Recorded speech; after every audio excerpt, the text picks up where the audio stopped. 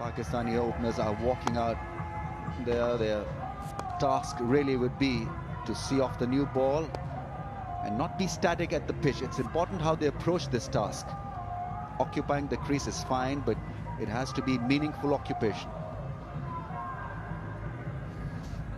219 wouldn't seem like a lot of runs, but the pitch that we're playing on is not one that you would say batting is easy on.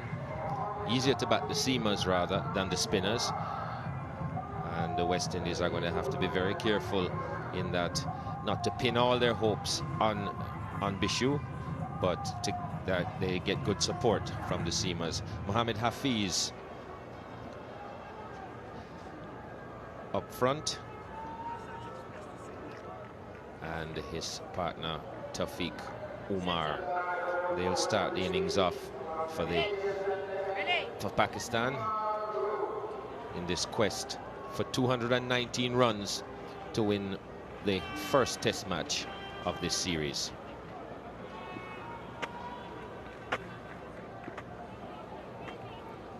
Kemar Roach picked up 1 wicket in the first innings.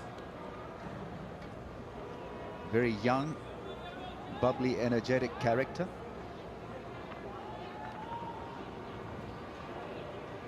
From West Indies' point of view, he needs to strike early. Seemed a bit out of sorts in the first innings. His body language didn't inspire a lot of confidence, but he's got a second bite at the cherry now, literally. And straight away in business, that's got to be close one. West Indies are not going to make a referral. I think there's a little bit of bat involved, but sharp in-swinging delivery from Kemar Roach almost got West Indies off to a fantastic start here. And this was on a very good length as well.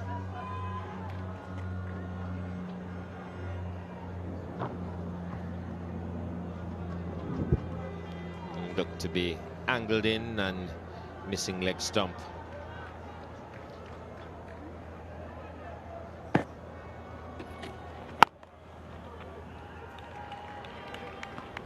Not a nice time for the openers to bat, because Hafiz and company had been out there for a very long time, being irritated by the last wicket partnership, missing the stump. So good call from the umpire. The feet would be tired.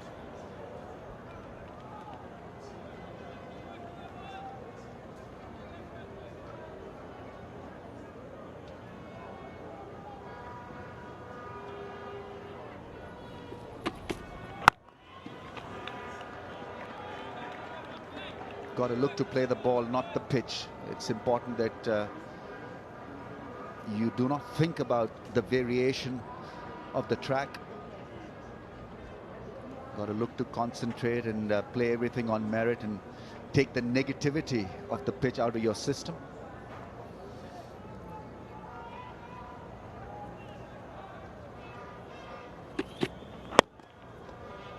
He's off the mark with stylish on drive.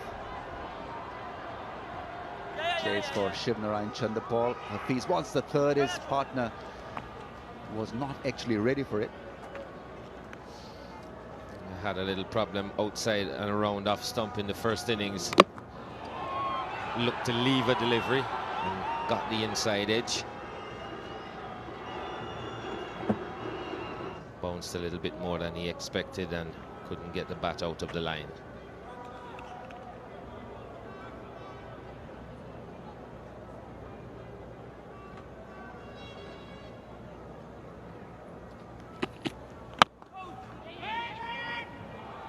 Where is the call? Nice and early call from Tafiq Umar.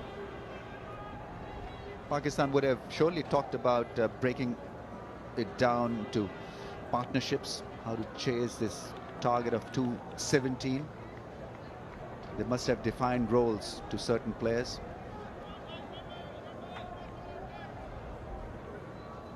While the openers need to see off the new ball, I'm sure that Misbah Haq would know his importance of occupying the crease and playing a Shivnarine Chanderpaul kind of a knock.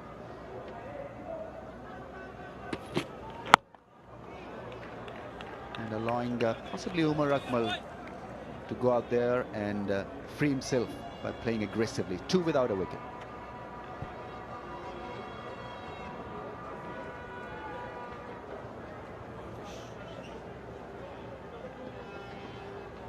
A lot of pressure on some of these players.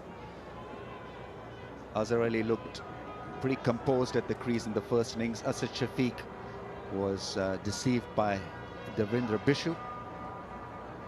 Umar Akmal also was pretty decent before he tried to pull one and was caught by the keeper. And then it becomes just a little risky for Pakistan after Akmal.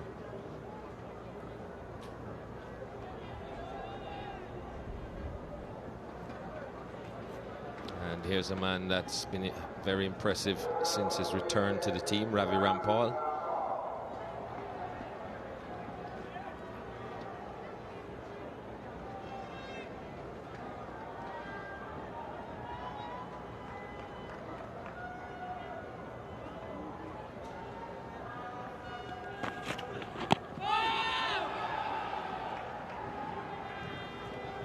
It's bowled with good rhythm, good pace throughout this test match.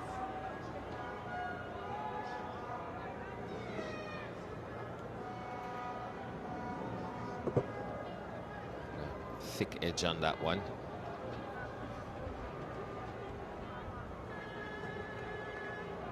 Three for 27 in the first innings. Came back strongly to pick up a couple of wickets in his last burst.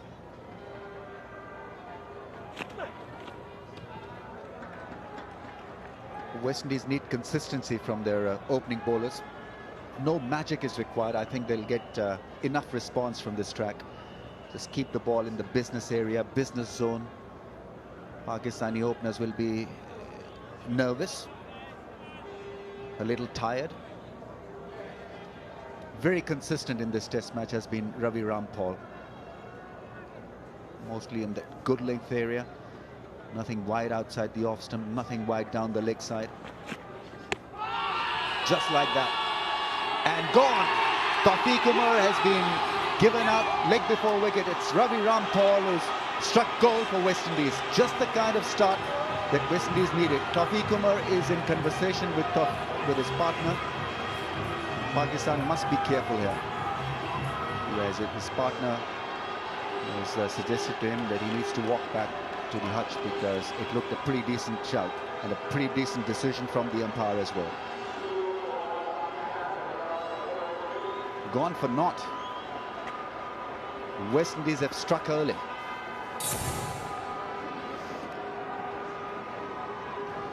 As he did in the first innings, this one hit straightened, and if there was be any question about that, it would be the height.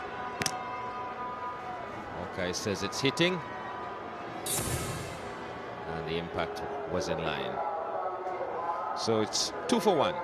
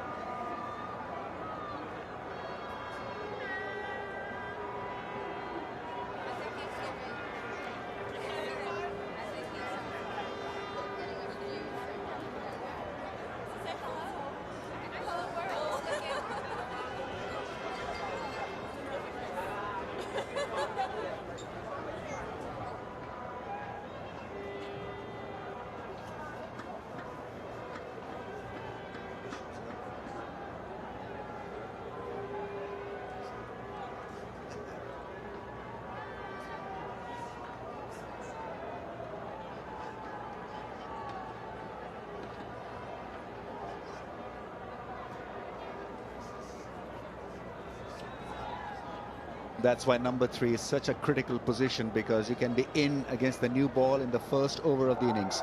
Azhar Ali batted beautifully in the first innings. 92, not out his best.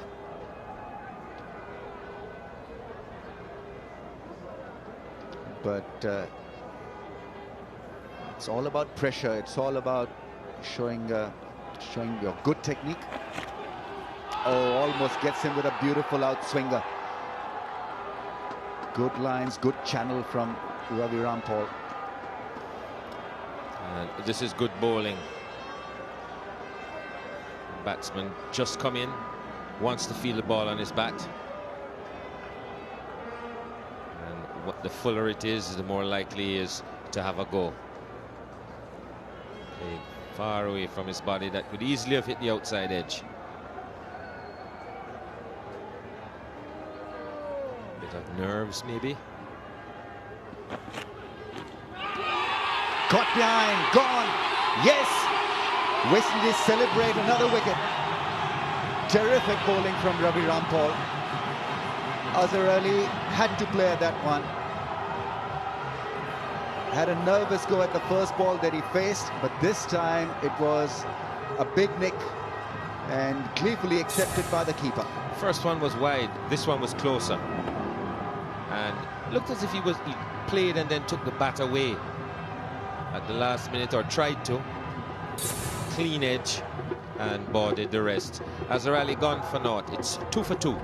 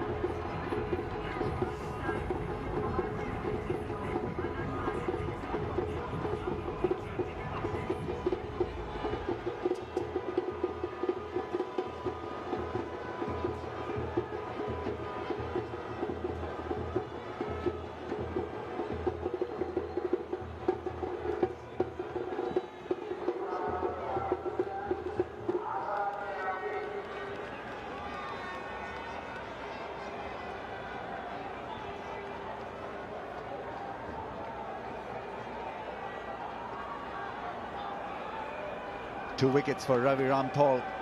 2 for 2. West Indies off to a flying start here. Asad Shafiq, 25 years of age, in early against the new ball. Slip cordon has been strengthened. 4 slips and a gully away an outside edge. And almost gets another great result. What a terrific over from Ravi Rampal. Comes to an end. West Indies 2 for 2.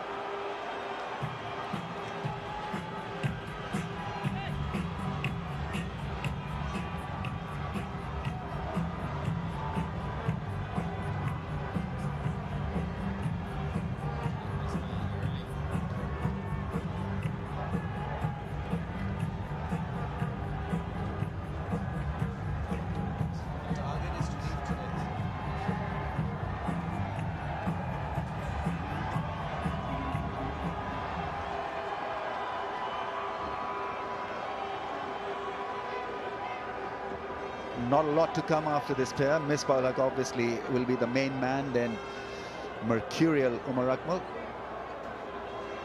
2 recognised batsmen.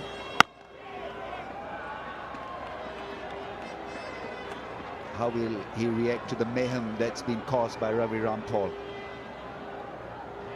2 wickets in 1 over. What a good start from him, getting it absolutely right with the new ball. Not a question in the umpire's mind with that one, and this was a beauty. Made the batsman want to play, very uncertain about playing, took the outside edge, and he's made the early breakthrough for the West Indies. That looks close. That looks close. He's thinking Kemar Roach. Going to have a word with his captain now. It kept just a little bit low. They're losing precious time. They're thinking, and finally, yes, they're going to go for a referral here.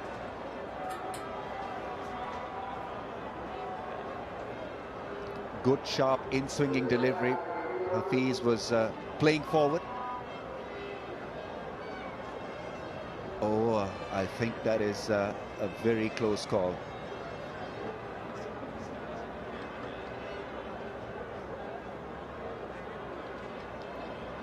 where it lands possibly just behind the line and then slides forward. It is back leg. Height could be an issue. Missed his front pad. Well, he didn't take much of a stride, but it looked to be hitting the stumps, and quite squarely as well. So impact is in line. The original decision is not out. And I think Billy Bowden just confirming. I think he's conferring whether the ball hit the middle part of the stumps or the top of the stumps, because it has to hit middle part of the stumps for him to cancel his first decision, first call, and given out. So wonderful strike from West Indies. 3 wickets in no time, and they've got rid of Mohammad Hafiz. Good referral. He's not happy with it, Mohammad Hafiz, but he was struck in line and the ball would have been hitting between middle and leg stump. So he's gone for 2. West Indies on top of the world. It's 2 for 3.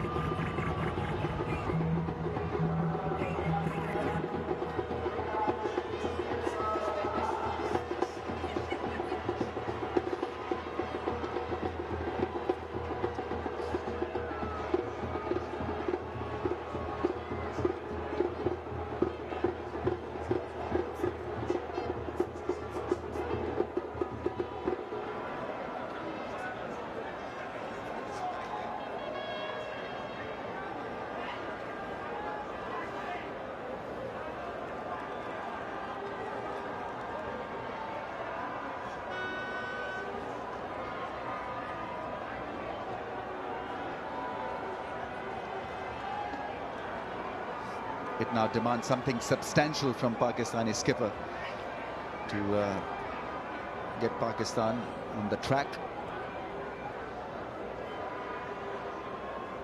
Not going to be easy for miss, but the ball is swinging, and it's swinging at pace. Down the leg side for 4. 4 leg byes. Trying something extra, I think. Just losing the good area on that occasion.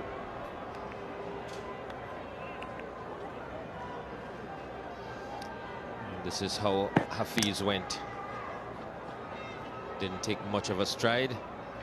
Front foot just in front of the crease, and Kemar Roach seemed to want to query it. And quite rightly so.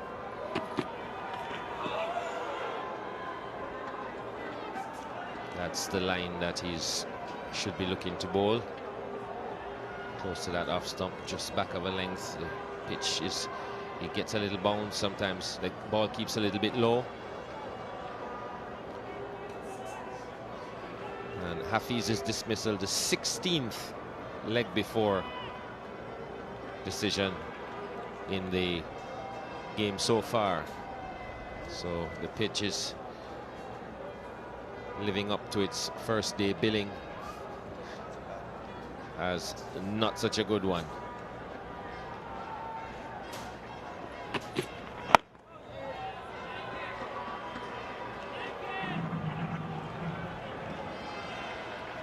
It has surely drawn them out of their comfort zone, the 22 yards, tested their skill and stamina and technique.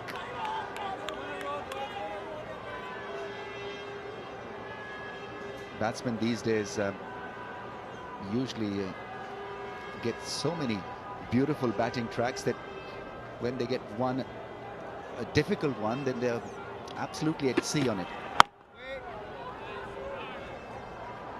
6 for 3.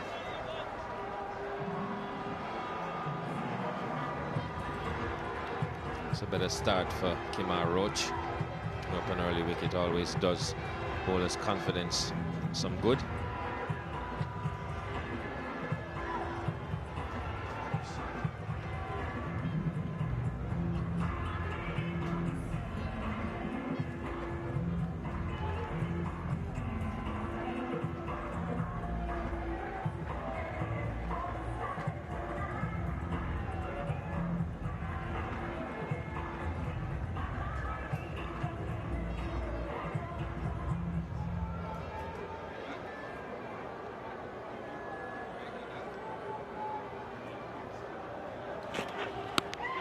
Edge and dropped. Darren Bravo spills one. Went straight to him. Went fast, but it was a catchable height. Should have been taken. Another good delivery from Rampal, forcing the batsman to play. Carried at a nice, comfortable height, straight into the hands and back out again.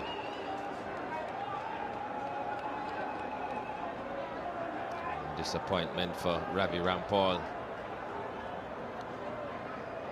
It's really put a flaw in a good start by the West Indies.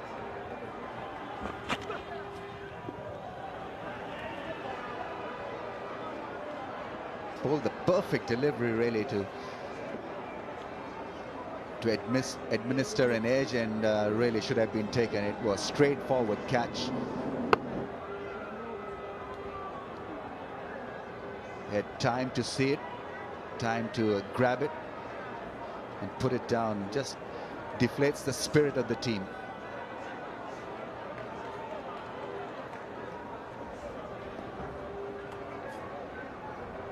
Very important to keep the pressure up in West Indies. That is sweetly played. There's no question where that was going. The moment it hit the bat,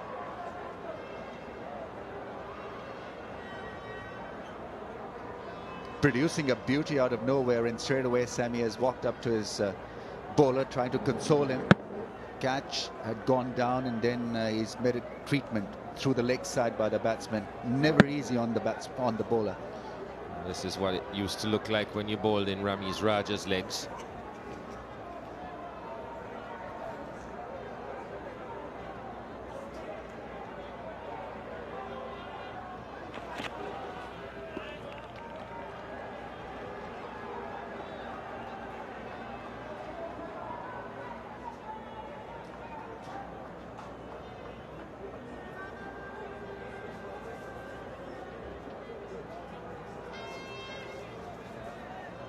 Will be a good test for him. Asad Shafiq is young at this level.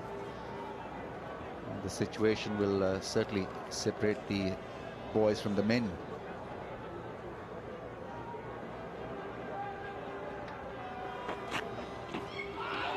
Almost edges that one to the keeper. Ravi Rampal is bowling a splendid line here. His confidence is really up, Ravi Rampal. He's really hitting his lengths and hitting his lines.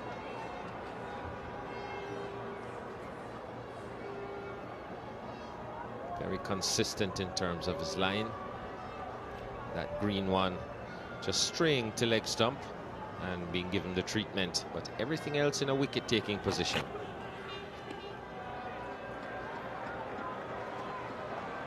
Four overs gone, it's 10 for 3.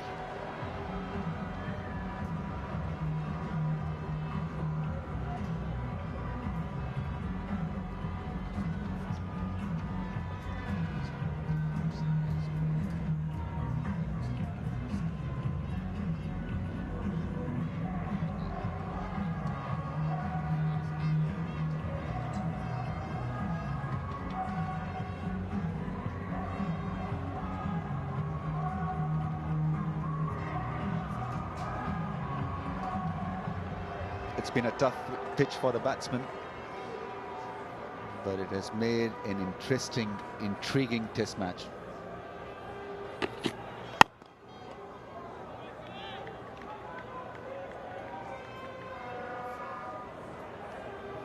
Misbah ul Haq, a very cool customer. Nothing really seems to bother him too much. Just goes about his business. Great powers of concentration and quite a bit of experience behind him as well.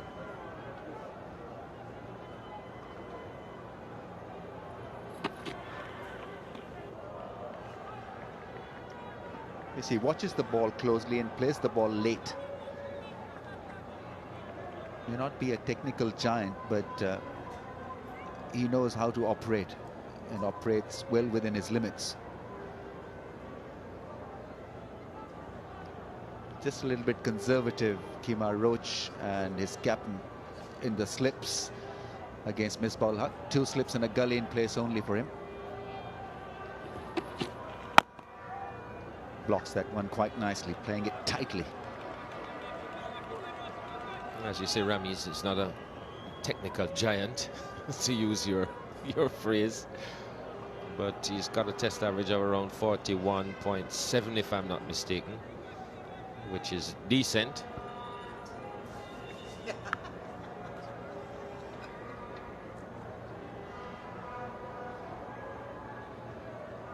.1050s and 200s to go with that batting average. A late bloomer, Misbah ul Haq. Just 42 innings for him. Not a bad effort at all. That's a heavy punch. Ram Naresh Sarwan giving it a chase. Gets to the ball. Misbah will come back for the second. The throw is on the bounce. Asad Shafiq makes his ground at the other end. So finally they complete 3 runs with a bit of drama.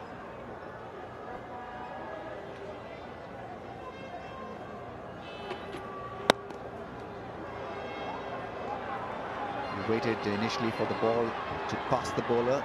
Was always interested in the 3rd run. Asad Shafiq waited and then ran. Had that ball been collected cleanly by Kemar Roach, it would have been interesting, throwing it to where Asad Shafiq was running, to the keeper's end.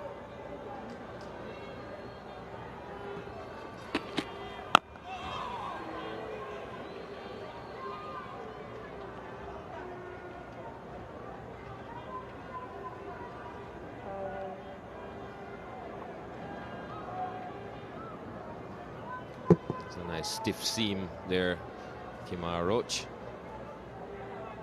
He just got onto Shafiq a little bit quicker than he expected. That's a good line to be bowling. Close or at that off stump. And maybe just a tad fuller than that last delivery. 13 for 3.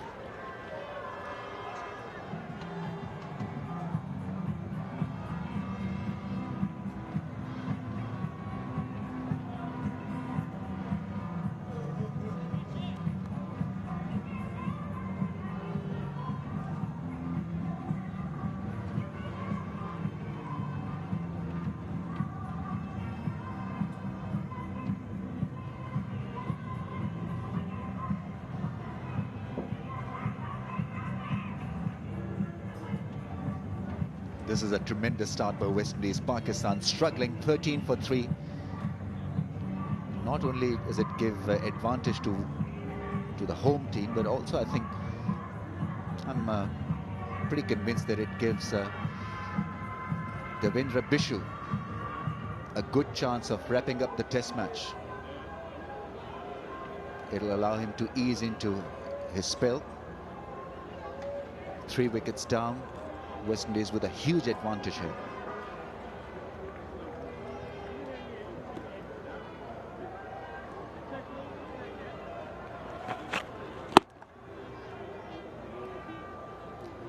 Works it away on the leg side for 1, but Ravi Rampal has been the star of the show so far in this innings. Knocking over 2. Getting it almost every time right in that area of good length, swinging the ball away from the right-hander, good grouping.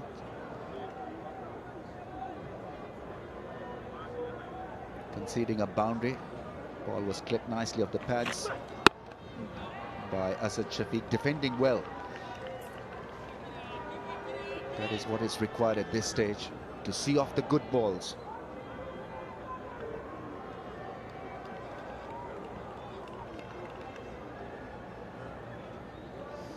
Well, there's no hurry to get these runs.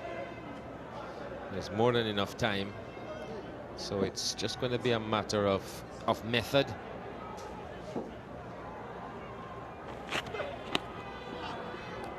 Clips that away. And it's fine enough to go for 4.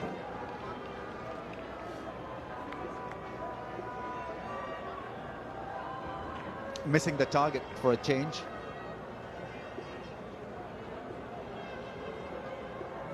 I think he wanted a straighter ball than this. Just came back with the angle, and nice glance by Asad Shafiq. He's a good player through the leg side.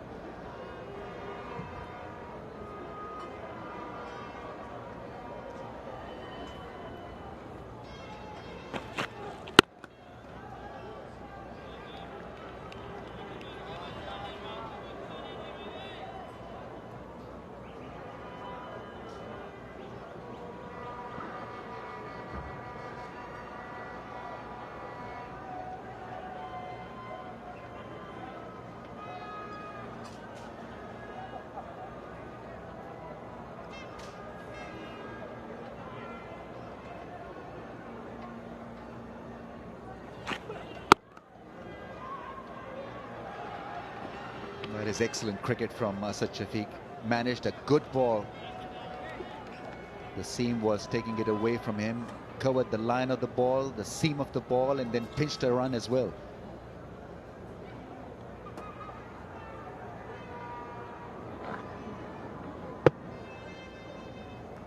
Just gets everything in behind that. It's just the one man in the covers.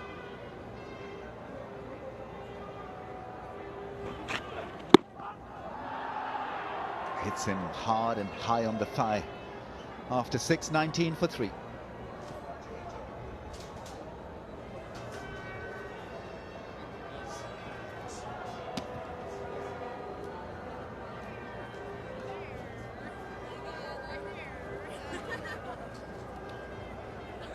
Nice way to enjoy cricket.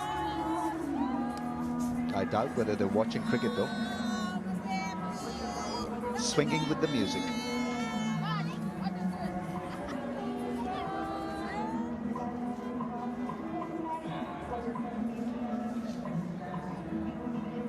It's been a difficult beginning for Pakistan.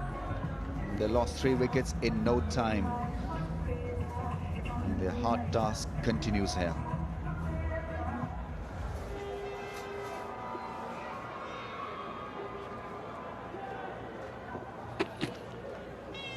Kima Roach continues. He's picked up a wicket, 1 for 5. Take you further, Michael Holding and Tony Cozier.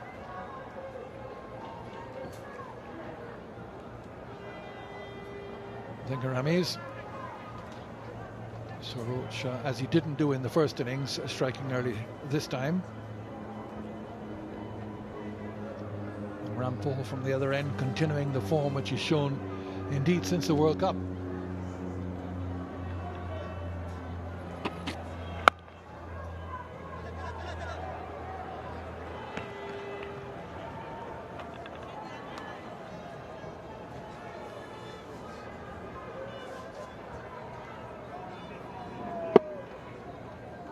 Nicely played, right up on his toes.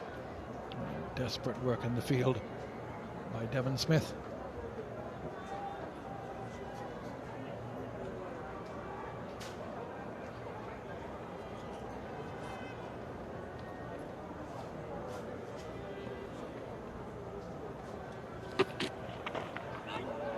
Really good delivery. Nice bumps on it, movement as well. Well, the hard new ball certainly is going through. That's not something you'd see too much of at border, whether the ball is new or old, or whether it's the first, second, third, fourth or fifth day. I think that shows that this pitch certainly has potential to be a good pitch if it's prepared properly.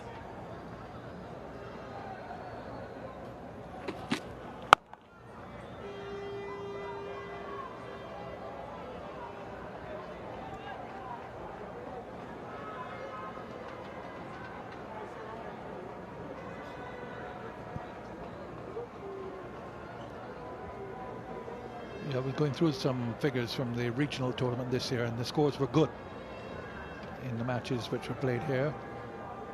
Certainly over the first couple of days. Nothing like the low scores we've had here.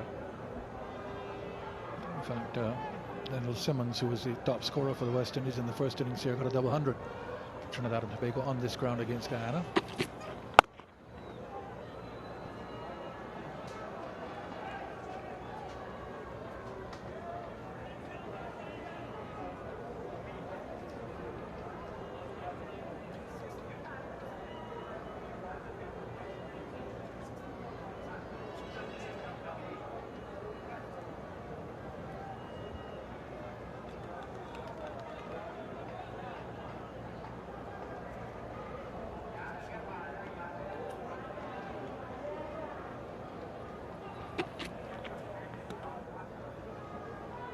Ends the over, 20 for 3.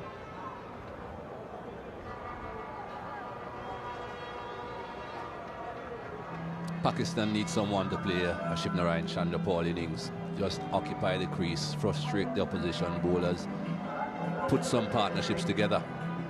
Misbah-ul Haq could be that man.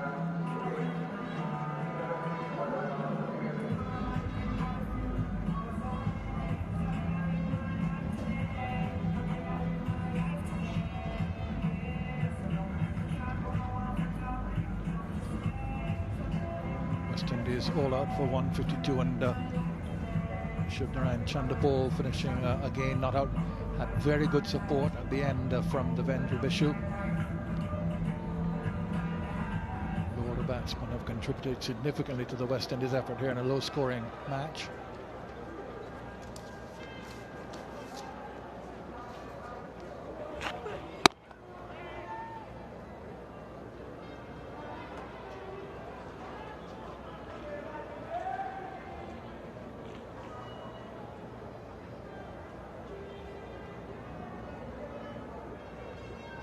There's that inning by Chanderpaul, held firm, vital, and not the first time he's done it, as we all know. He's been in the West Indies side 17 years, and would have done it more than 17 times. I can tell you what he's done today. 127 deliveries,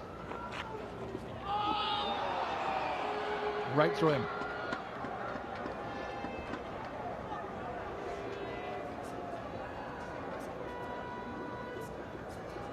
Good length delivery that from Ravi Rampaul. You can see Asad Shafiq. They're looking to come forward, looking to play on the rise. It certainly wasn't a half volley. He was looking to play through the line of the ball.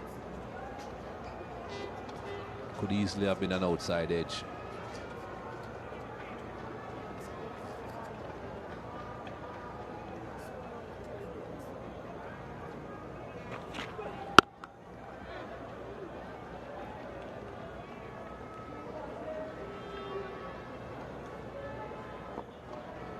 Ravi Rampaul certainly showing that he can bowl to the 7-2 field that his captain has given him. Very good control. First innings he bowled 17 overs for just 27 runs.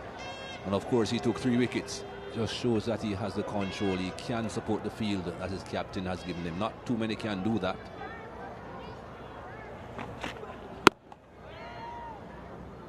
Even when he's not just outside the off stump, he's no closer than mid stump, so mid on is the man that has to do the work on the onside. Pretty difficult to work it through the mid wicket region where there's a vacancy.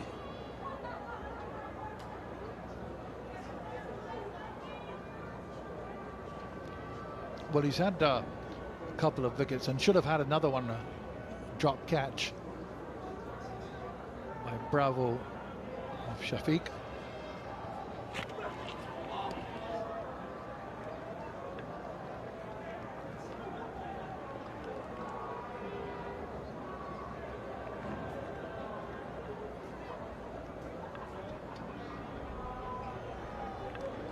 Dropped before he had scored. Shafiq to his right, outside edge found. Not a difficult slip catch, put down all the same.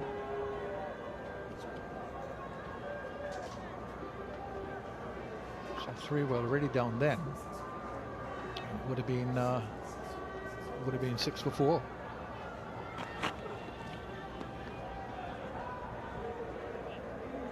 Ends the over from Rampal, 20 for 3.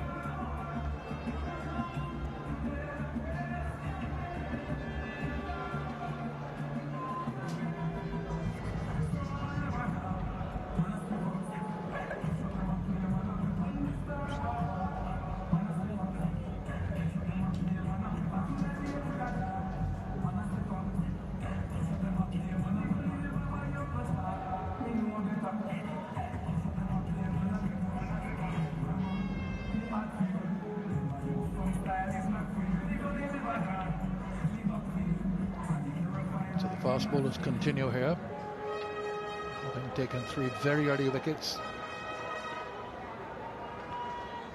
Roll should continue.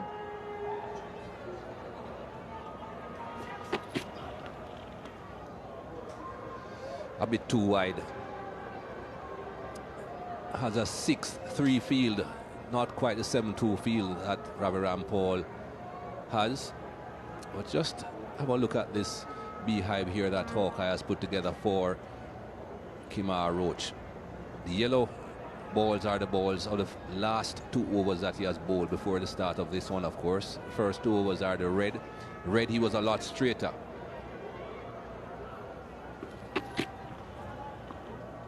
Again, too wide outside the off stump.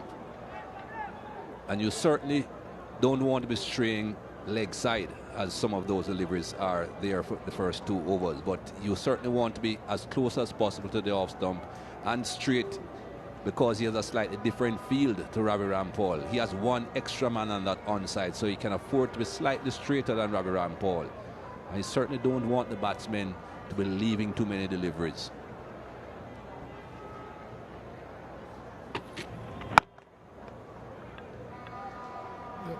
Why would he have suddenly just lost the line in the last couple of overs?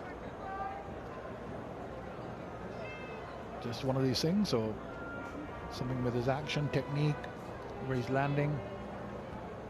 No, I don't think it's anything to do with his action. Perhaps it's just something that he himself is trying to do. So perhaps he's just thinking about the 3 slips and the gully. And of course, nothing wrong about thinking of the 3 slips and gully. Bishu again doing the fielding. But if you stray too wide of off stump, with the ball not really doing a great deal, not coming in a long way from outside off stump, the batsman will just let it go through.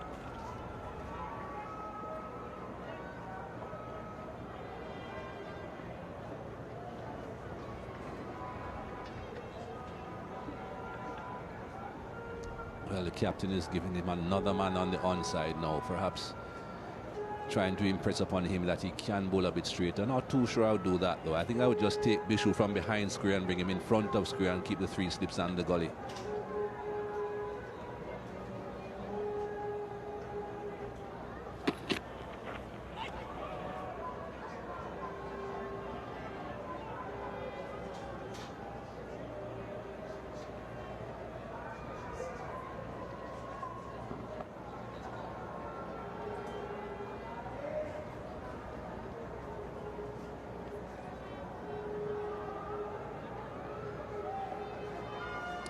You can see the white ball is a wicket.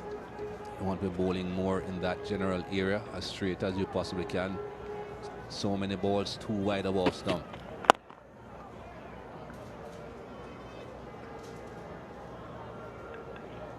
At the end of the over, it's 22 for 3.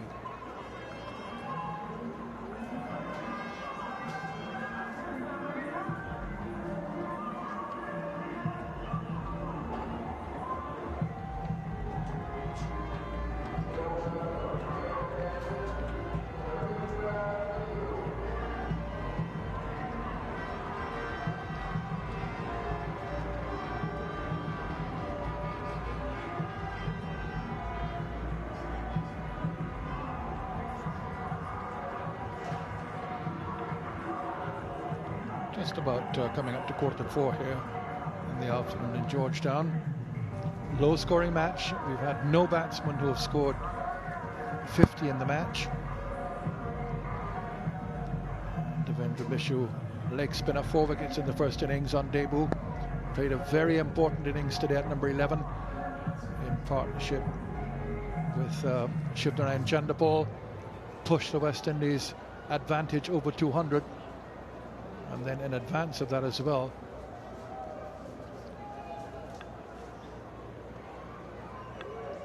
have a ball here which is 9 overs old, so it's going to be still pretty hard.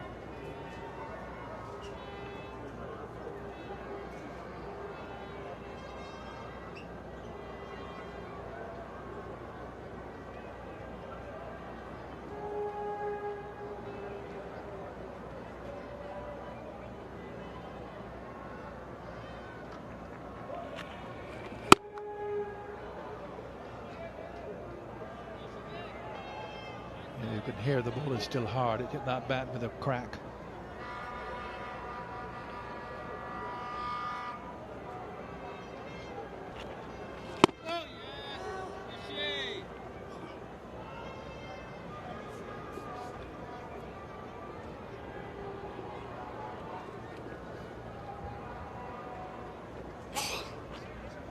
Oh yeah, Michelle! You mentioned the time. 5 o'clock is the cutoff, or the scheduled close, but still 29 overs after this to go. Get in that tonight before it gets dark enough for the umpires, as they did yesterday. Reckon that the light isn't good enough. I would have thought that there wouldn't have been that many overs remaining because of the fact that Pakistan had so many spinners. That's Marlon Samuels. He's on the field for Nash. He's just gone off.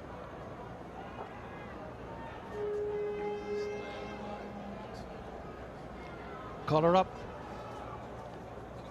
Special sunglasses. Yes. It's a modern way of the game.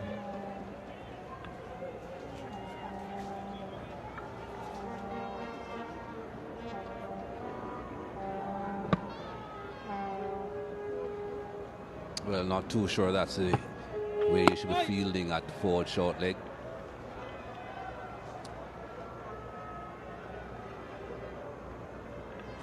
Doesn't seem as if this West Indies team has too many specialist fielders in any special positions. Sammy is a good slip fielder, not anyone else. No forward short leg specialist either. 22 for 3.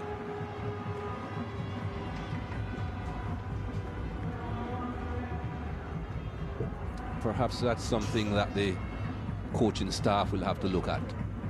Try and get some specialist training into some of these fielders so that they can go in the slip cordon, take the catches, go at the bad pad positions, slip point positions, and field well in those spots as well.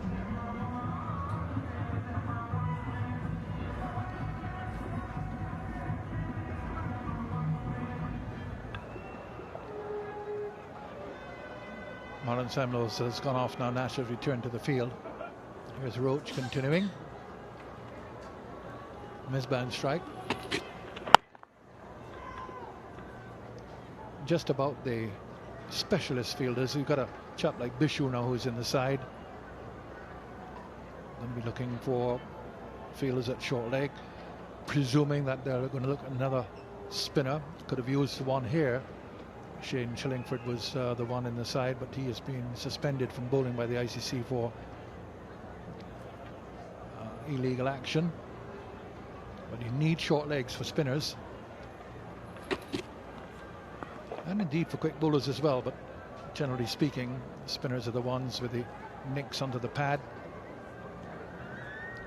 So a good catch taken today to dismiss Lendl Simmons by Azhar Ali. A couple of good catches by him, in fact, today at short leg. West Indies always had good short leg fielders when they were so dominant. Gus Logie, Desmond Haynes was in that position. Never done a test match in St. Kitts, Tony, but I understand the pitch there could be not similar to this, but could also be good for the spinners. Well, looking at the 2 test matches played there so far, they've been big scores, really big scores. Last year, over 500 in the 2 innings that they were complete against South Africa. 300s by South Africa, 2 by the West Indies, Chanderpaul and Nash. Nice shot. Reach right up for it, so it won't go all the way. They'll come back for 2 and think of a third, but decide against it. And then the other one, other test match, which was the first one played, that was India. A number of hundreds then. The gentleman there made 1, Ramdana Shah 1, Darren Ganga made 1. I'm sure a couple of Indians might have made as well. So a high scoring ground. It is very small. There, of course, in the World Cup in 2007, Herschel Gibbs hit his 6 sixes. Matthew Hayden got the fastest 100 in Test cricket. Correction, World Cup cricket. That was, of course, until Kevin O'Brien broke it against England in India in the more recent World Cup. So I think you'll find that bowlers won't be appreciating conditions here as much as they have there and as much as they have here. So still the slant would be towards seamers or spinners for the West Indies, you think? Well, I think they've only got 4 bowlers, and you know they'll have to, if they want to bring in another bowler, they'll have to adjust the balance of the side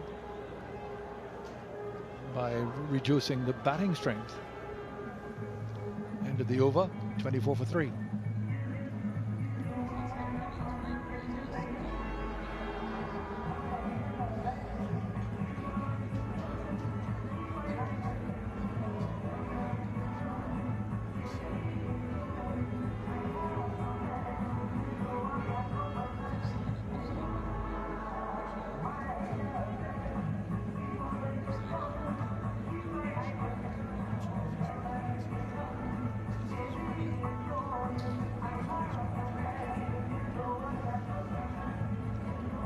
So Pakistan just settling down things here now, Misbah and Shafiq, after the early loss of those 3 wickets. 3 for 6 they were at one stage.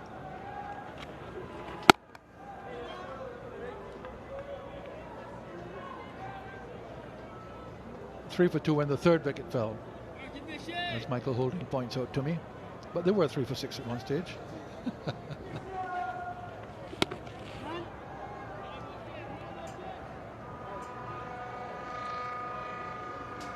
Remember the afternoon at Kingston against Australia when Philad Edwards and Darren Powell had Australia 18 for 6 in the afternoon. Kind of situation here. Only 3 wickets fell, but the crowd, and not all that bigger crowd, but certainly they were right into it. And then there was a drop catch which rather deflated things.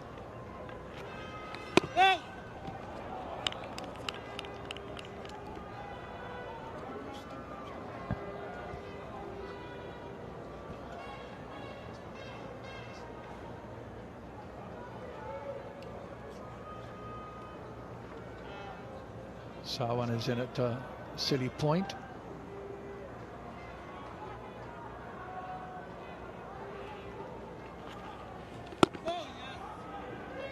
Well, he's accustomed to that position, Ramdana Sawan. He has fielded there in the past for the West Indies. You can see he looks comfortable. Stays down all the time. Not so with Darren Bravo. He's just not accustomed to that position. Very nearly chopped it on. Ends the over, 24 for 3.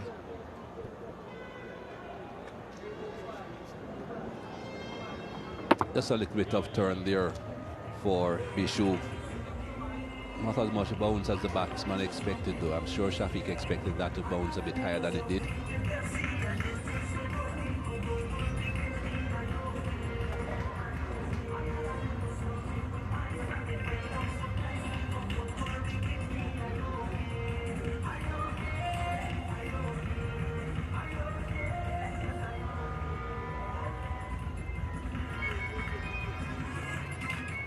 Longish spell here for Roach.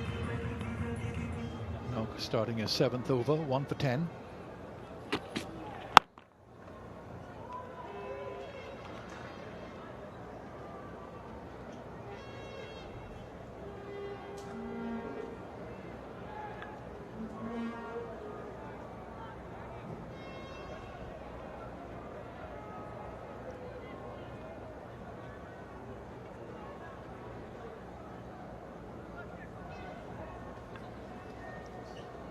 the sponsors girls with their flags.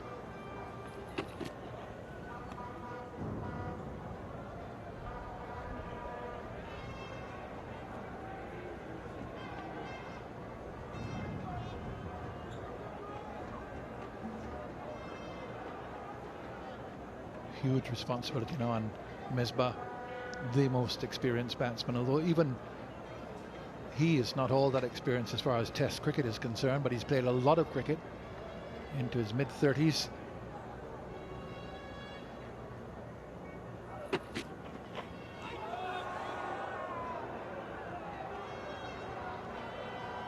Into his mid-30s as far as age is concerned, that is. Good delivery here from Roach. Very upright seam. I haven't seen a great deal of lateral movement off that seam, but if it doesn't hit the seam, it has no chance of moving. So certainly much better off keeping that seam upright.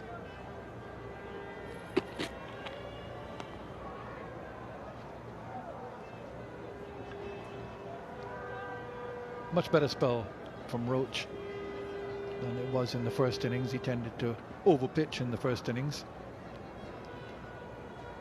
It's just in the mid 80 miles an hour. Here, just about 135 kilometers an hour, generally speaking. Rampole ball with good pace.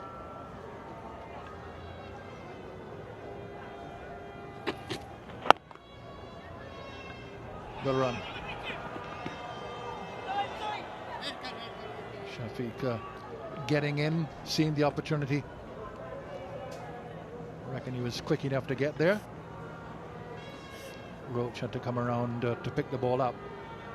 So in all those factors, encourage him to come through for the run. Yeah, would have been very safely home.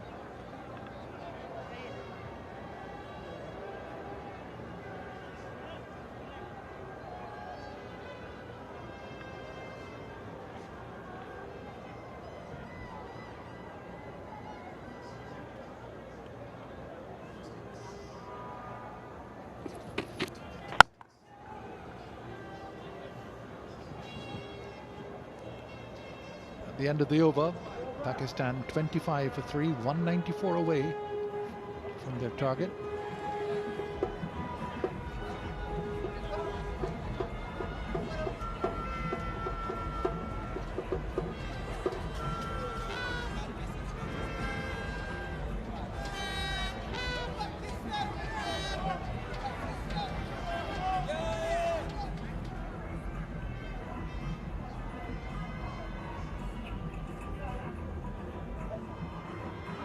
CJ Clark having to do some strapping there.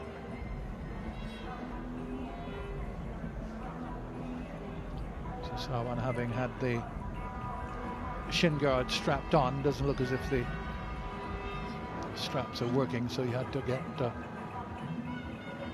medical strapping to put it in place. Yeah, there are the scores. It really tells a match which has been dominated by the bowlers and dominated by the pitch. Not ideal for Test cricket at the highest level, but certainly has produced some gripping, tense cricket.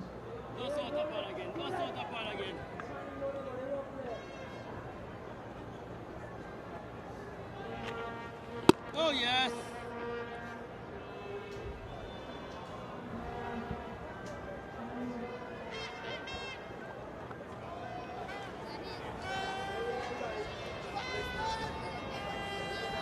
He's got the new ball, that youngster. Nice shiny new ball, left arm. What, maybe in another 18 years. Let's give him 18. Oh yeah. He'll be charging in to open the bowling for Guyana.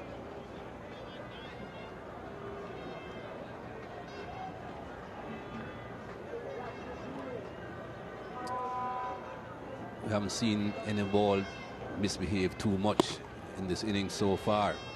Just into the 14th over of the innings. I would suggest perhaps another 7 or 8 overs. You might see a few more starting to keep a bit low. Somewhere around the 20-21 over mark when some of the hardness and the shine goes off this ball. Would the rolling have had any effect on that? I keep hearing that the rolling does have an effect, Tony. I'm not too sure. Oh, yes. This pitch didn't start with a great deal of moisture in it. And day 3, well, from day 2, it was totally dry. I'm not too sure how much of an effect a roller on a completely dry surface will have.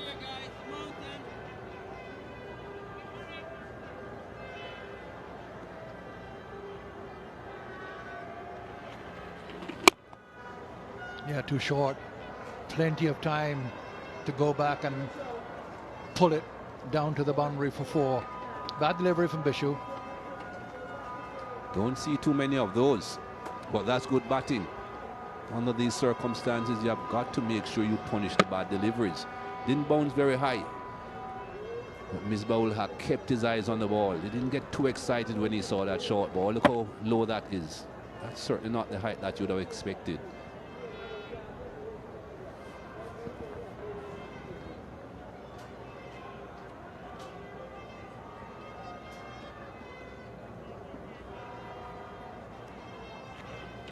Oh.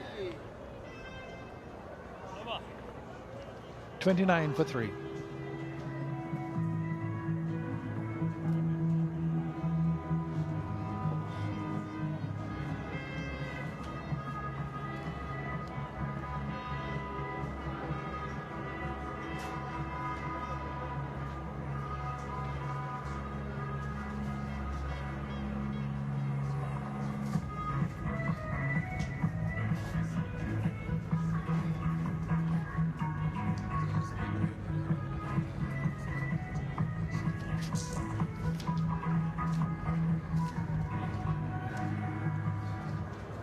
So steadying partnership now for Pakistan. They've added 27. Roach continues. A wayward delivery. He just seemed to have lost some control, Roach. Now in his 8th over, 1 for 11. In the commentary box now, Ian Bishop, and with him, Ramiz Raju.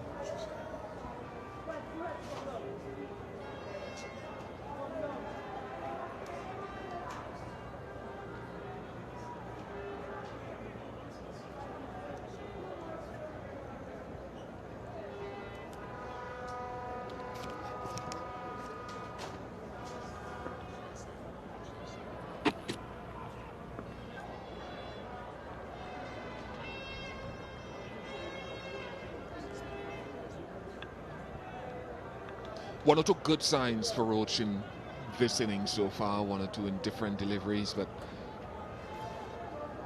improvement is incremental in that he's hit better lengths. He's not over-pitched as much as he did in the first innings. Likes to bowl full, but you have to adjust to the conditions on which you're playing. More deliveries in that good length area. As I said before, even if his body language is down, one of the things I mentioned to him this morning is that getting success is a process. You'll go through your lean patches, but if you consistently do the right things and assess conditions well, success is only a matter of time if you do the right things.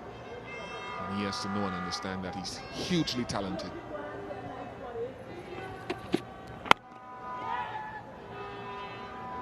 And he learned a great deal about bowling by bowling on a track like this. It demands a lot out of you. Character, stamina, concentration.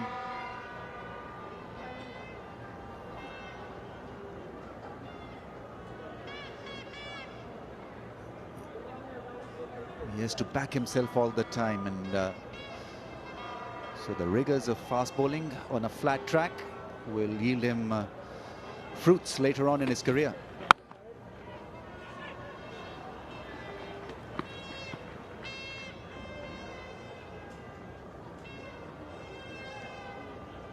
Quite enjoyed the way Asad Shafiq has targeted the bowlers. The task can never be easy for a young player to be at the crease so early against the new ball and to absorb the pressure of the situation. and to express himself. I think he's managed a nice balance where he's been technically efficient and yet he's been scoring runs as well. On the legs of Misbah-ul Haq and played away nicely. And that's gone all the way. A beautifully timed shot.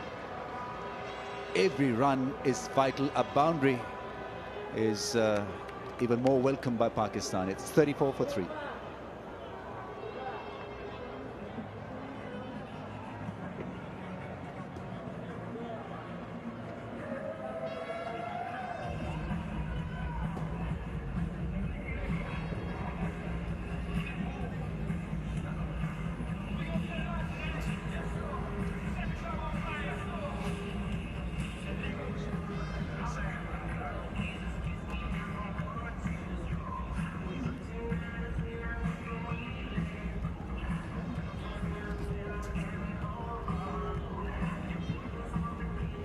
Only Akmal to come that you can depend on with any sort of regularity, and that is all relative. And it's Salman and Rayman who played well in the first innings. Just look at this, where Kemar Roach bowled that from wide of the crease, full. So with that angle, if you don't get your angles right, you'll always get clipped away from that length and line.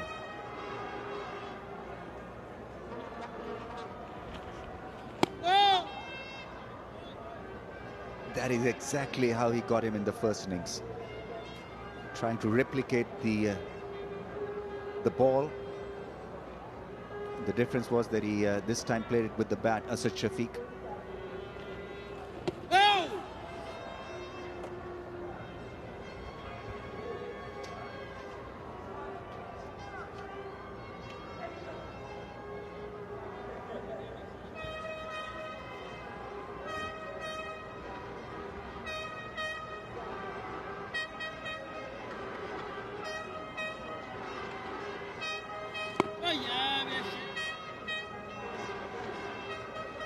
Keeping him quiet, keeping him honest.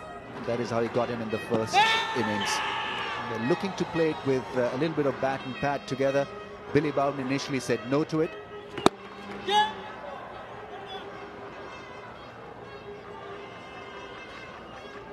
Didn't entirely meet it off the middle of the bat, and so the ball falling short of the man at mid-on. First innings dismissal, just a little bit hesitant in his approach. In this innings, a lot more assured of what he wants to do.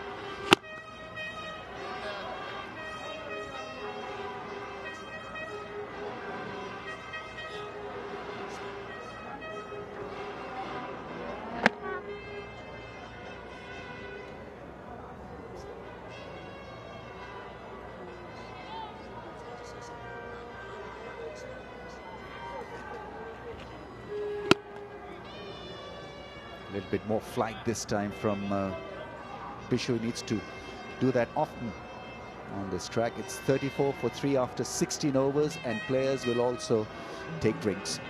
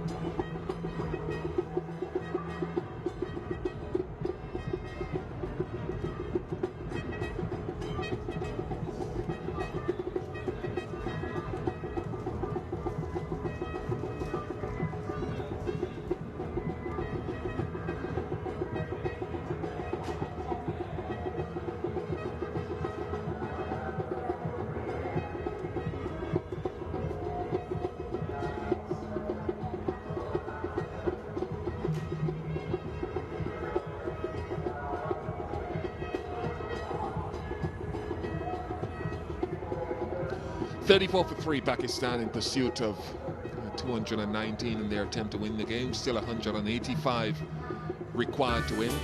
7 wickets to get for the West Indies because they've already taken 3. Tofi Kumar fast becoming a bunny of Ravi Rampal. He's the first to go, and then Azhar Ali got a beautiful leg cutter. Kumar Roach accounted for Mohammad Hafiz on review. The initial decision was a horizontal shake of the head by Billy Bowden, and he soon had to change that. Hafiz looked straight away a little worried when the ball hit him on his back leg. Was then adjudged leg before wicket after a referral was taken by West Indies. Low scoring game, an interesting one. Pakistan need 185 more to win. They're being tested here, 34 for 3.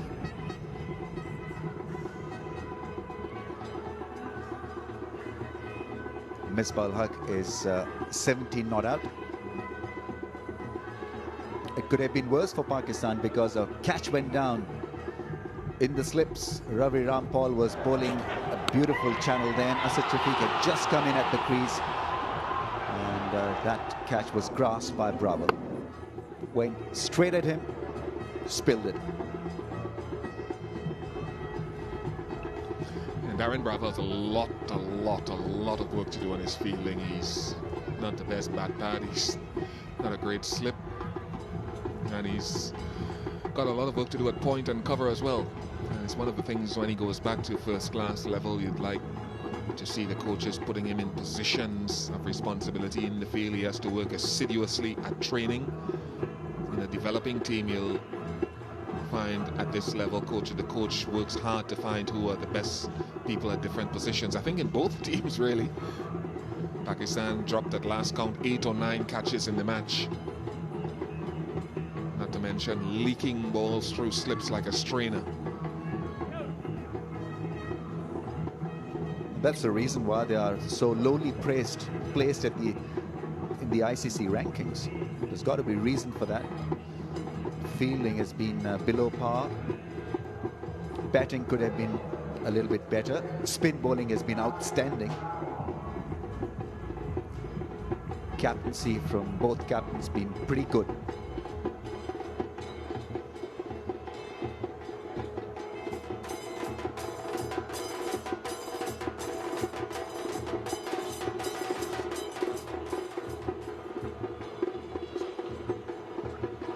Ravi Rampal will make use of this newish ball.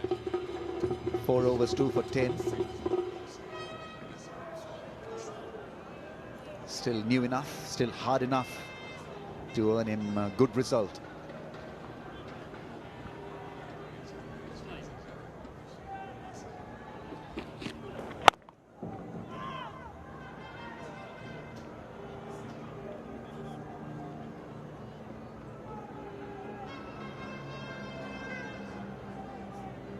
Doesn't have an athletic physique for a bowler who can bowl at 90 miles an hour, but I think it's his rhythm, it's his run-up, the gallop, well-coordinated bowling action. Not a big fellow.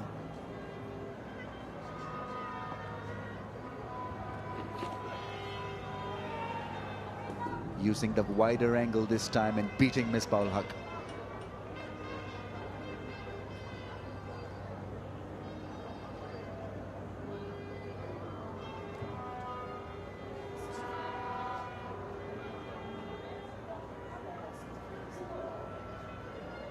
You can term it as a cartwheel bowling action then, Ian Bishop. The typical side-on bowling action as it is called.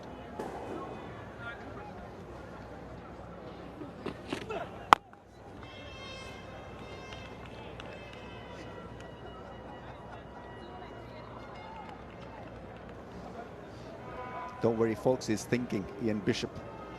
Well, the cartwheel threw me off. Never heard it described as such. He's very close to that return crease with his back leg. He's got a decent action, a high action, a nice whippy arm. There's one issue that he still has to work on. Remember yesterday watching him bowl, his follow through was very abbreviated and almost a struggle. And at times, like Roach, he tends to be very cautious in his approach to the stumps and thereby using a lot of shoulder at that delivery stride. And I think that run-up is imperative for any bowler. And more so for him, he needs to generate momentum through his run-up into the delivery stride and that energy transfer down the pitch into the follow-through. Sometimes he can be a bit cautious with his run-up. Balance is a lot better today. If I'm looking at yesterday and today, the results may be different, but I prefer the energy that I'm seeing in his approach today.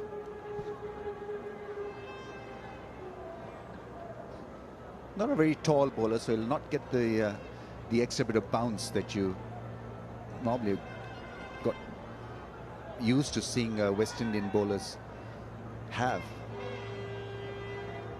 Skiddy.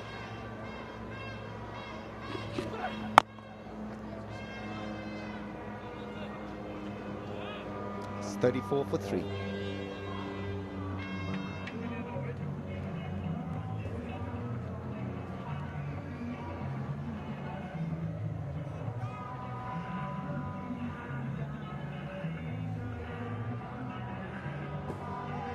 Still a long way to go, Pakistan.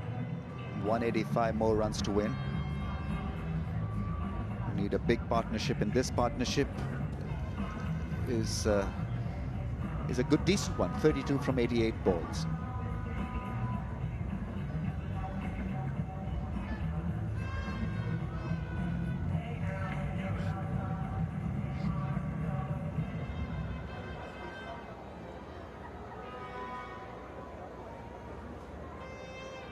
From 307 to 315, Pakistan had lost 3 wickets. In a matter of few minutes, the upper order was jolted by Ravi Rampal and Roach.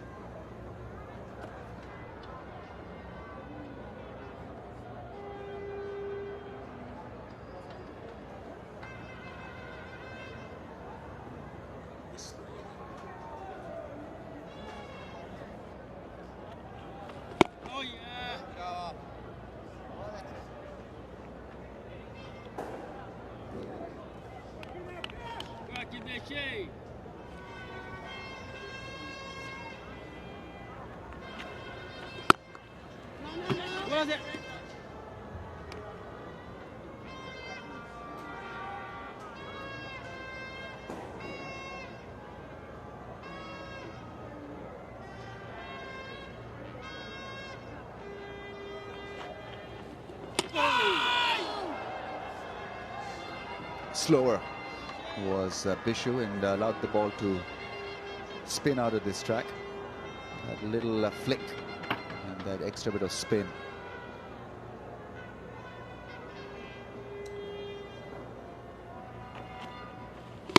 Well, his last 2 overs have been a lot slower through the air from my observation, Ramiz, and it's something that you mentioned this morning, something I observed yesterday, was begging for him to give it some flight, particularly when he bowled against a lower order.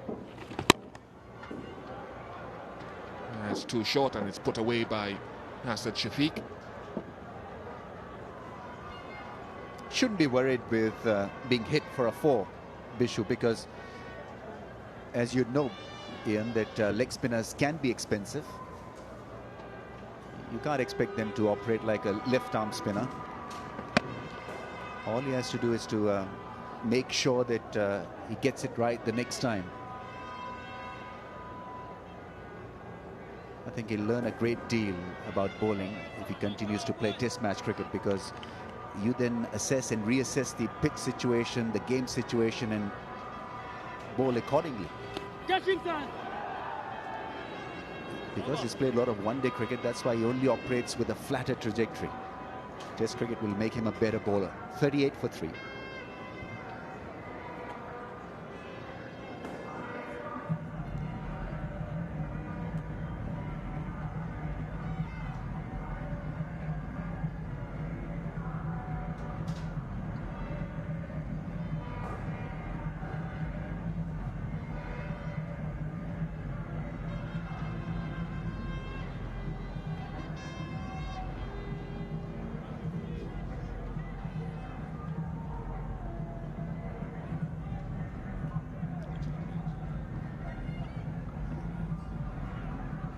Important for Pakistan to see out, well, not see out, but survive the next 21 overs left in the day's play.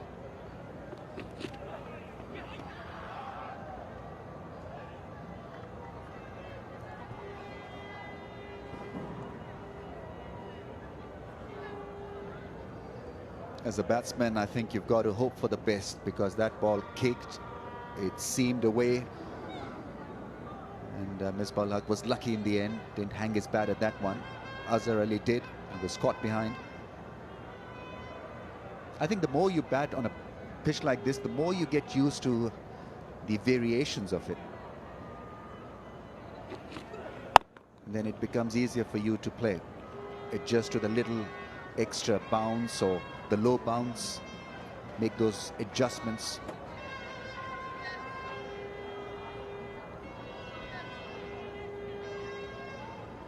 Very tough when you come in.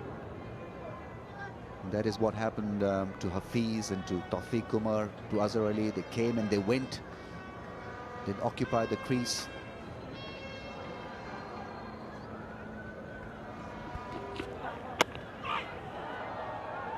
Misbah didn't know too much about that. Didn't seem to think it would come back as much as it did. And caught in no man's land. I think he took his eyes off the ball as well. I think he was trying to leave it and was surprised by the extravagant movement on the ball and a little bit of extra height as well. Lucky in the end, because he didn't edge it or glove it to the slips.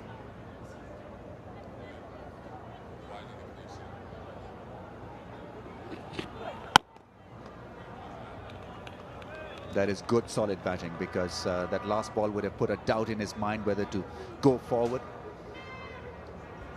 He went forward.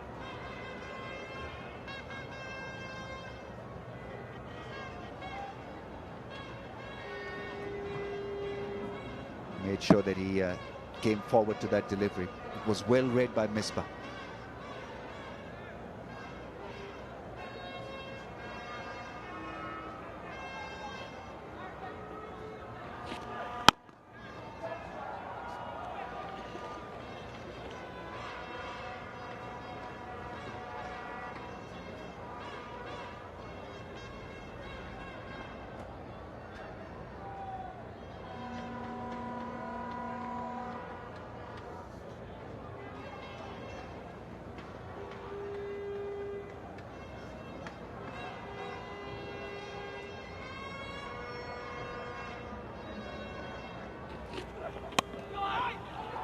Gone for 4. Controlled by Misbah-ul-Haq. 42 for 3. Yes, you've got to admire that shot, even though it went through the slip cordon, but as Ian Bishop mentioned, it was controlled shot, intentionally guiding it for 4.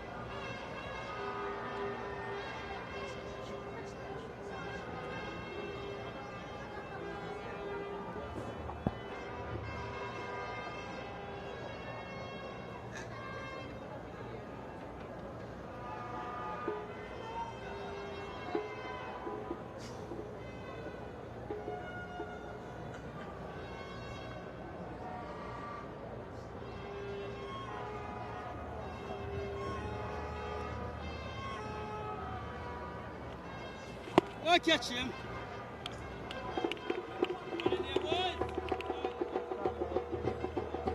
Bishu is now flighting the ball just a little bit more. This was his last over. including one that he pitched short and was put away for 4 through mid-wicket. Oh, yeah, Vishy. He'll play like that, Misbah-ul Haq, to a leg spinner. I remember him nullifying Anil Kumble on a similar pitch in India. Plays inside the line of the ball. Very different approach to playing leg spin.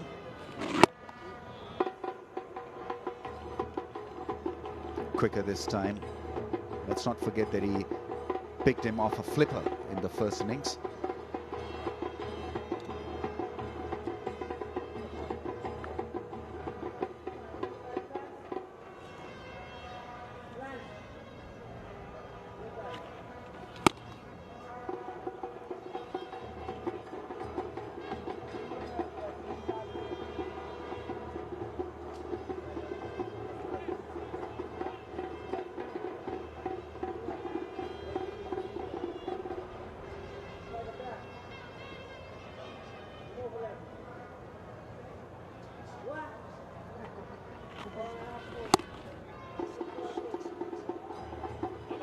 .43 for 3.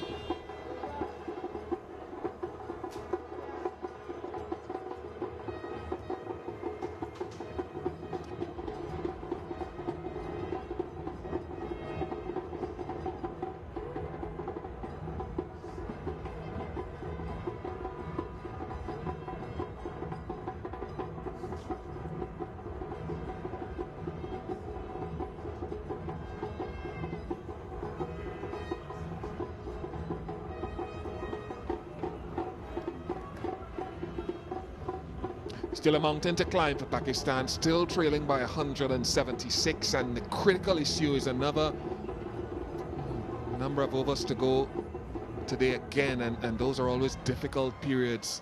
And then the bowling side, of course, 19 overs to be bowled today. The bowling side can have a rest overnight and then come fresh at them in the morning, and hence the reason I said it's important that Shafiq and Misbah are there at the end when play is called. I'm not saying it will happen, but that's the theory. Rampal.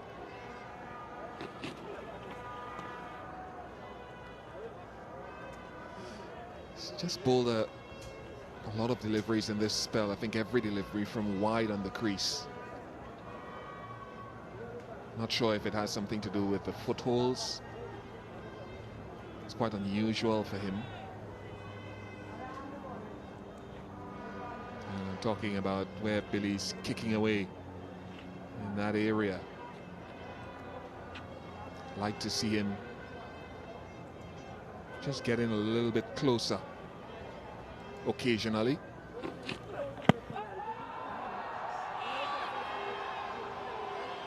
And precisely for that reason, he needs to be closer to the stumps, because he's got to allow him chance to pick up a wicket, a leg before wicket. From that angle, the ball was always going to miss the stumps. There you see wider angle created and ball missing the stumps. So he needs to be much closer to the stumps so that he can aim directly at the stumps.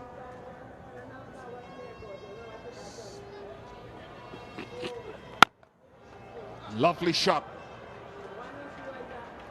Nash is after it and he's quick, so he should restrict it to 3. You're right, Ramiz, and you spoke about that like a bowler would, but I guess you've been on the receiving end of those angles all your cricketing career, so you know as much about it as possible.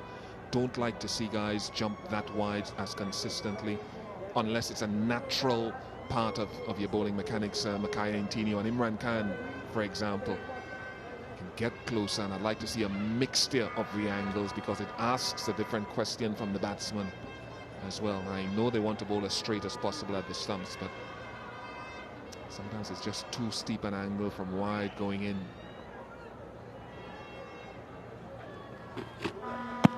That was slightly better in terms of where he delivered from. That was mid-crease. Had it not been the edge, it could have been close thing for Misbah-ul Haq, because it was a much straighter angle this time from Ravi Rampal. Yeah, big inside edge, but he was looking to play across the line to a ball that was pitched within the stumps. And it rightly got Ravi Rampal all excited.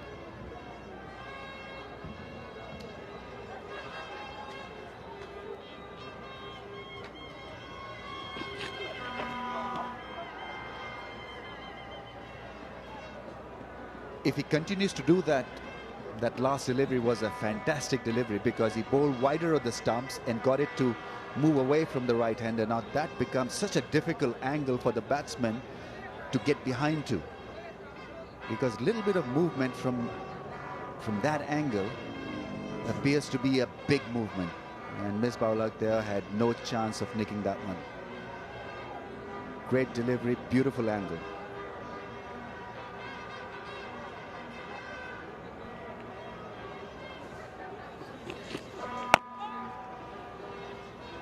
Three off the over, 46 for 3.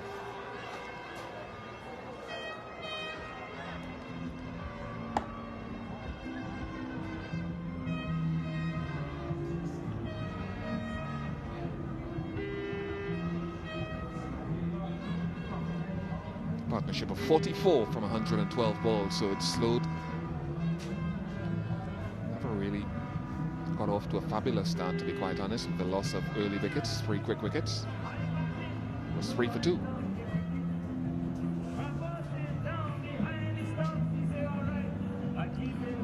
.46 for 3. Nothing yet for Bishu. Shafiq and Misbah stringing together a partnership, but it's a long way to go. It was a long way to come as well for 2 old boys of the commentary box, Jeffrey Dujon and Tony Cozier.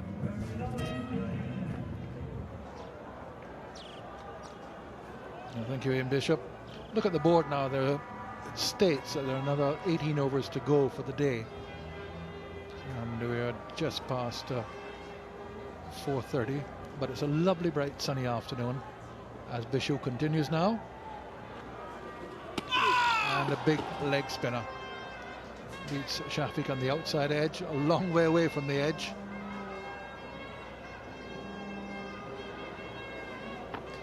It's a little bit too short for him to worry about. Just let it go by.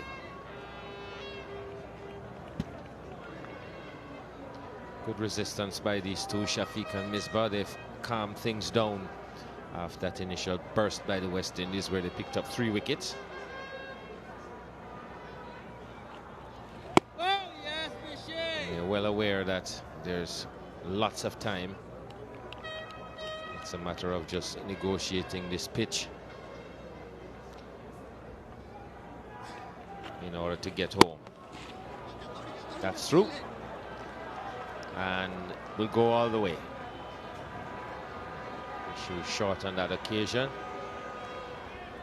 and Shafiq puts it away.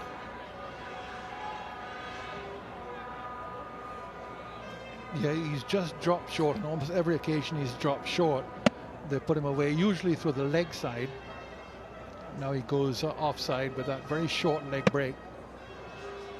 Shafiq, as he showed in the first innings, quite a positive player. Yes. There he goes again, short and cut away, and that's another boundary. So Bishu just losing control here with these 2 short balls, having beaten the outside edge with a leg break. Now goes for 2 boundaries. Well, he's bowled a lot of overs in this game as Bishu. You see Shafiq with all the time in the world to put that one away behind point. Partnership coming up, 117 balls. It hasn't been easy, but they've stuck to it very well.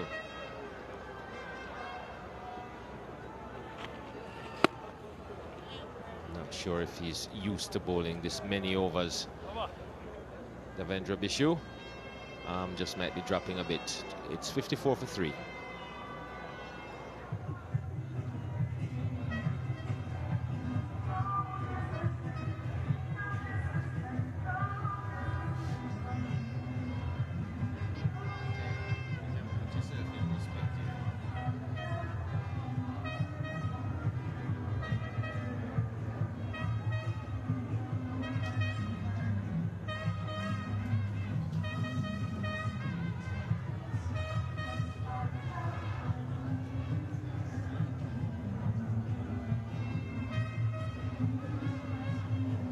Somebody's got a lovely bunch of coconuts.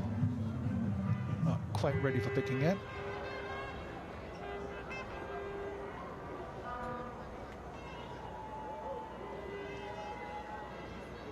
Rampole now will continue. He's again bowled impressively. 2 early wickets. Since then, these two have settled in well.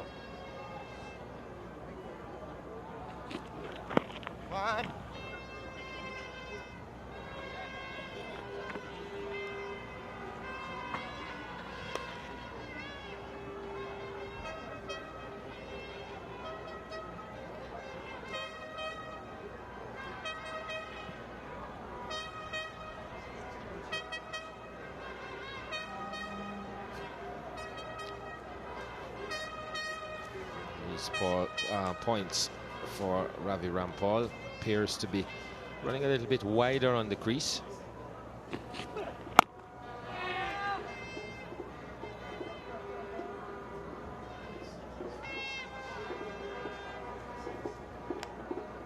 So it's a marked difference from the first innings, where he was getting a little bit tighter onto the stumps. Running wider now and having to angle it in.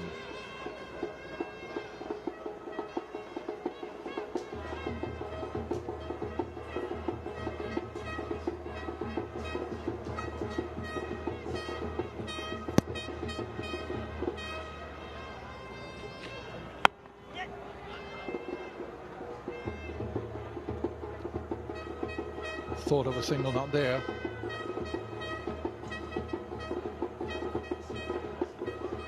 Said Shafiq, who's out there, not much known about him. Of course, Mesbah is the most experienced player and the captain. Did quite well in the one-day series. Said Shafiq, 61 not out in the first one there. 23 was run out in that one. Both those matches at the Bosijua Stadium. Barbados failed out. First ball to Rampole. And he should have gone to Rampole here as well without scoring, but he was dropped at slip. On that occasion he was snaffled up at slip by Sammy. This time Darren Bravo missed him. Could turn out to be a costly miss. Just an example there of the fact that the ball keeps quite low from time to time. Batsmen have to be very careful.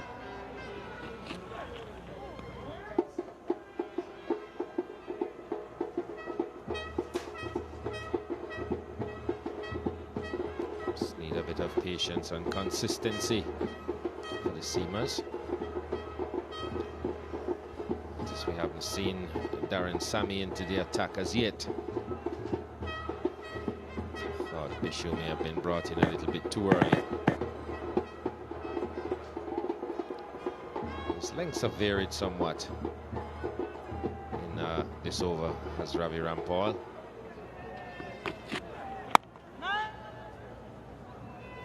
More on the shorter side. It's 55 for 3.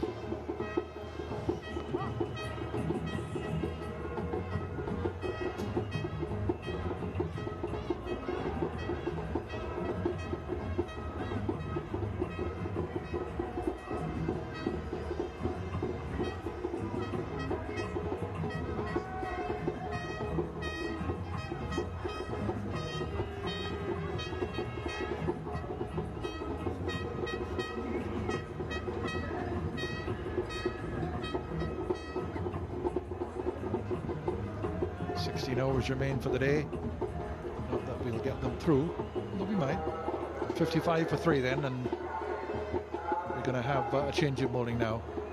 Bishu has come off, not quite having the control which he did in the first innings or the success.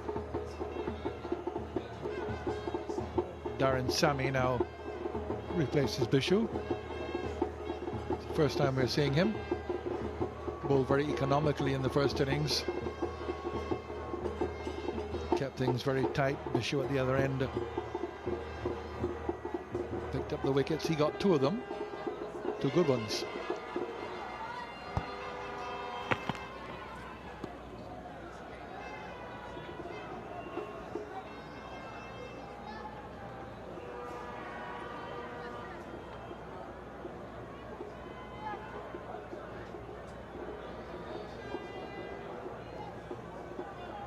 There he was in the first innings. 12 overs, and 2 for 16, so very economical, just pegged away, good length at medium pace.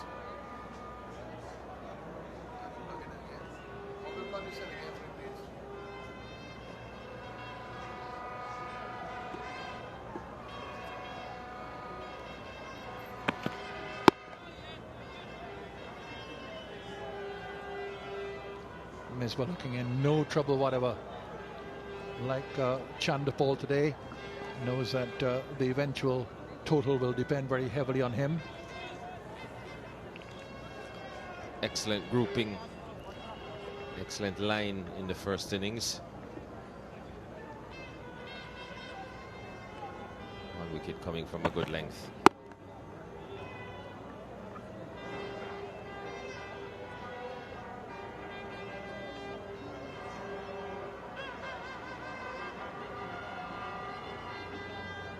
Both those 12 overs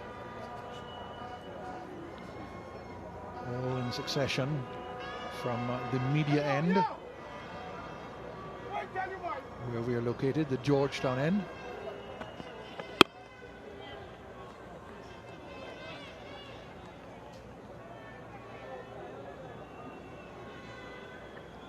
Yeah, behind us, so what, maybe 5 or 6 kilometers away is the city of Georgetown. When you go in the opposite direction on the road, carries you out to Mary Airport, International Airport. About 50-minute drive out.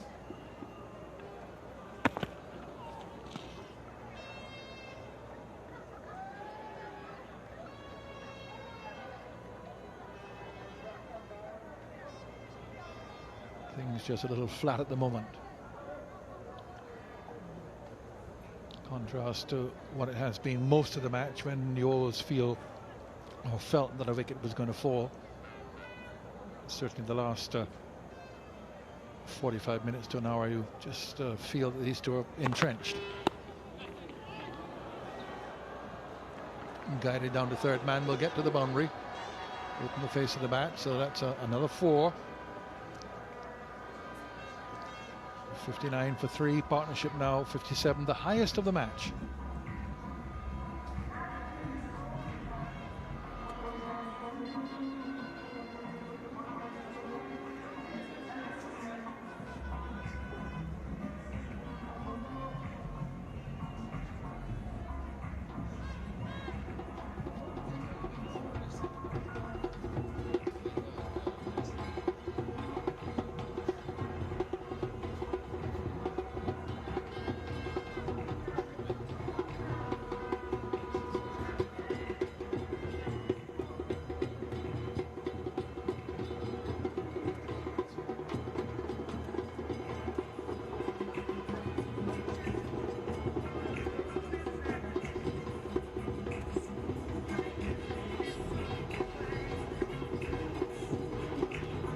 Rampole will continue. 9th over, 2 for 18 so far. Those 2 wickets coming in quick succession.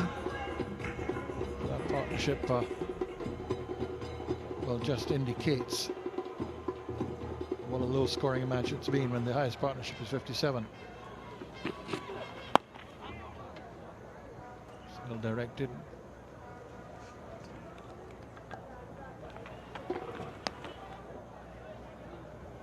Just needs a little bit of revitalization for the West Indies. They just seem to go flat quite often and get a wicket and they all perk up. This partnership now being going for just about an hour and a half. Came together when the score was 2 runs for 3 wickets.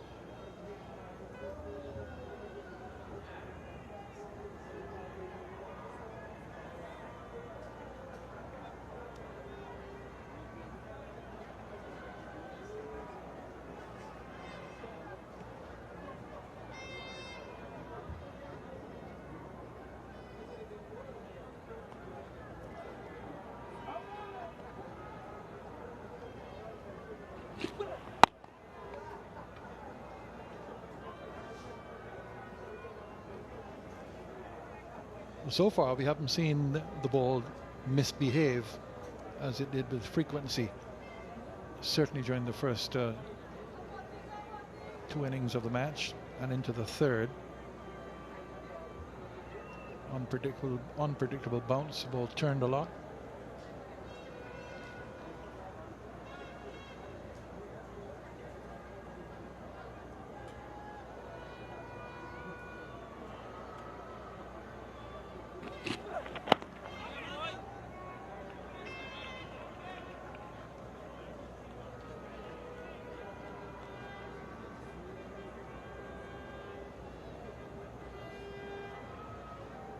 Still another 159 to get. 7 wickets in hand. So we always felt in a match such as this that tense, gripping, and leading up to a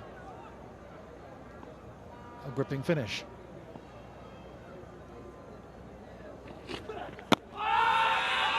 Big appeal for a leg before.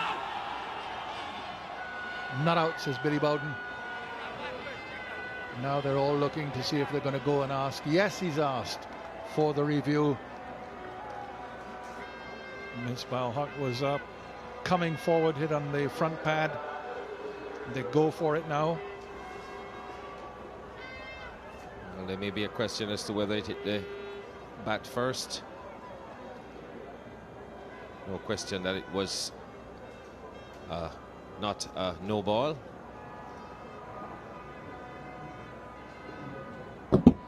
And that hit the pad first. Question is, was he hit outside the line? No question that it hit the pad first. Could be a little bit outside the line, but I reckon Hawkeye will give us a better view of that.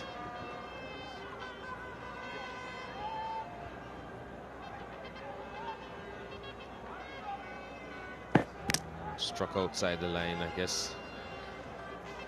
So the on-field decision of not out should stay.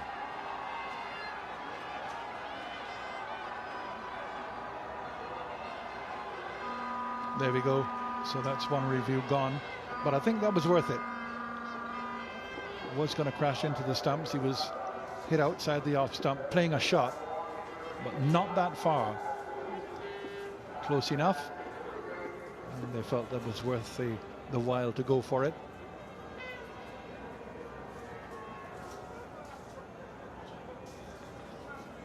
So the West Indies have one of their 2 reviews remaining. I see that the ICC Cricket Committee just considering or suggesting that in future only 1 review will be allowed per innings, 1 failed review, that is.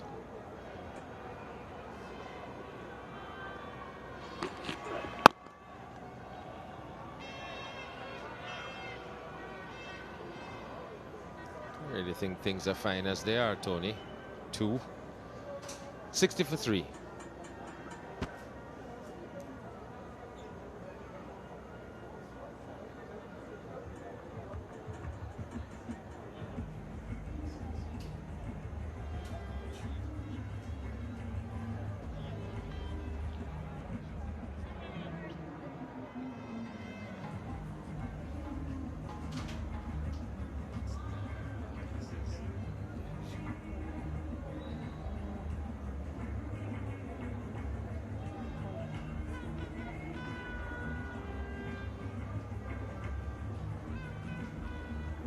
So partnership of 58. Close leg before. Decision in the last over from Rampal. Reviewed, and review showed that the batsman was struck outside the off stump, not by a long way, but by enough. And that saved him. And certainly Misbah left the left leg, or the left pad, just to show the umpire. The umpire said not out, and proved correct. Now Shafi.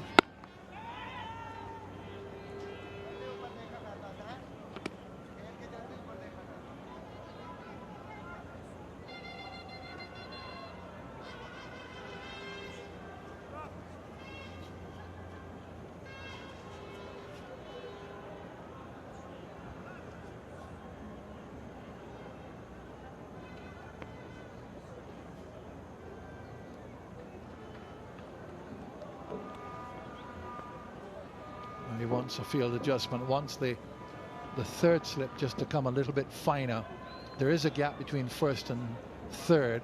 There's no second, and I suppose you'd slot a second slip in between first and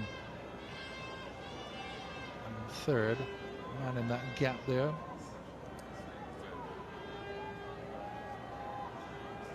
And he's put in a third man now.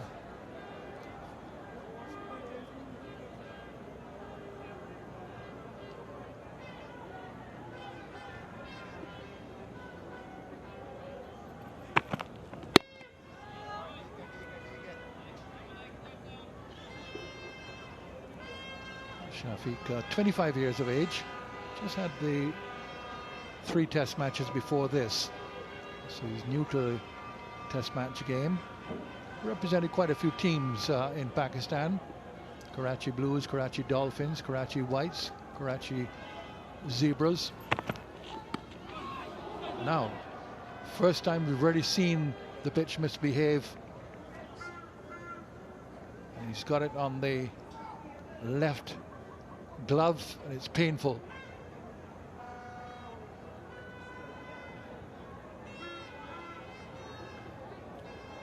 This could have hit one of those pock marks that we saw this morning. And, just took off. Don't normally see this from the seamers. Be used to seeing Ajmal pitch in that area and get the ball to turn and bounce.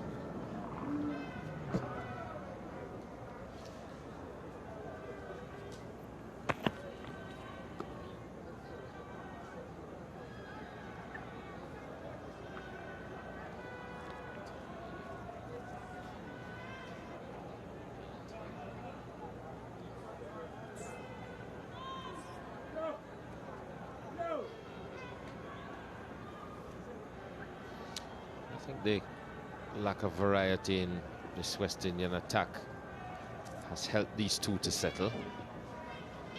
And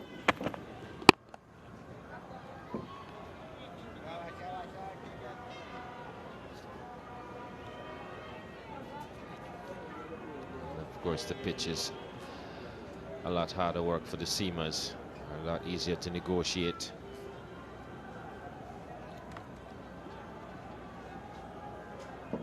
So it's got to be consistency.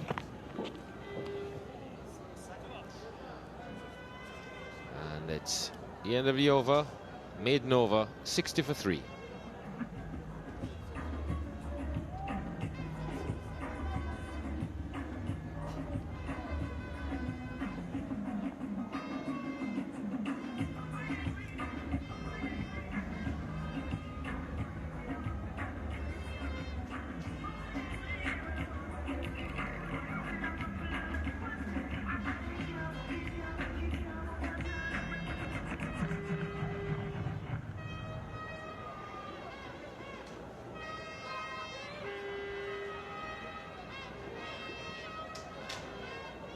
Now Ravi Rampal will try again. Came very close in the last over, having a leg before against Misbah. They reviewed it. Ball struck him outside the off stump. Pakistan captain now gets ready. He's played really well. He's got 26. Rampal asking questions here now. Just a bit of movement inwards.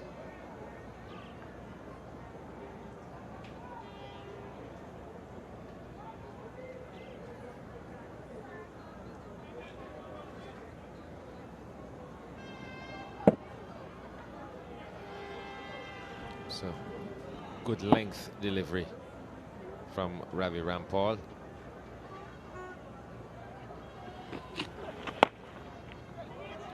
Just think he's getting a little bit too wide on the crease. So get a little tighter on the stumps and bowl more wicket to wicket. So once he strays in length, there's enough time for the batsman to work the ball away on the onside.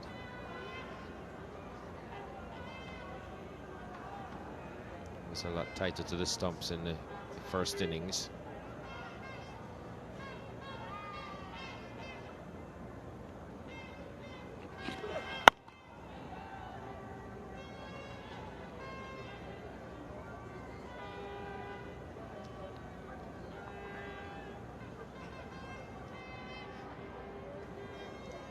As we've seen, the lights have been switched on. Not that the light is bad by any means, but they can be used and are being used here now.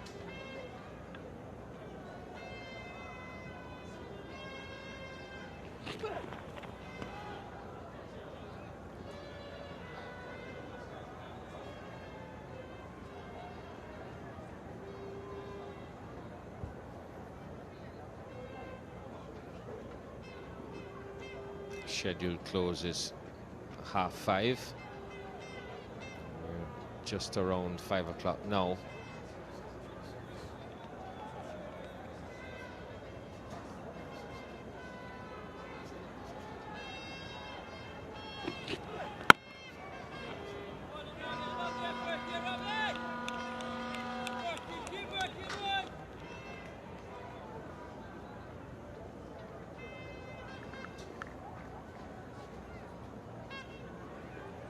Good dogged innings here by Shafiq. Had a scare early on. He hadn't scored. Edge to third slip. Bravo put him down off Rampole.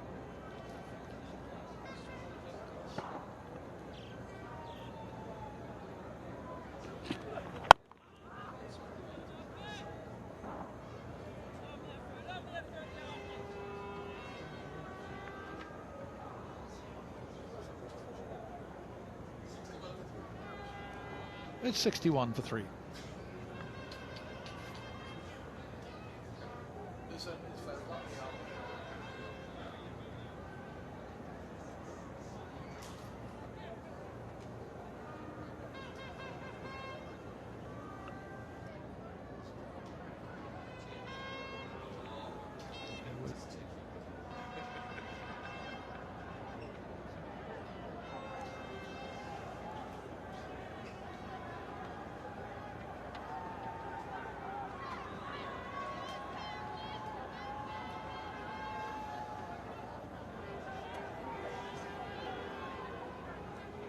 Now Darren Sammy will continue.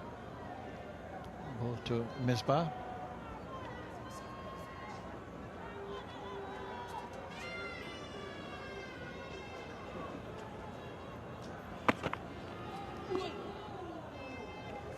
Nobody's got his hands on his head. Darren Sammy very close to the off stump. Misbah seems entirely unconcerned. Nothing seems to bother him. That was very close to the off stump. Well, he got a batsman like that in the first innings, offering no shot. Azhar Ali went for 34.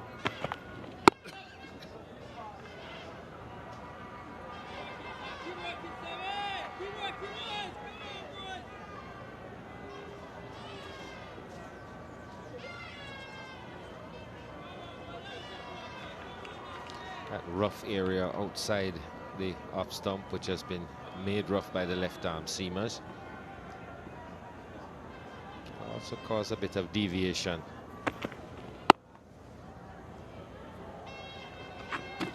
Misbah just waits on it and plays it late. Very cool character is Misbah ul Haq. Uncomplicated is technique. Watches a ball and plays it very late. Well, that judgment there wasn't so great, and that was what Darren Sammy was trying to do again.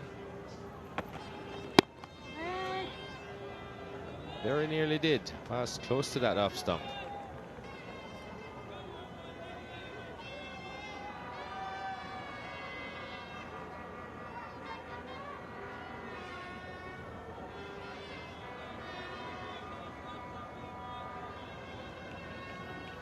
This was a similar delivery to Misbah.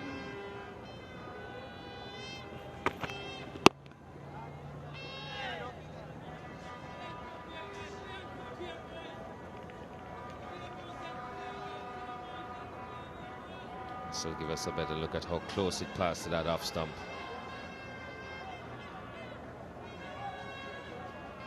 That close. Hawkeye says 2 centimeters.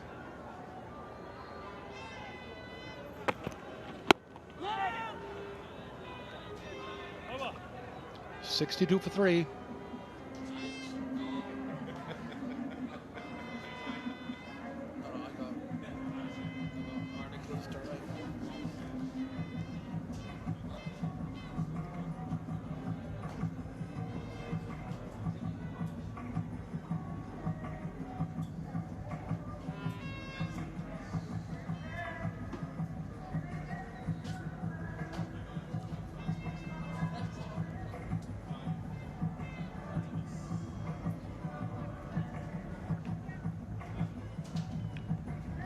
So we're now past the 5 o'clock hour and we go to 5:30. That's the last time that they can play until 62 for 3, 157 more required in the commentary box to carry through that last hour, half an hour.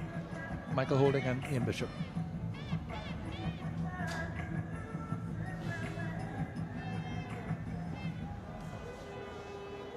Good recovery this by Pakistan.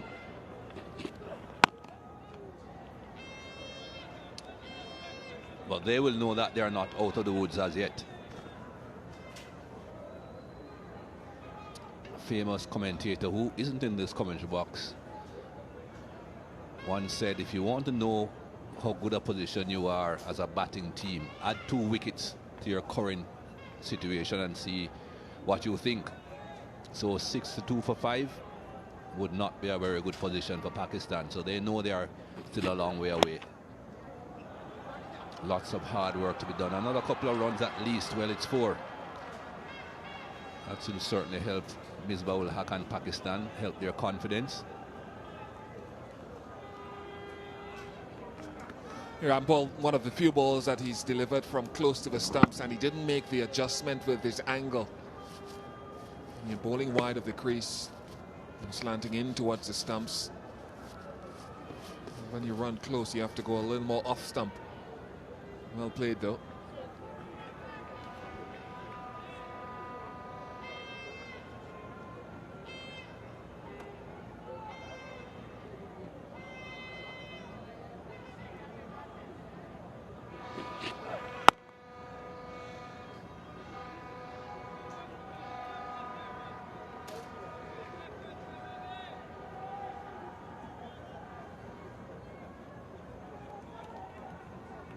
I've certainly seen Misbah-ul-Haq in the limited overs form of the game show a great deal of patience, which sometimes is quite difficult for batsmen when they know they have such a limited time at the crease. Well, he certainly knows the capabilities of spending a long time are in this game. So he'll be in no hurry. All you look for is a bit of support at the other end, and at the moment Shafiq is providing that.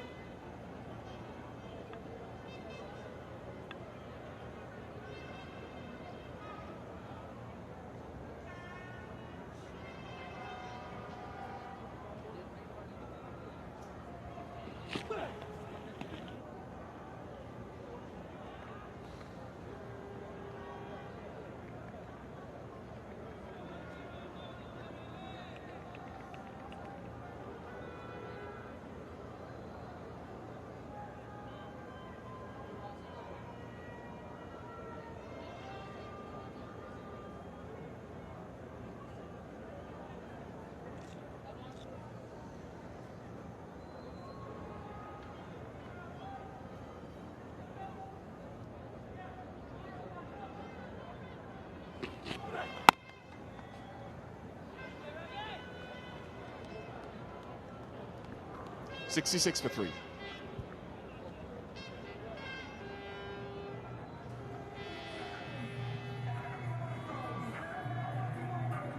Umar Akmal, Salman Rahman, the next 3 in for Pakistan. Then I would think they were hoping they won't get to the last 3, or if they do get to the last 3, not too many runs are required at that point.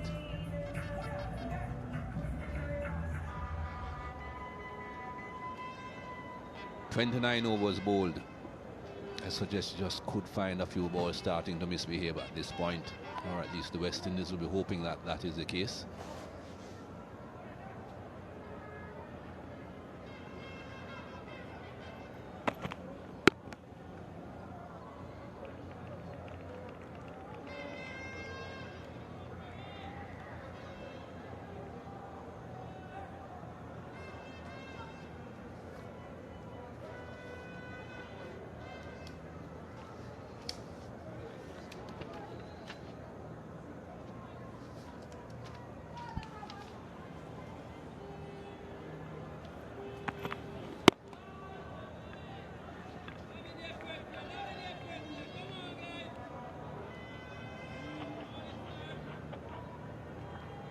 Carlton Ball Jr. trying to lift his team.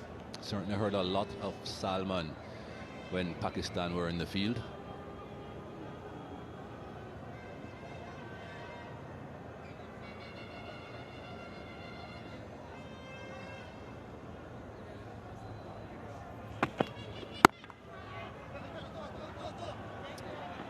Won't get a boundary for that, but not too many boundaries have been struck in this test match anyway.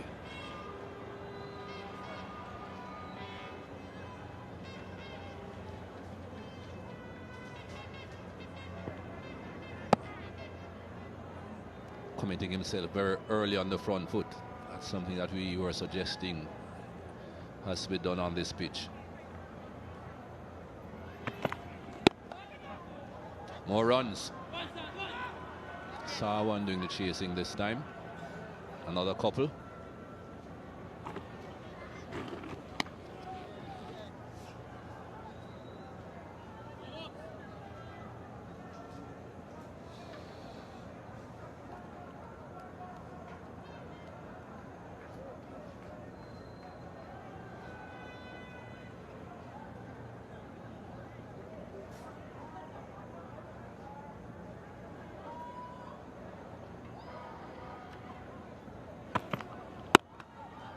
Oh, that's a good shot. Not even bothering to move.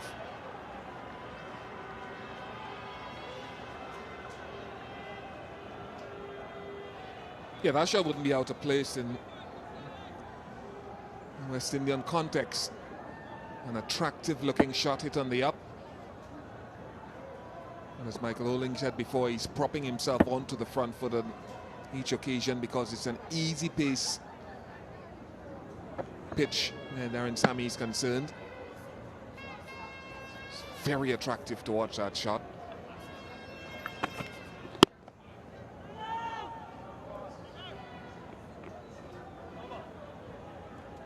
Seven to 4 for 3.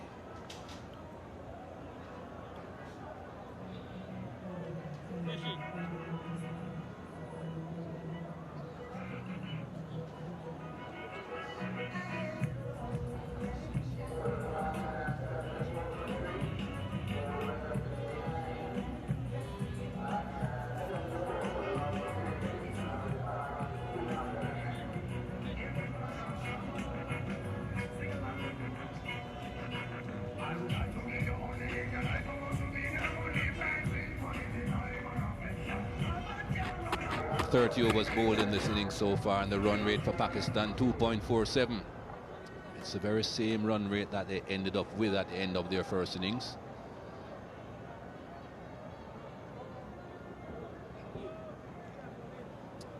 Changing the bowling again. Devendra Bishu comes into the attack from the media center end.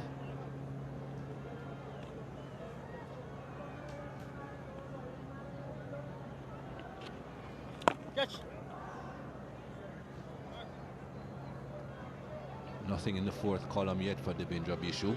He has done a lot of work.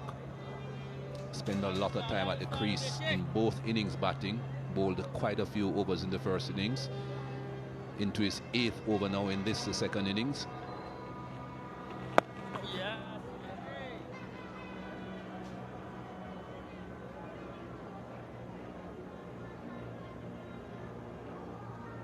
25 overs in the first innings.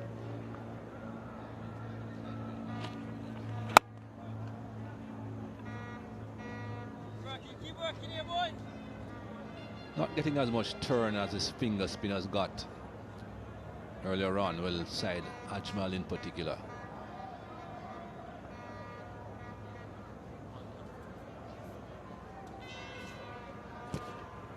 Oh, yes. Harold Eastman, our statistician, come scorers, just informed me, but he batted 135 minutes in total. Bishu. Oh, yeah. And as you can see, he's not a big, powerful man. He will need the extra day's rest that he'll be getting from this test match before St. Kitts.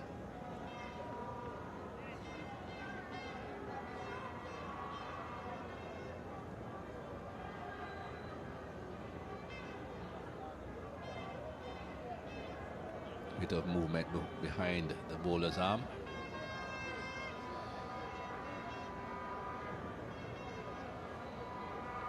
Drawing attention to the sponsor's sign.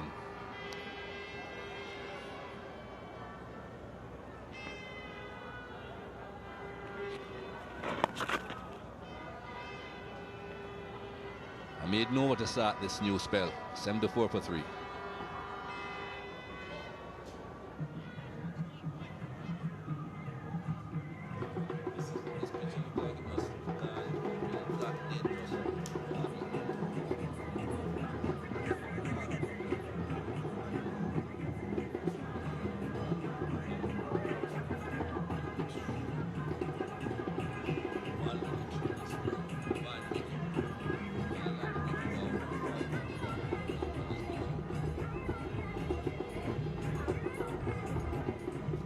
Excellent partnership this between Misbah-ul Haq and Shafiq.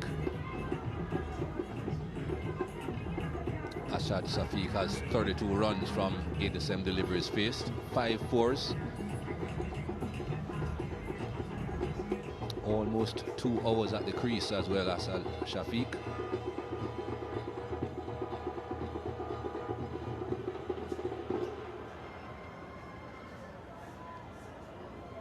Sami continues.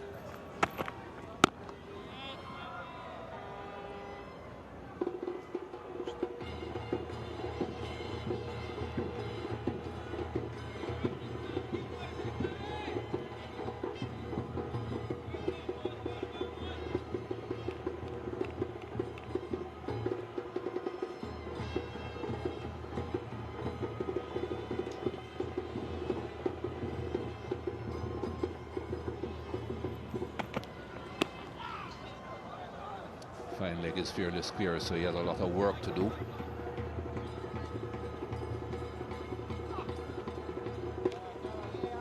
No signal coming from the umpire, so runs to Shafiq.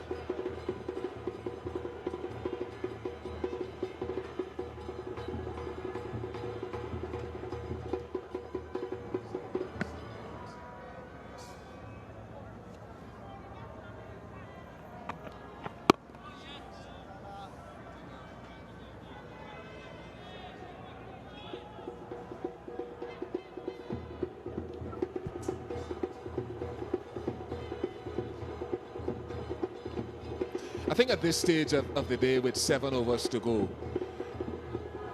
fielder in a short extra cover.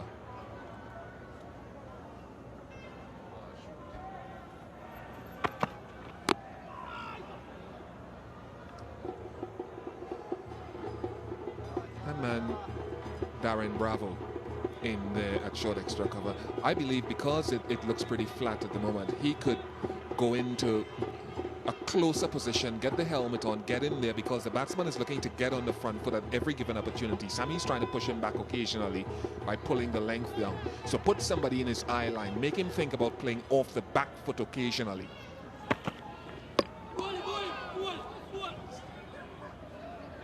I heard something there, and everyone is a bit excited. Did that ball just ricochet off the stumps?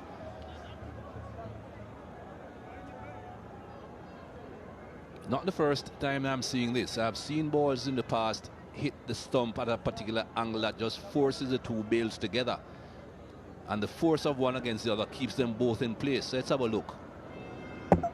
certainly did. Just brushed the stump, but the bails, as you notice, haven't moved. The stump itself moved, but the bails are forcing against each other has kept everything in place.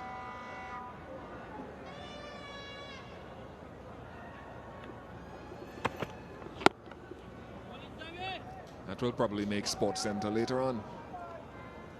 Not seeing the stump hit as hard as a fairly hard clip at 76 for 3.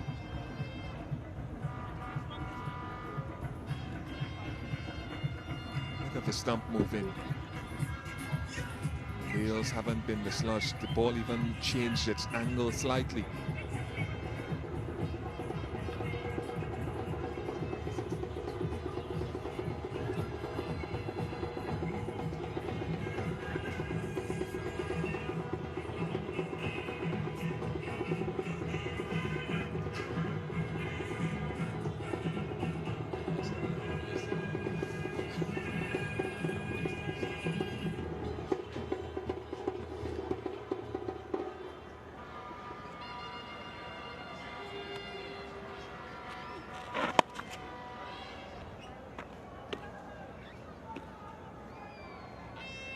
No, Samuel will have to consider himself a bit unlucky with that last over.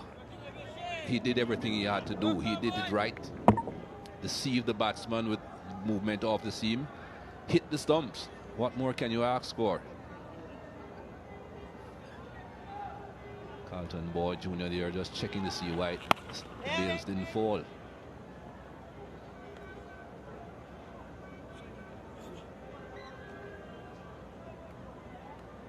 Keep working, boys.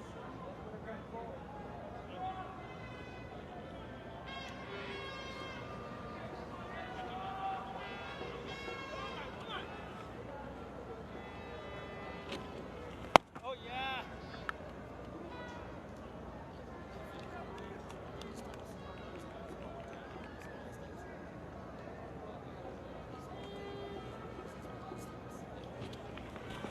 Ah, Nasty.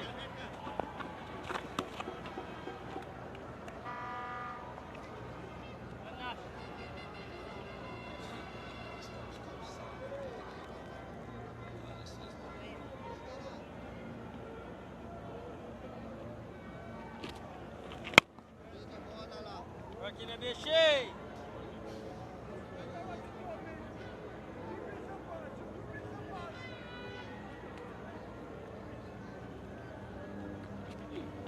Oh yeah, boy. Just a single from the over. 77 for 3.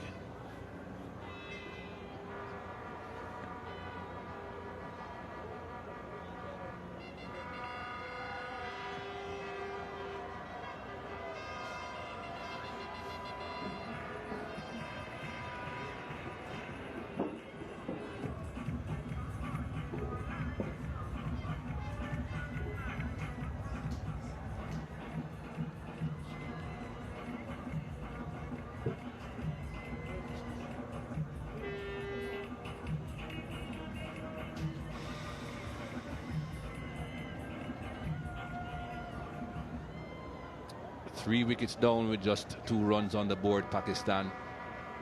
At that point, everyone said dead and gone. Not so, says Misbah-ul Haq. Pakistan's captain fighting back with the help of his number 4 batsman, Asad Shafiq.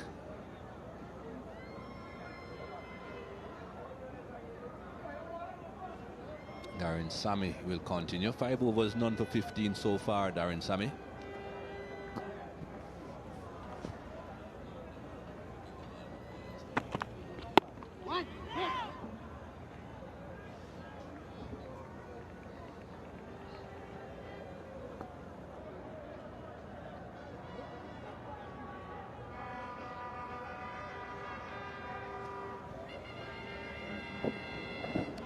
Again, the replay of that delivery from Darren Sammy, not just clipped the off stump.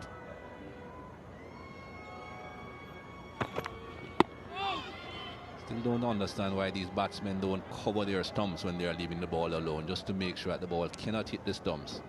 And this is what Hawkeye saw. Well, not quite the bails coming off, but ball was just clipping the off stump. That's why when Hawkeye shows the ball clipping the stumps, it shouldn't be given out. It's not always out.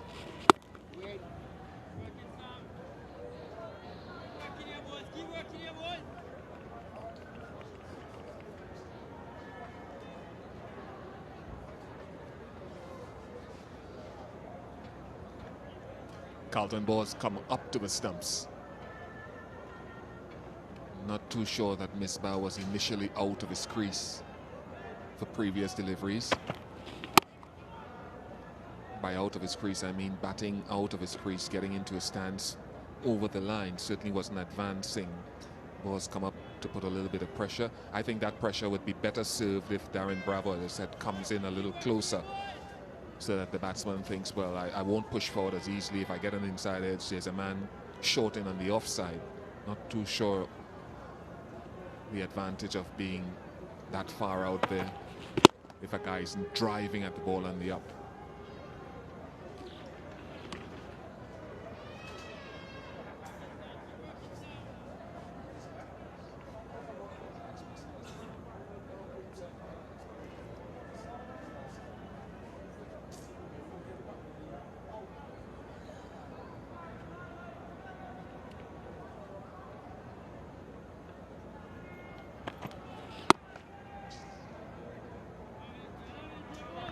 Still 77 for 3.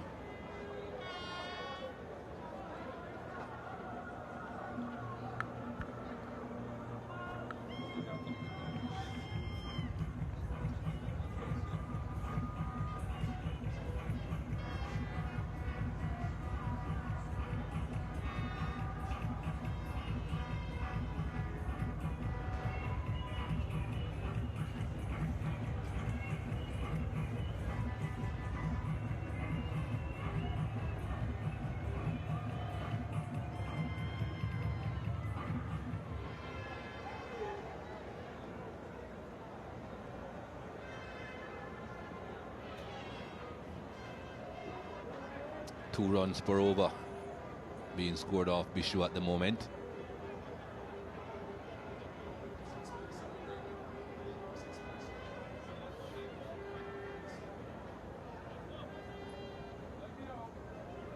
Tony Koza did mention that the lights were on earlier on. Just starting to take effect now, actually. You can see the shadows by each player. Barely, that is. 5 minutes to go for me, Mikey, and for our viewers. 5 minutes to go in this match. It won't be a case of getting through the overs, I don't think, if we understand the rules, and it's a crucial 5 minutes. Okay. Because as I mentioned about an hour and a half ago, Pakistan would be looking for these two guys to see out the day so that they can come with a little buffer tomorrow morning. The West Indies know that they get a rest overnight, so if they can prize one of them out, it leaves Umar Akmal, and really the rest of the batting is inexperienced and not as skillful thereafter.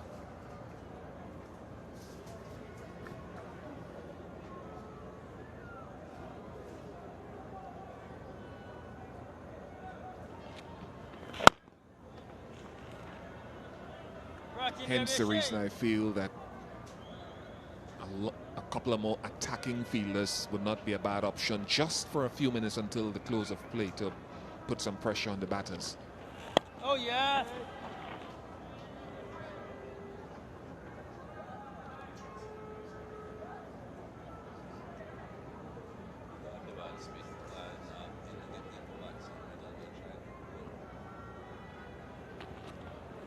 Oh yeah, boy. Up the effort here, guys.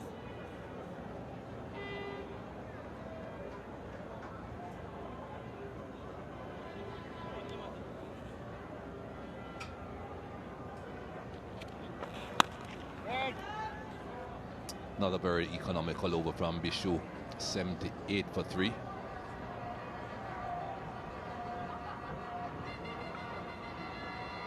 Could be an interesting day tomorrow if Pakistan go to the end of play at 3 wickets down. 141 more required as it stands at the moment, and West Indies looking reasonably flat, pitch looking flat. Light meter out.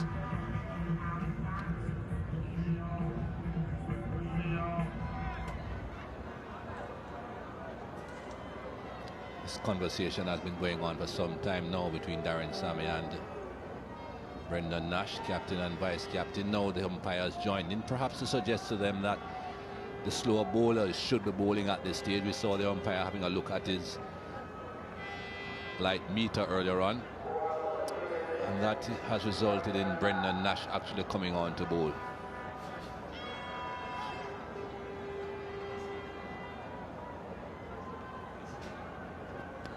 West Indies started well when Pakistan started their second innings. Got 3 quick wickets. That was the first. Tawfiq Umar and Rampur certainly gave them the start that they wanted. And that was the second. Ravi Rampur again. Roughed it through to the wicketkeeper. Then Roach struck. Again, this one had to be referred. Umpire said not out initially. When the referral came, the decision was changed.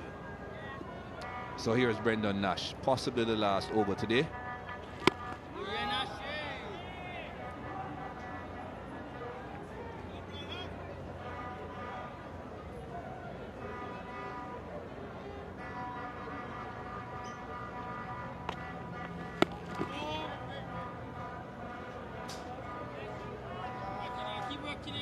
I think with the look of this West Indies attack, with the makeup of it, the balance of it, they badly need one of their batsmen, one of their top 6 batsmen to be able to bowl decent, either medium pace or much more effectively some off spin or some type of spin, some type of slow bowling. Brendan Nash's forte, I wouldn't think, bowls a decent left arm spin, but he's probably better known for his medium pace. Light meter out again.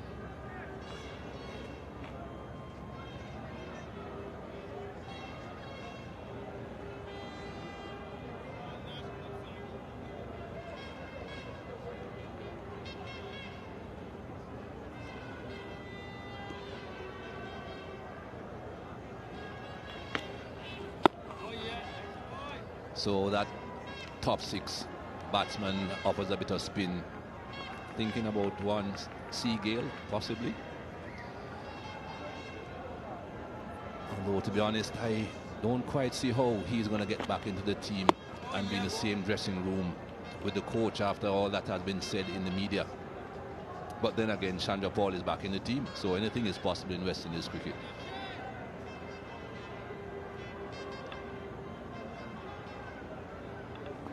So possibly the last ball of the day.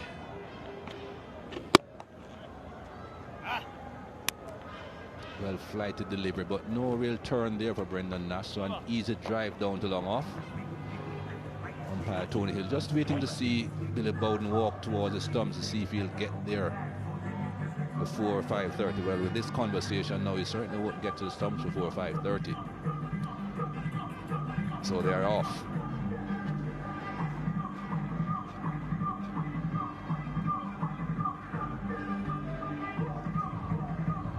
So the West Indies haven't started so well, getting 3 quick wickets with just 2 runs on the board. I've had a tough time since then. These 2 batsmen are the cause of that, though they have batted very, very well. Asad Shafiq and Misbah-ul Haq. Partnership of 78 runs. There's still a fair way to go. Another 139 runs required. 40 to Shafiq, 34 to Misbah. They'll have to start tomorrow morning again, and takes a great deal of effort for 2 middle-order players to come out and start on a fresh day, but they've done a wonderful job this afternoon. Only one partnership of note there. Misbah-ul Haq and Asad Shafiq, 202 deliveries. Roach and Rampur got the first 3 wickets. No wickets since then. Bishu has bowled very economically. Sammy, not bad either. 6 overs, 2 maidens, none for 15. Brendan Nash just the last over before close of play. So that's the story.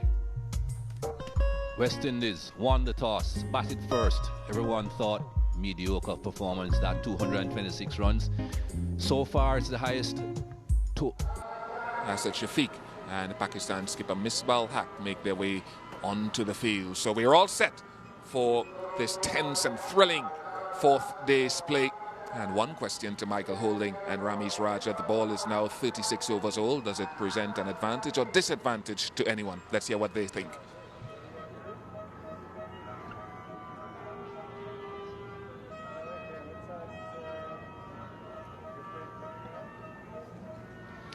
It's not going to be an easy job for the Pakistani batsmen, and hello to all the viewers around the world, wherever you may be.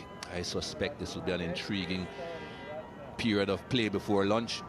That man in your picture, Bishu, will have a serious part to play here for the West Indies. Don't suspect that he will be getting the ball immediately, though. I think the seamers might be getting the ball first, because there's every chance that a few balls will keep low. We haven't seen too much of that yet.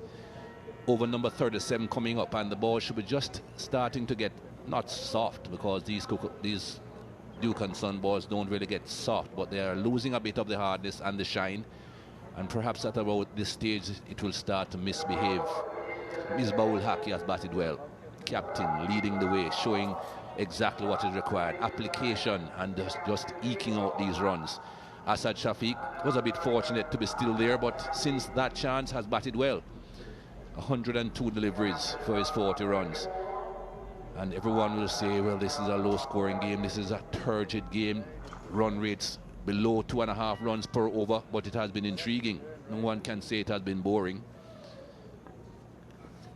2 for 24 in his 11 overs, Ravi Rampal. The West Indies need him to start just as well as he started in the top of the innings.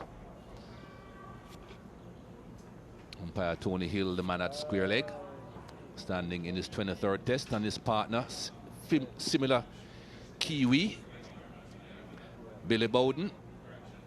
I think this is the second test match that the two Kiwis have standing together. First one was at Lord's in 2010. Here's Ravi Rampal. Just one slip, Ramiz. Would you have had a bit more than that? Morning, Mikey. Morning, all. Yes, it's a fresh day, brand new day. Batsmen are looking to get their eye in, and the West Indies' best chance of disengaging the two has got to be in the first half an hour when they're settling to the task. So expected Sammy to be just a little bit more aggressive in the slip cordon. He can still defend singles. I don't think Misbah Haq will threaten the bowlers in the first half an hour. I think he'll just replicate the pattern of the partnership. Just look for those singles, place the ball into the gaps, and defend stoutly.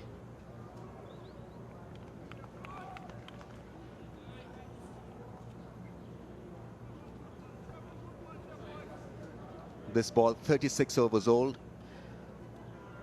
and it is highly likely that Pakistan will, if they are to win this game, 5 for 51 for Ravi Rampal, the match figures, is bowled really well, that they'll get over the line before West Indies take the second new ball. So they need to strike with this ball.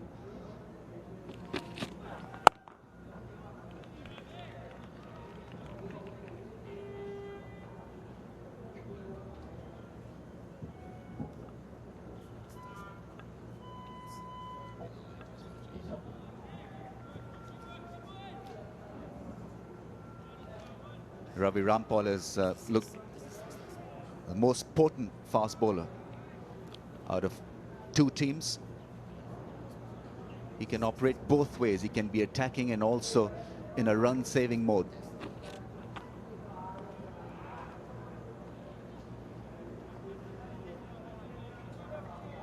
Two men in the deep. Perhaps that's the reason why Ravi Rampal is thinking about that short delivery which he delivered. I haven't seen Misbah Haq attempt the hook shot yet, though. 5 wickets, as Ramiz Raja said, for Ravi Rampal in this test match. Great improvement on what he has done in the past.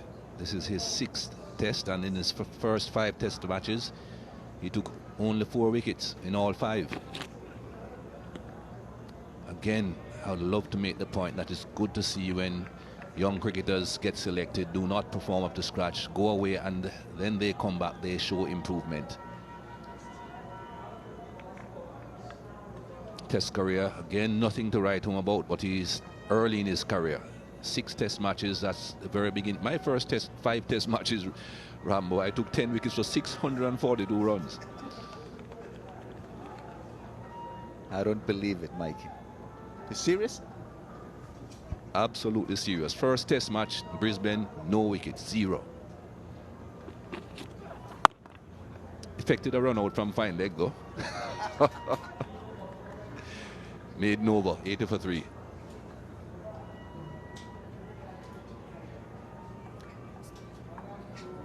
I remember, I think it's Saeed Anwar, a prolific Pakistani opener who started his career with duck in each innings and then went on to become a very fine opener. Best way to start, Rami, is start low, then you can build.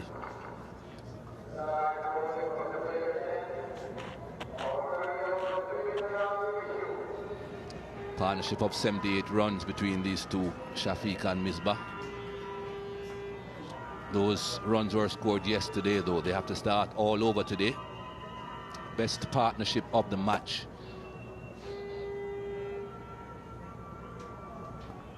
Here is Bishu coming over the wicket.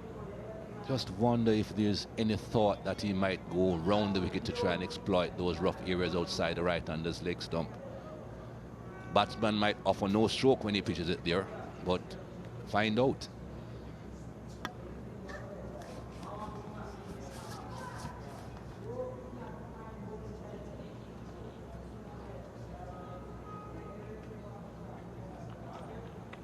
Oh yeah. In his first test match and already become the patriarch of this bowling attack, carrying the extra responsibility of the leader of the pack. First runs of the morning, couple of runs.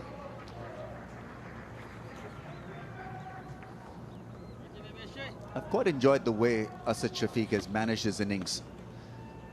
He's young and he was under a lot of pressure when 3 wickets had gone down for about 10 runs. He was dropped in the first over that he faced.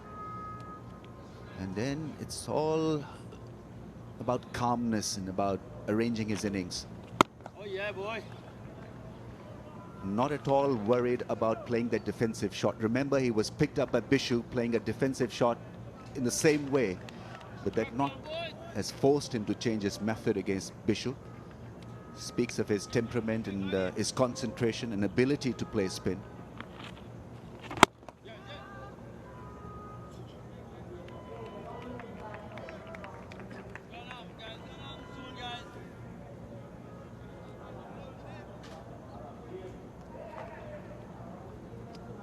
I think this is a very good field that has set for Devendra Bishu.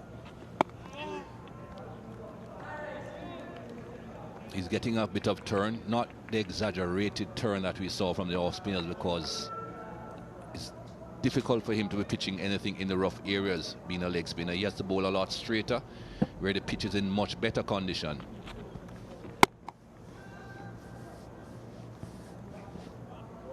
Couple of runs from the over, it's 82 for 3.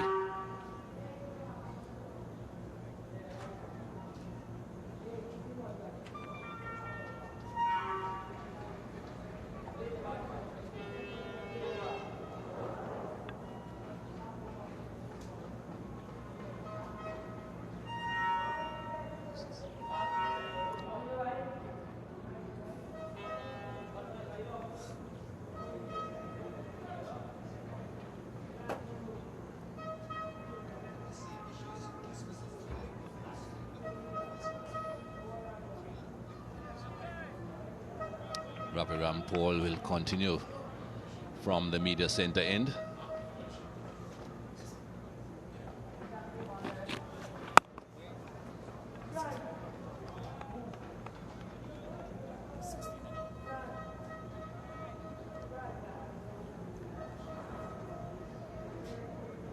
Ravi Rampal would be expecting some disconcerting bounce from somewhere around that good length area to unnerve Misbah-ul Haq. He's been quite content in playing him just the one way, back and across with a defensive bat. First run of the morning for Misbah-ul Haq.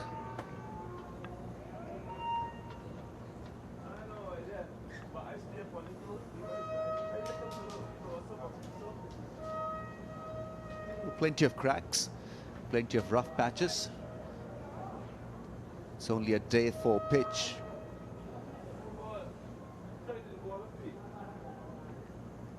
Let's see whether the activity subsides on day 4 or it erupts.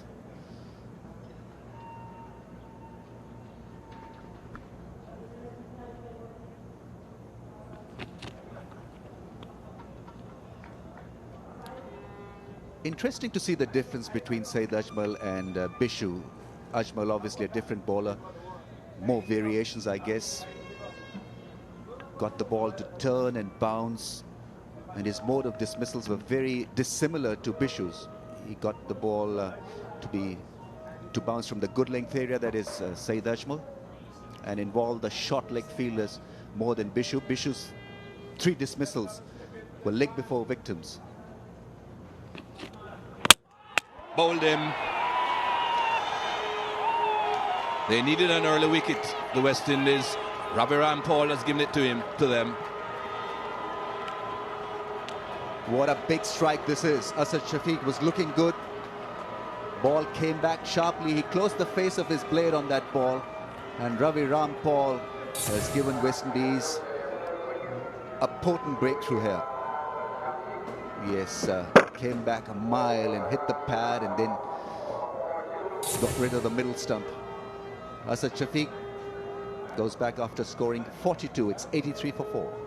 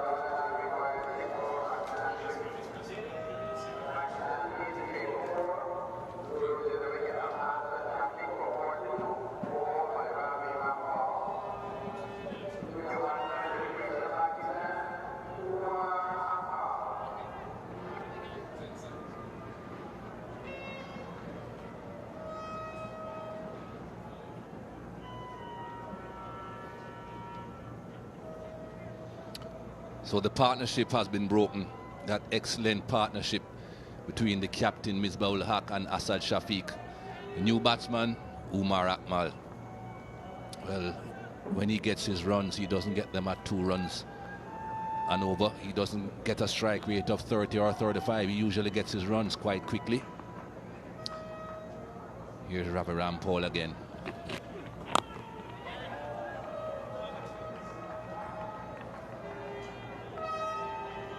Lovely piece of bowling from Ravi Rampal. That ball came back strongly.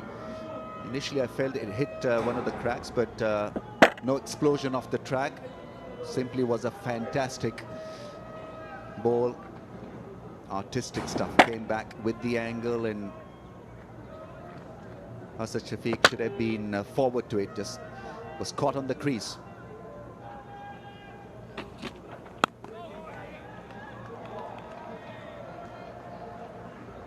It's 83 for 4.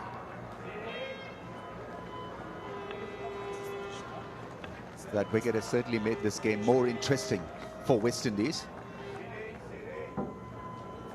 Another wicket, and in the tail, Salman, Rahman, Gul, Wahab, Ajmal to follow.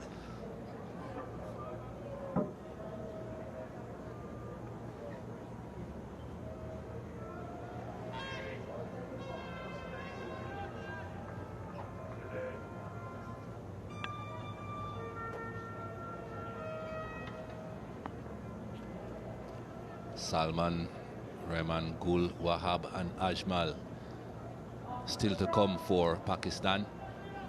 They need another 136 runs. They need another partnership between Umar Akmal and Misbah-ul Haq. 136 runs is a long way away on this pitch.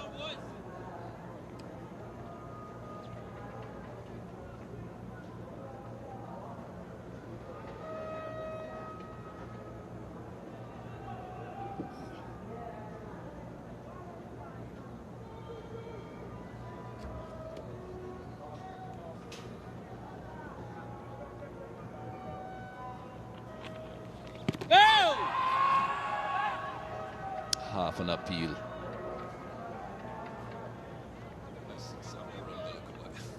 West Indies are capitalizing on the fact of a loss or a gain of a wicket by putting pressure on Misbah-ul Haq. Quicker ball, didn't spin, would have gone on to miss the stumps. That one spun.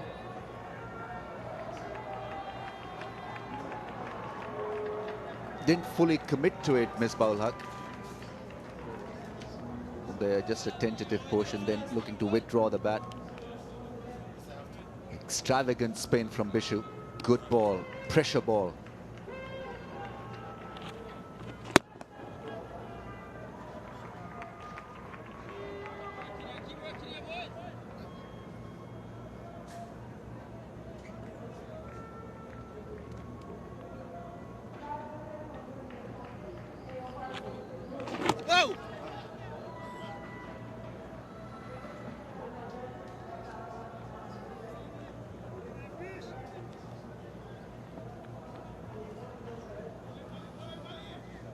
Single brings the new batsman Umar Akmal on strike. No change in the field placing for the new batsman. Love to see another man in that slip cord and a gully. Can well afford to take out the mid-wicket to have another man on the offside. Oh yeah, boy! Ball is certainly turning enough for that.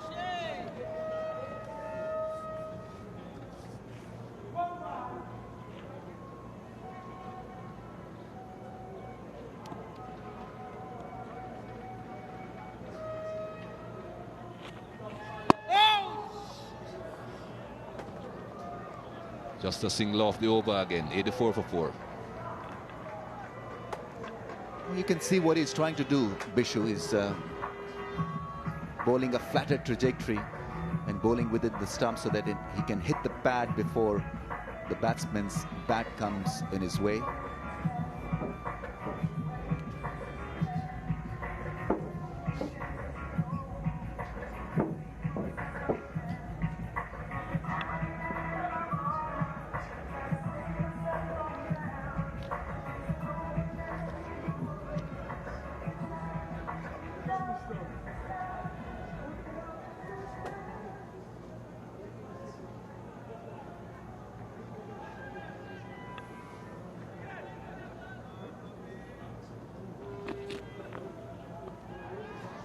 Again, not a big crowd here at Providence Stadium.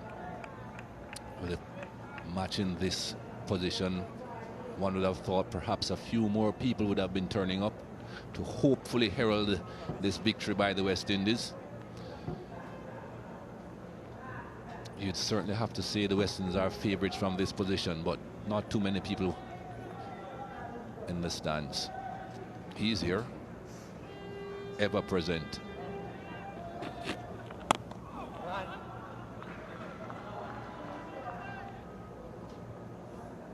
Playing the ball late is Misbah-ul Haq. But Ravi Rampal has already produced a beauty. Look at that angle that was created by him from wider of the crease. Middle stump was down, uprooted. A very fine performance from Ravi Rampal on a flat track.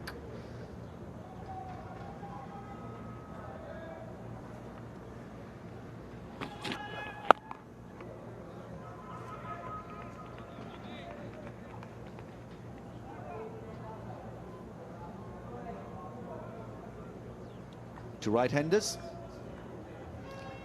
On that good length area most of the time. A couple of good results for him also for persisting with that good length in good areas.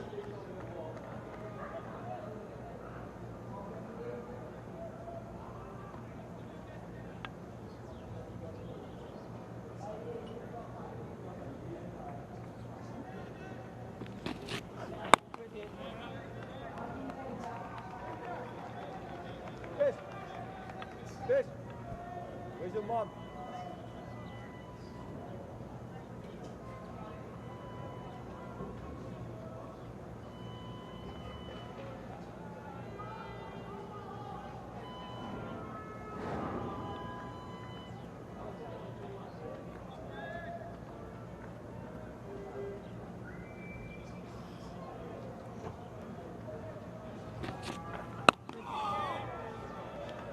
Is looking to be on his front foot, Umar Akmal.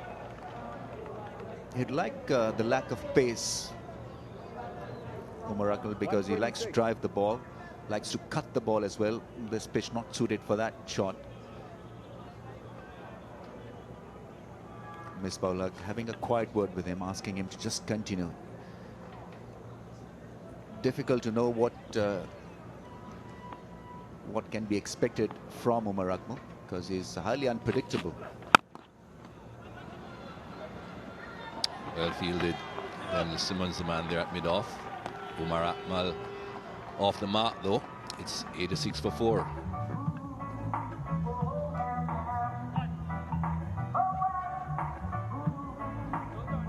That'll ease some nerves. Umar Akmal off the mark of the 8th ball that he faced. West Indies with a clear advantage at this stage on this track, 133.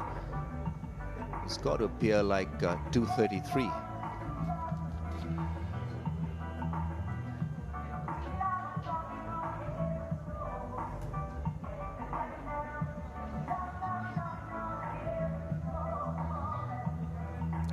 Eleven fours in this Pakistan second innings so far.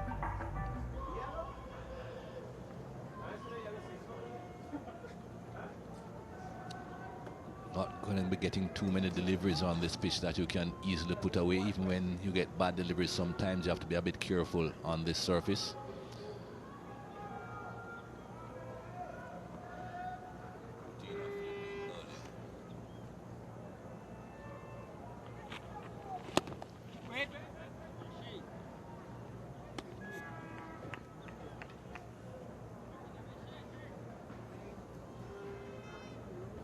Looks pretty much focused, Bishop. He'll have a long ball today. Maybe go till the end.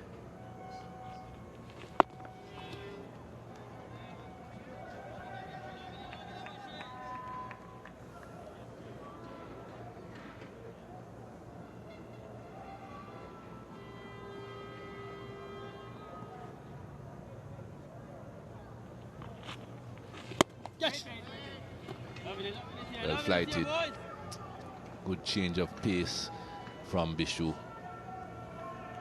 Got to have a gully in place because he likes the inside-out drive on a pitch like this where the ball can spin just a little bit more. Got to cater to that edge. Oh yes, oh yeah, boy. Once again, that front leg coming down the leg stump. It's not trying to cover the line of the spin. When he drives from that area through the offside, then there's a possibility that he can edge it in that gully position.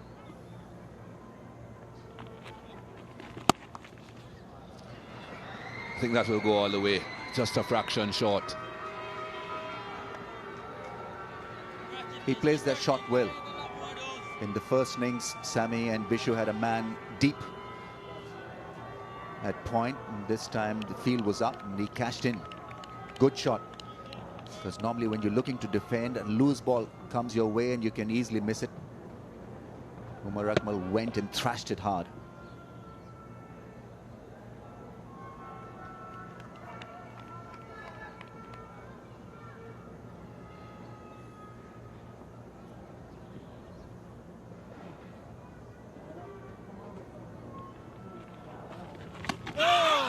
Big sound. Not out, says the umpire. West Indies don't seem too perturbed, so they are not worried. It's 90 for 4. They only have one review left. And obviously the discussion is not about the review, but about the field set. And maybe asking Bishu to have a deep point in place for Umar Akmal next time he comes on to bowl to him.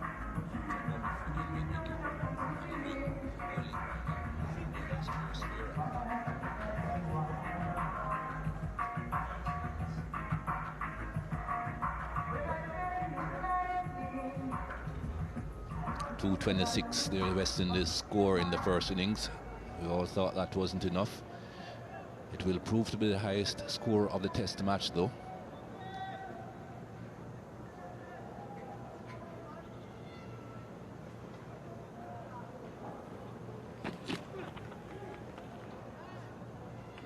Just not interested in those short balls, Misbah-ul-Haq.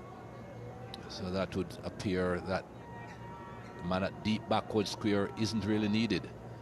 Let's have a look at that last delivery again in the previous over from Bishu. Living dangerously, went back to a ball that was pitched up. It spun across quite brightly for Bishu, making room. The balance was out. Didn't get an edge.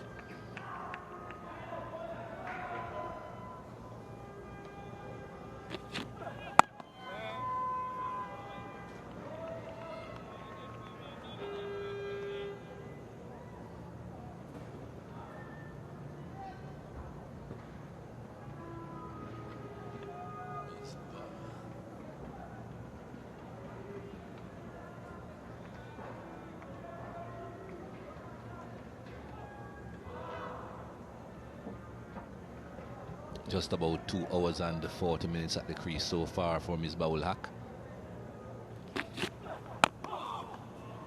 Showing a great deal of patience, great deal of determination.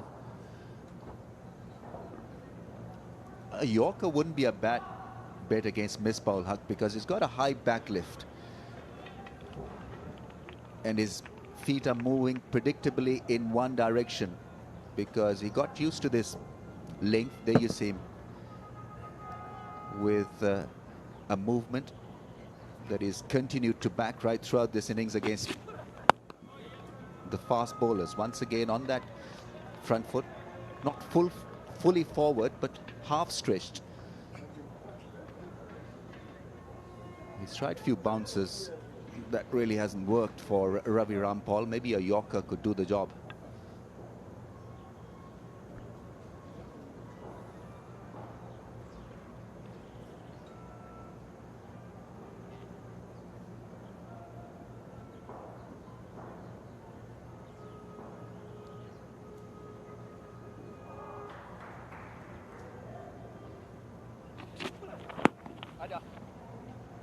I think that was thigh pad. Umpire Billy Bowden will make the signal. Yes, his leg by is signaled by umpire Billy Bowden.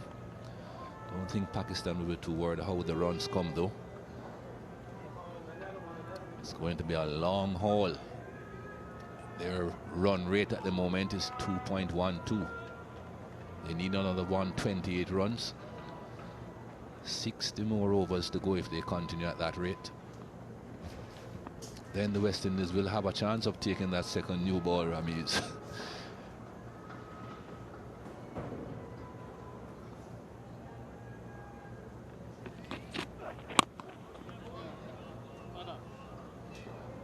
Just the leg by from the over. It's 91 for 4.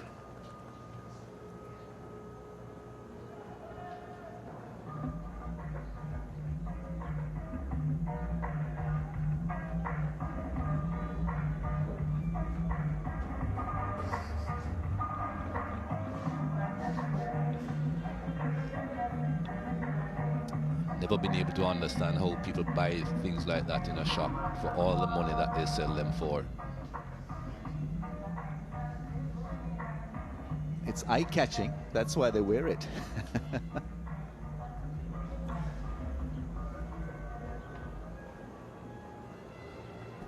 Once again, a tight first half an hour. wicket has gone down. Pakistan looking to consolidate, re-establish themselves at the crease. It's been a fascinating battle between bat and ball. Oh yeah. Work it, Rishi. That mid-wicket that I suggested might not be necessary. Ramis has been moved. There's no longer mid-wicket, but I would have hoped that he would have been put in the gully region, but instead he's on the point boundary. Just to make sure that whenever anything is short from Bishu, that it isn't cut away for 4.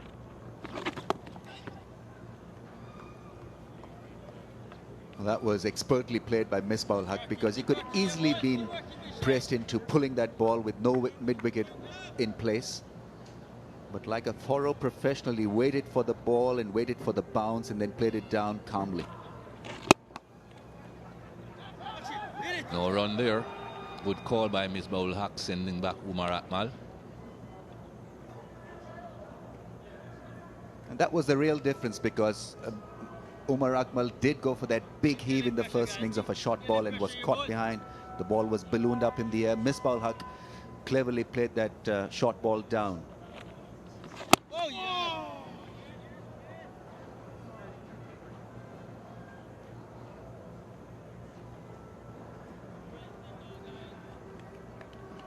All the balls that have been hit for boundaries have been on the shorter side. But obviously he has a plan, because he's got a flipper. Oh, beautifully bowled. Ideal leg spin ball. That's why I would prefer the gully, Ramis. He has bowled the occasional short ball, as we have seen, but he has bowled quite a few deliveries like that, and I would hate, as a West Indian supporter if you are, to see one of those edges go unpunished. Another maiden over, 91 for 4.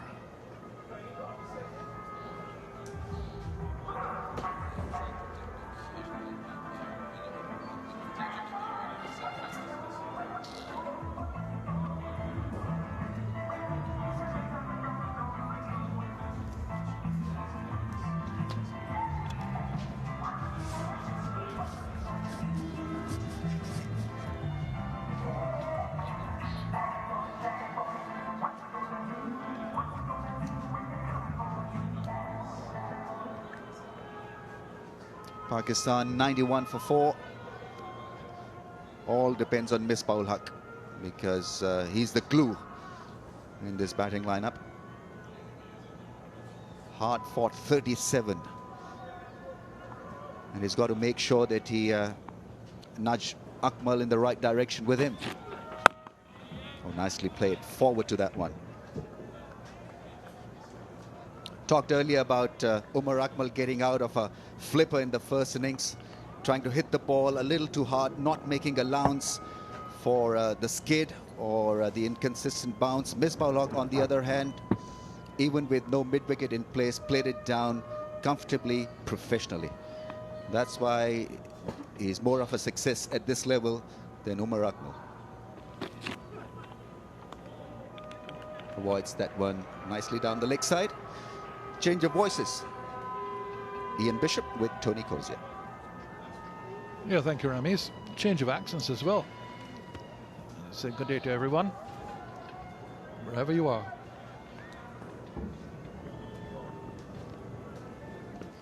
Surely, I think viewers who have tuned in from the start would have expected a really tense last day. It's been 3 days of tense cricket, in fact, gripping.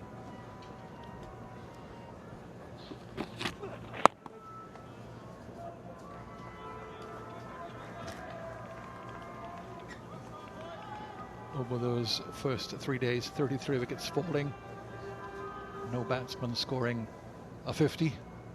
So it's really been difficult for the batsman. It's a question of patience.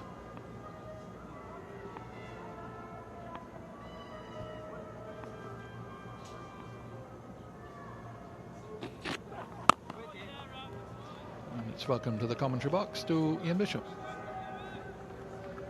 Thank you, Tony. Hello, everyone.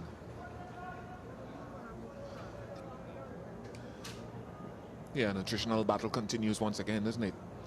Nothing being given away this morning. Good to see Darren Sammy starting with what we believe are his two most effective bowlers in the contest so far.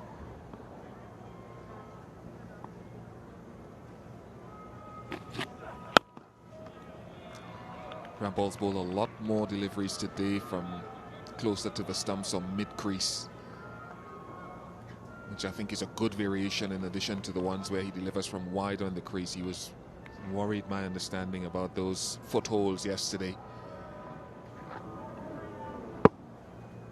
It gives a more direct line of the stumps and you deliver from that close.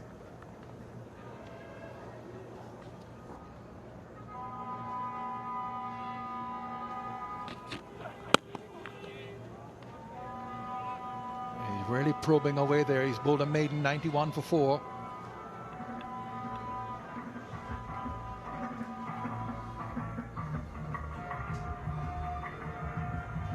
Will call for a great effort from the full complement of West Indian bowlers. It's not going to be down to one man or two men. Kemar Roach has to come in and do his part. And Darren Sammy has to find himself bowling more overs. He can't leave it up to the rest of the bowling attack. There are only 4 frontline bowlers.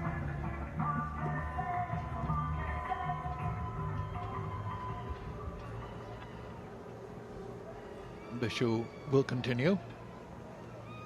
Now his 15th over, none for 26 so far. And Misbah goes for him. And goes for him big. Hits it really well. That's a good 6. Give it a bit more air.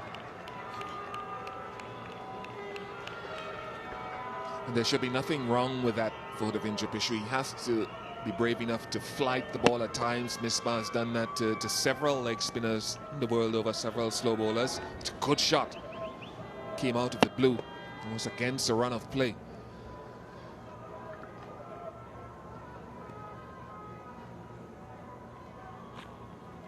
Oh! Through the keeper. Chase here for Sammy. Looks back. They're running, captain. But I suppose that's a habit that you get into on the field of play when you're chasing a ball, looking back to see what's happening, maybe to find out, well, which end to throw it to before you get onto the ball. Just the outside edge passed. Good response from Bishu. He went up again, having been spanked for a 6 the previous delivery. Showed the courage not to push the next one through and beat the outside edge.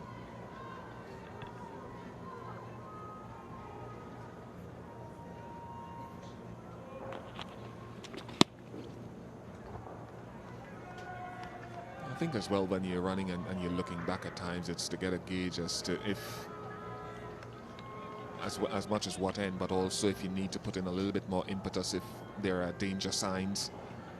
Oh yeah! Sometimes you'll chase after it and chase within yourself because you know there's not going to be a chance to stop more than the 1 or more than the 2 or more than the 3. And so just to keep an eye on things sometimes to see if you need to put in a little more impetus.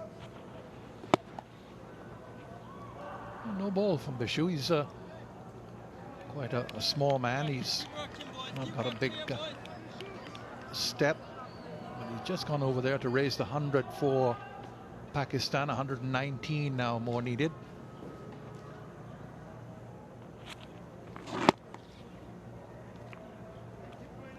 Now let's see what the no ball was called for, whether it was front foot or...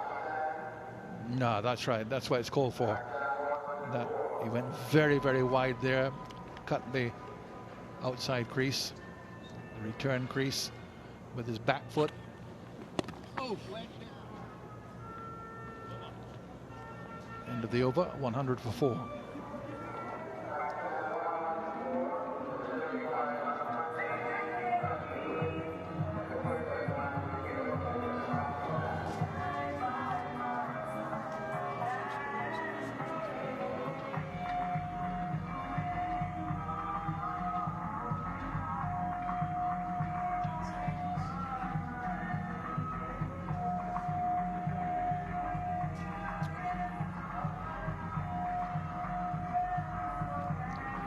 Devendra Bishu was called for a no ball in the last over.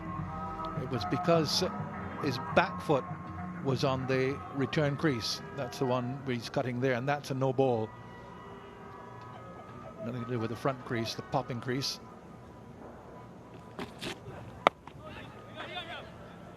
And yet, the front foot does not matter as far as the return crease is concerned. Colin Croft, the West Indies fast bowler, very successful West Indies fast bowler as well in the 1970s and 80s, used to splay that left foot way out, but his back foot was within the box, so it was fair.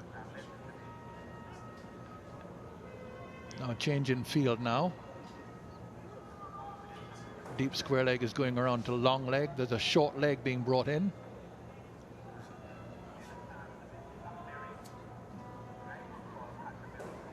And the slip is coming out to mid-wicket, so quite a bit of shuffling going on in the field placing. Mid-wicket goes back to deep square leg.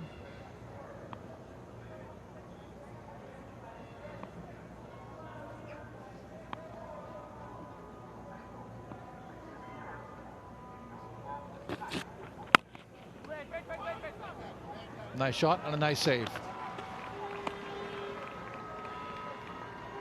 And Sharwan going around and making the two-handed save, prevents a run.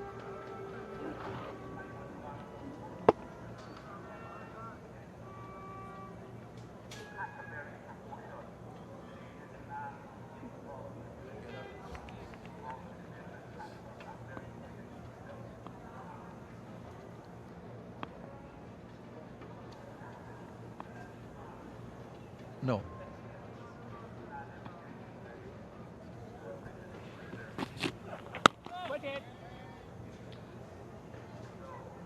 Ravi Rampal has picked up another wicket today, 3 in the first innings, now 3 in this one. Reddy has been in excellent form this season. Picked up the early wicket today. Here it is, on the stumps.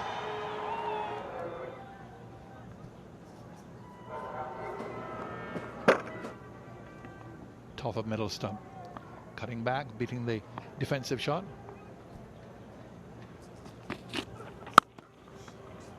Beautifully played between mid-off and extra cover. Lovely shot from Umar Akmal.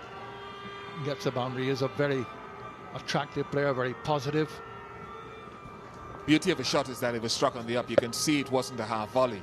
So to press into the shot on a pitch that is sometimes unpredictable and time it as well as he did is magnificent.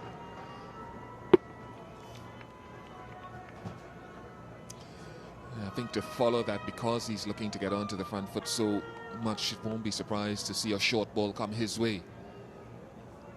He will, I think, or he's inclined to go for the pull or the hook shot a lot. He's a man at deep square.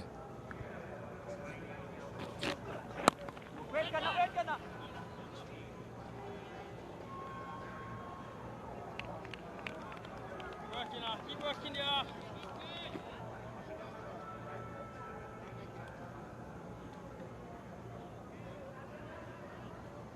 A lot of thinking to do in this contest, which has been so close. Low scoring. West Indies 3 wickets for 2 runs yesterday at the start, then a partnership, and the early loss today of Shafiq.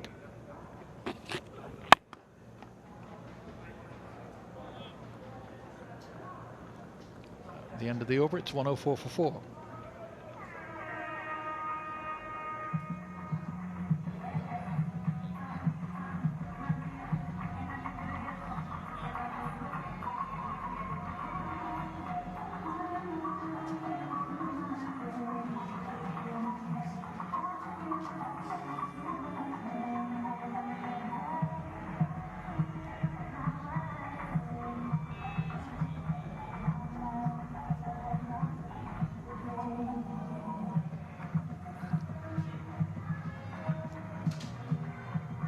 Score means that Pakistan require 115 more to win. They have 6 wickets in hand.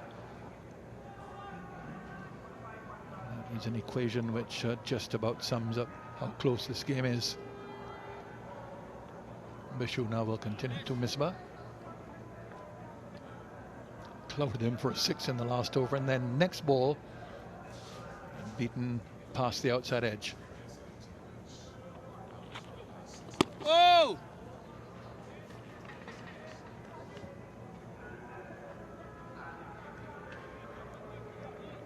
There is Devendra Bishu's mother watching on, seeing his son, who's created such an impression since coming into international cricket. Into the second here, but not getting it. Roach onto it. Bishu's father died some years ago, but he still talks about him, still thinks about him. As far as his cricket is concerned, in every other area as well, no doubt. Now Umar Akmal comes in to face Bishu.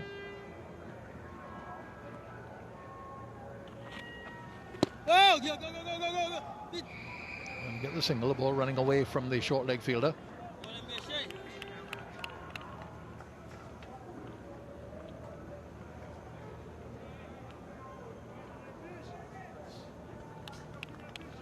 I think as batsmen you go about this and you look at little increments. Obviously different batsmen will have different ways they go about their innings, but this total score, you don't look too far ahead. You don't look at the entire 113. That's a bigger picture. Little increments of time.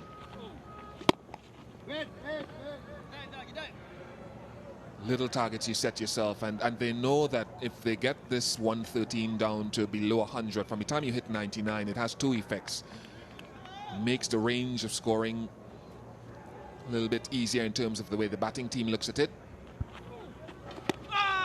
But also from the fielding side, from the West Indies point of view, they'll recognize that yes, they need to attack to get wickets, but they also have to keep an eye on the runs being scored, so it puts additional pressure on this man. At no point in this match has the last 6 wickets added more than 105. There he goes again. Very, very positive when he has the opportunity. He's mainly defensive, he's very, very watchful, but when the opportunity comes along, Misbah will put it away. 6 in the last over, 4 here now. End of the over, 110 for 4.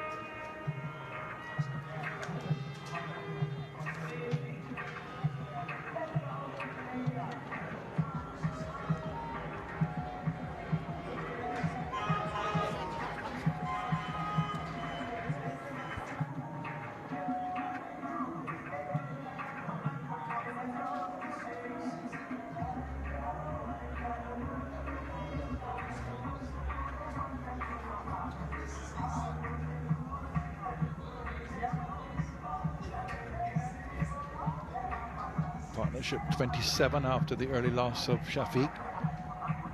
Bowled by Rampal. But they have a change in bowling now. Expected. Rampal went for just about an hour and correction, just about 40 minutes in that early spell. Bowled 5 overs in that spell.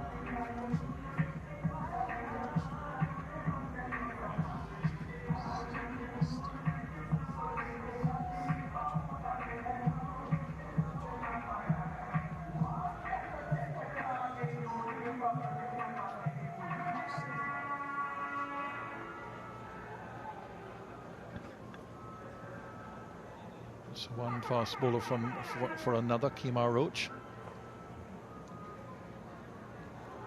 Looked better yesterday than he did in the first innings.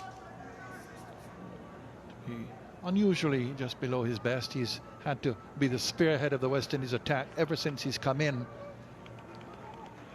One with very little experience, but because of injuries to Jerome Taylor and Philip Edwards, he's had to take the burden himself.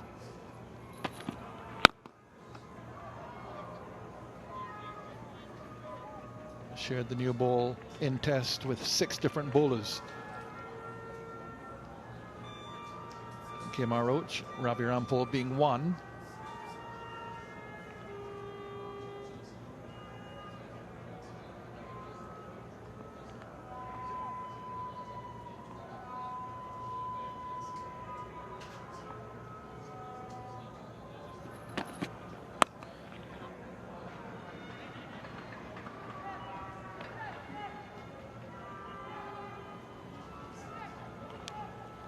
Yeah, Roach now in his 11th Test match, and so sharing the new ball with 6 bowlers, different bowlers. Rampal I mentioned, Nilan Pascoe, Brandon Best, I should say, BSS from here rather than Best as in Tino. Andre Russell just had the 1 Test match in Sri Lanka, and Darren Sammy, the captain. And also Tino Best. So 1 Best and 1 Best.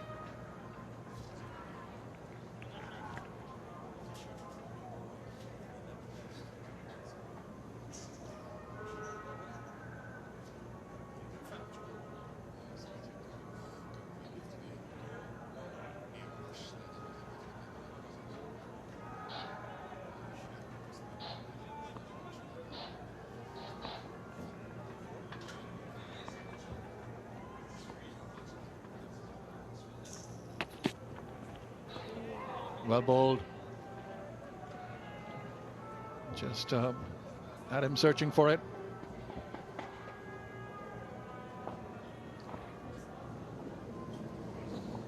As much as it kept low, it's a good delivery for a couple of reasons. 1, because of the length of it, it's not too full. And 2, because it held its line, apparently. Something that Roach manages to do well from wide of the crease with a strong wrist position.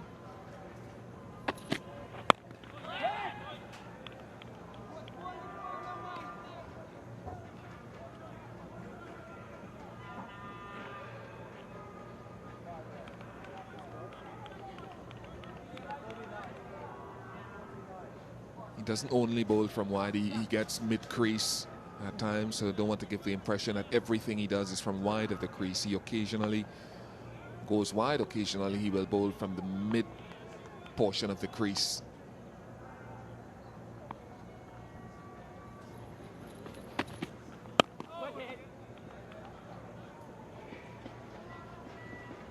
.112 for 4.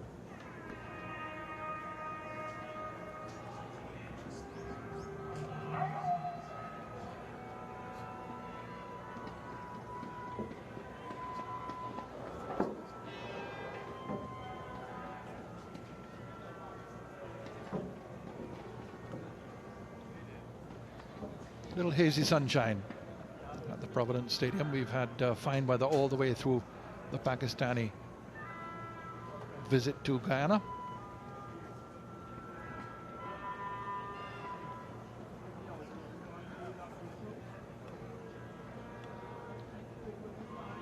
We've been going for about 51 minutes for the day.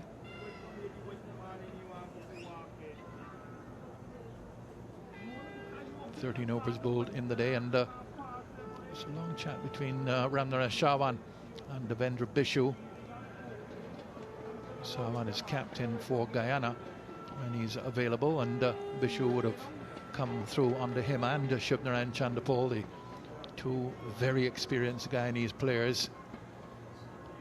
Bishu, as I remember, it came to more attention when Sri Lanka were here, and they played a President's 11, and all of the Sri Lankan players were very high in their estimation of Bishu, prospects.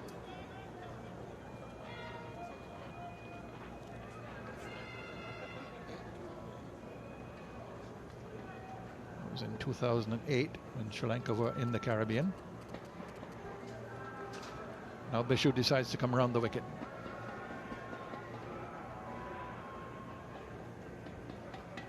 Maybe just the influence of Sarwan and that chat with him.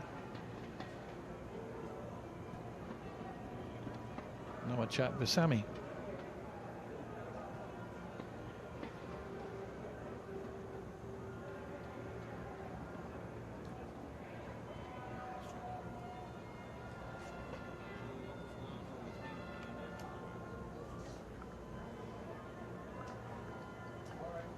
Well, he goes back over now, so he must be a bit confused. Bishu.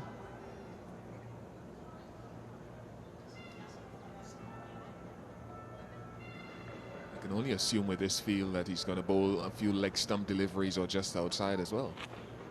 Oh! Yes! Well, the first delivery hurries Misbah.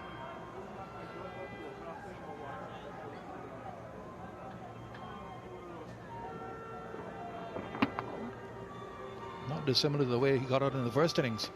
Missed it in the first innings, it was like before. Just got the bat onto it this time.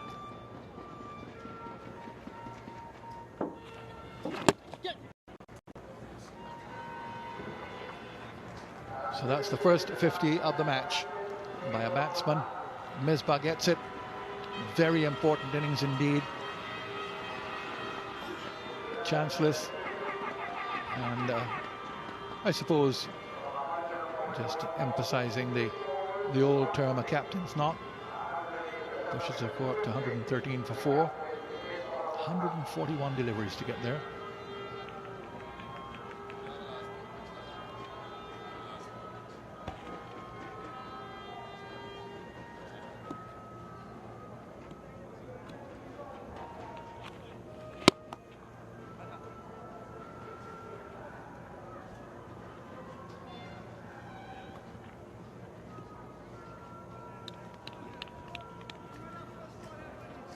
Action, boys!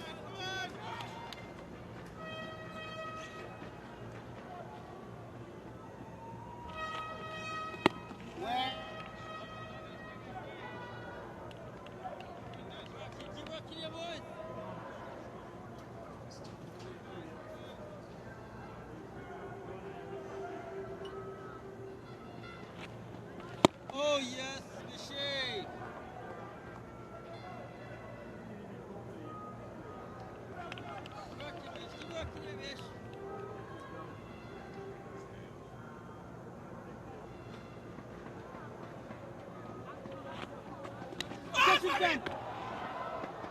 Just short of Sammy at slip. 114 for 4.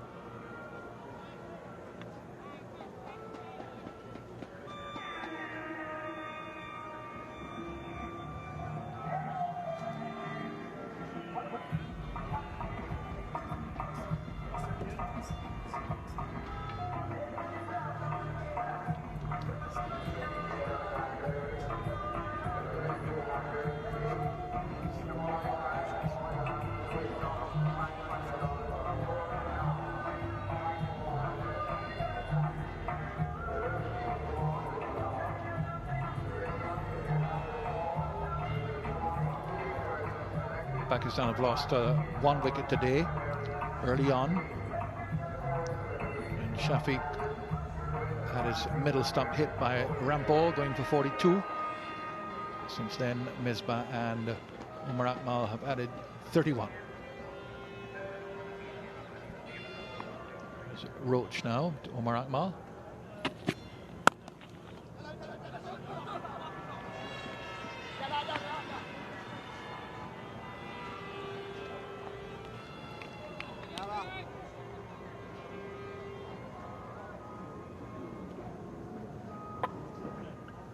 Playing across it, which is unlike Misbah, and just didn't carry.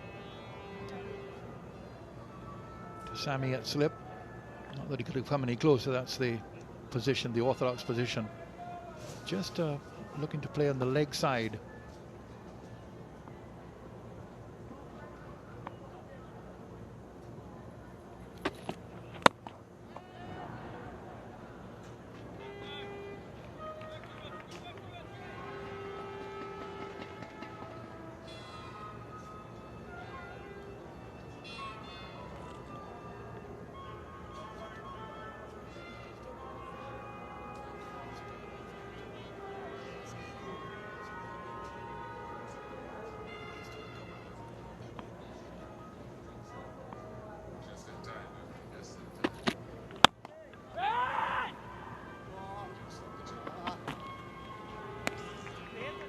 It's a natural length that every bowler has. In the case of Kemar Roach, he enjoys pitching the ball up in this area. If it is a fault, it is that he does it too consistently. If the ball is swinging, hooping around, fine. But on this surface, he has to pull his length back a couple of feet and use that pitched up ball as a surprise, build up around more of a good length area. Punched off the back foot for a couple.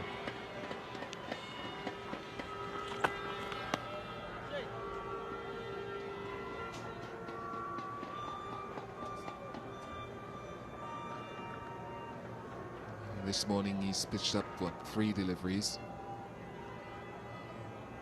4 of them in that good length area, and that's where I'd like to see a base of deliveries around the good length on this surface. And then use that green area, that full length area, that Yorker that he sometimes bowled. It's more of a surprise. Just get the feeling here the West Indies, as we know, going into this match with only 4 bowlers, that just get the feeling they're a bowler short here, that either a big spinning off spinner, well, the biggest in the West Indies is debarred from bowling because of a suspect action, that's Shane Shillingford, or a strike bowler. I feel that Edwards was in the squad but omitted.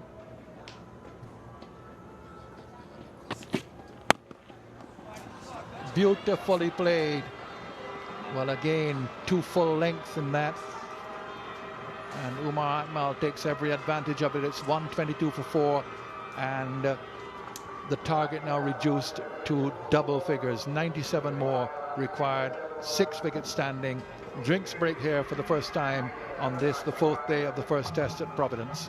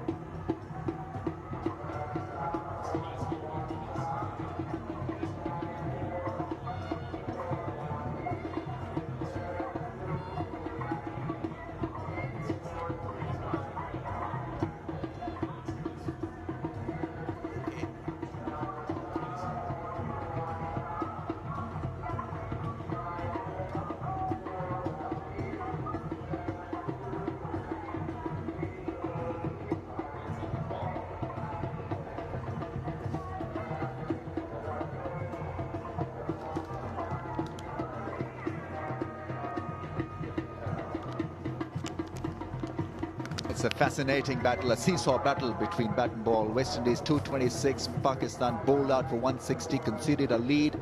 West Indies were then undone by Ajmal's mystery doosras and his off-spin bowling, 150 all out and in pursuit of a win. Pakistan 122 for 4, still 97 more required to win this. 1 wicket has gone down in the morning session. Ravi Rampal produced a beauty to get rid of Asad Shafiq. That ball knifed in and rattled his middle stump. Yes, came off the pitch a bit quicker than he expected and caught him playing across it. Looked a bit late as well. But this is the man who has really held things together, Misbah-ul Haq. He's gotten to 50 and done so in very dogged style. He's just waited for anything that's loose, played very tight, really hasn't given any chances.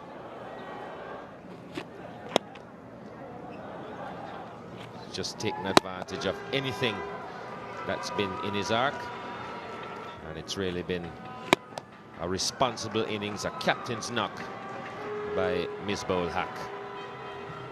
You've got to admire his shot selection, because on a pitch like this you can suffer from the phobia of inconsistency, but he's been extremely mature in picking up the right balls for those big shots. Good spread all around. Some fine edges earning him boundaries, some good flicks through the onside, and then that big six over long on to put Bishu under pressure. Really has been one extremely efficient innings on a testing pitch. Good support from Umar Akmal on 40. Misbah has allowed him to be the more aggressive of the two. He's just made sure that things remain safe at one end and batting like a man who wants to be there at the end. Bowling for the West Indies, Rampal has picked up 3. Another impressive performance for him, and 1 for Kimar Roach.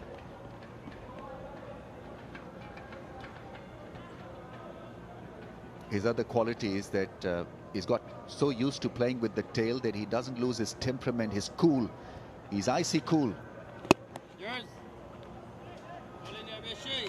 And learn from the mistakes quickly, Misbah Haq. That is why his career has been upwardly mobile. He was beaten by a quicker one in the first innings. He went back and seems to have learned from that experience, and now looking to be more on the front foot and playing Bishu as straight as possible.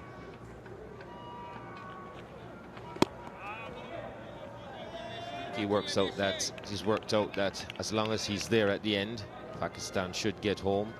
He knows there's lots of time, and showing great powers of concentration.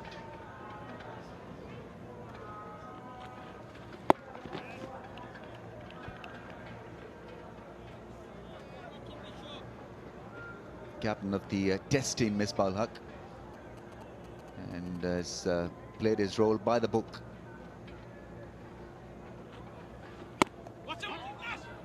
The pincher run. This is good running, very good running. Every run is vital. Playing it down away from the fielder was just a little deep. It was Nash at point. Just took off immediately. Nothing risky in that. And there's no reason to take any chances. Lots of time. Oh yeah. Working your best, keep working your best. Yeah, he could have easily upstaged Shahid Afridi Working your boy. for the leadership role in the one-days, but he wasn't interested. He said he's concentrated on being the test match captain. Nicely played. More controlled mid-wicket push this time from Umar Akmal. Once again, expertly done between the wickets. 125 for 4.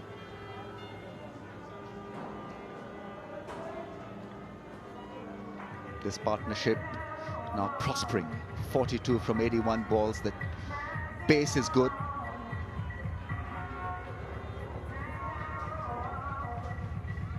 And small partnerships can mean a great deal. I'm sure the message back to the dressing room would be not to throw your wicket away and look to knit small partnerships, and let's take it to the end.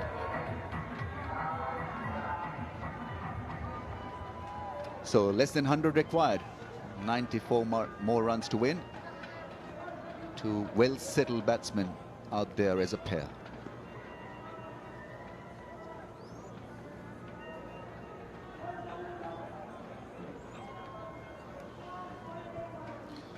Well, Darren Sammy is going to take it up now from the media end.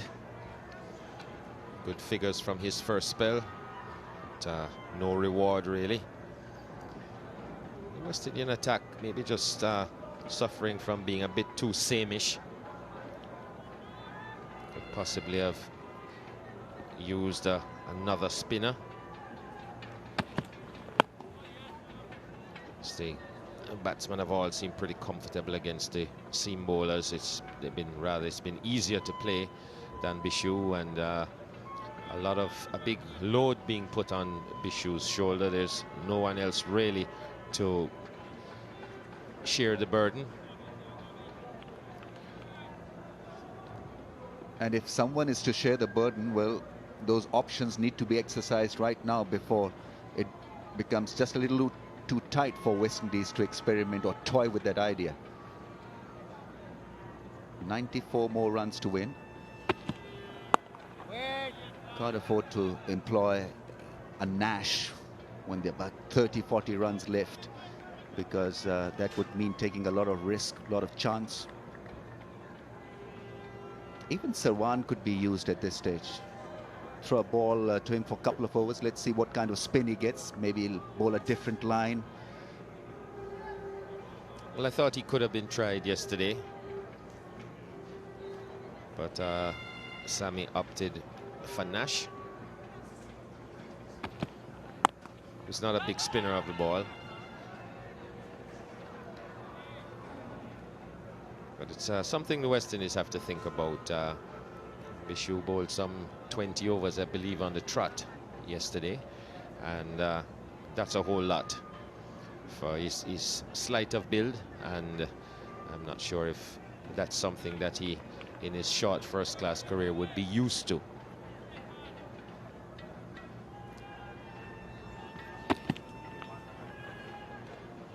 The other thing is that it'll be tough for him to come back after a good spell from Misbah-ul Haq. He hit him for a 6 and a 4. This is his only first test match. How he deals with the pressure of certain situations. Simmons can also bowl. He's picked up a test wicket.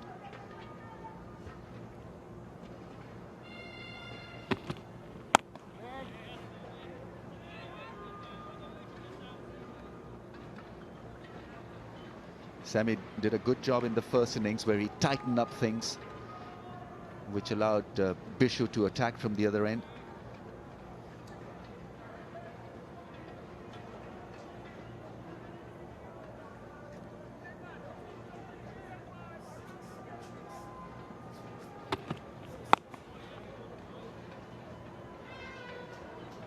.125 for 4.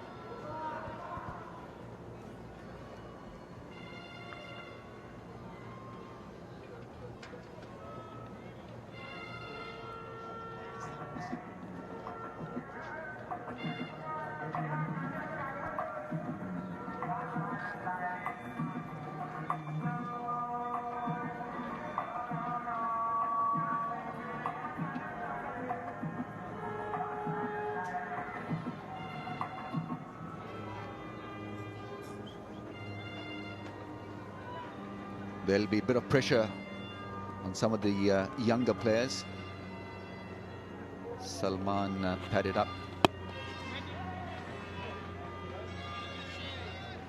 What a test match to be involved in when it turns out to be your first one. You look nice and relaxed, which is a good thing, because the environment of the dressing room is going to be the key. In a close game, you need your players to be relaxed and focused on the game. Every ball, I'm sure, will be watched keenly by all. That slapped hard. He wants 2. Umar Akmal come back easily for the second one. Bishu short and wide. Yeah, the spirit is good. Every run has been cheered. And we've tended to see more deliveries like this in the second innings than in the first. Just an indication that Bishu might not be as fresh as he'd want to be after that heavy spell in the first innings. He likes that shot. He's put the ball away once again from the man in the deep. Ram Naresh Sarwan has to do a little bit of work in the outfield once again. He pinches another couple.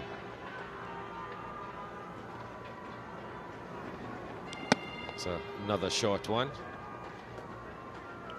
On this pitch, you'd really need the batsman to be on the front foot. Another short delivery.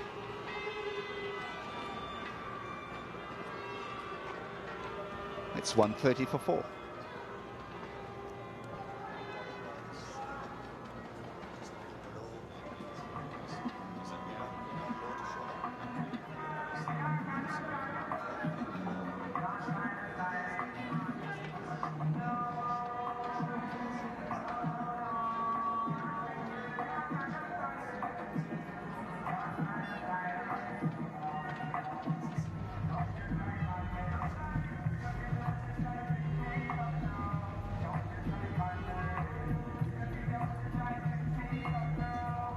89 more runs required. West Indies need 6 more wickets.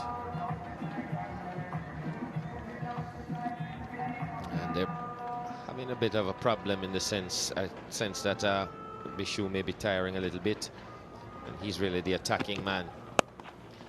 So it's important now for the seamers to tighten things up. Nicely stroked away by Akmal. Picks himself up another 2. He's scored at a decent clip since he's come in. He's 29, he's just 49 deliveries. Misbah has allowed him to express himself. Yeah, it's a value that he carries at the crease. Strike rate is good, considering that most of these batsmen from both sides have struggled with the scoring rate. His has been really good, almost touching 60. Goes for the cut shot, and he'll pick up a single, and that also raises 50 partnership. So another solid performance from a Pakistani pair, just when runs were required, just when Misbah wanted another partner in the act. He's got one in Umar Akmal.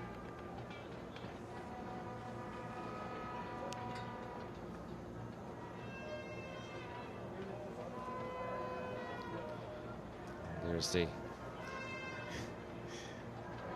partnership itself, and 30 from 50 deliveries for Umar Akmal. So he's dominated that partnership.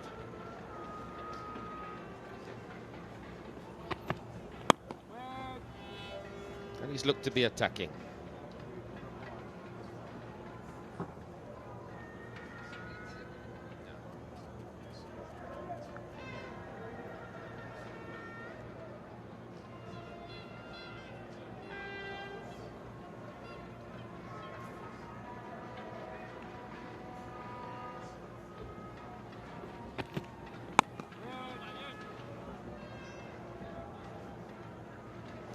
Cautiously approaching this challenge from Darren Sammy, Misbah-ul-Haq.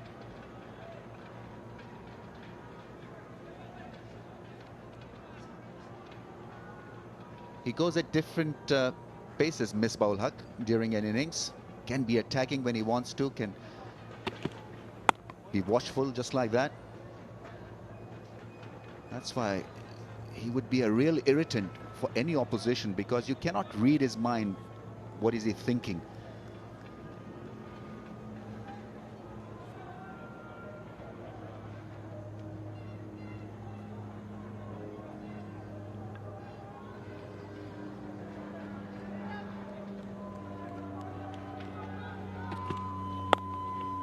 Blocks, and blocks well.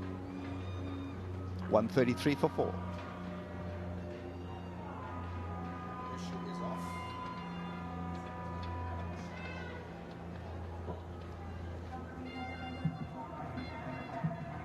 Not a great crowd, but let's see when West Indies near a win, maybe more people would come and enjoy the victory.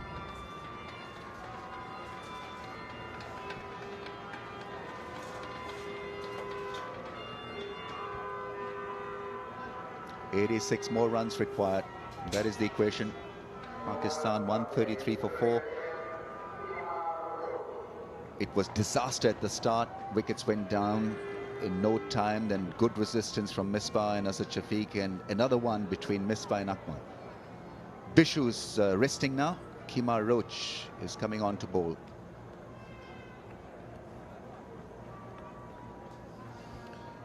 Tended to bowl a little bit too wide of off stump in his last spell. Did Kemar Roach.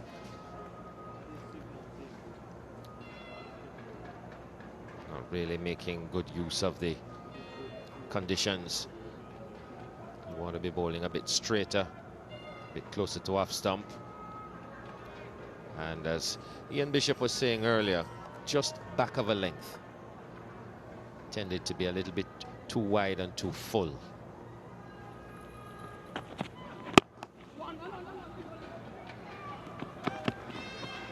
It's a danger period for Umar Akmal because in the 20s and 30s, it's when he loses his focus.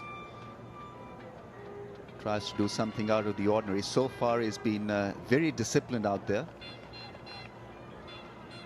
Constantly having a glance at the big scoreboard. Maybe having a look at his own score. Maybe looking at the total, team total. But he needs to be calm. And if he keeps on running like that, I'm sure he'll take some pressure off Misbah ul Haq as well, and off himself as well. Misbah admiring that run because I think it was encouraged by Umar Akmal.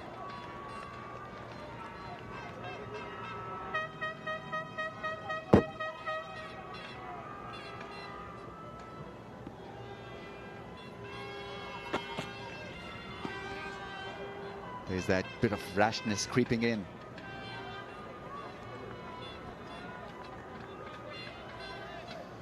Well, he hasn't been afraid to go at anything outside off stump. He's made contact with a few. Played some nice shots into the offside. But you'd have to say that in these circumstances, that's really unnecessary.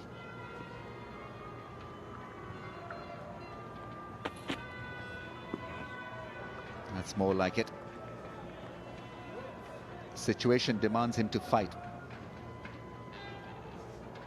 Fight against Kemar Roach, and he's got to fight for himself. Defensive percentage is 62.3%, which is not bad.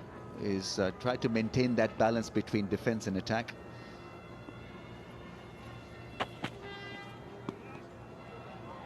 Trying to lure him into driving through the offside. There's a slip waiting for an edge. I just think he needs to be a little bit closer to off stump. That's a good length.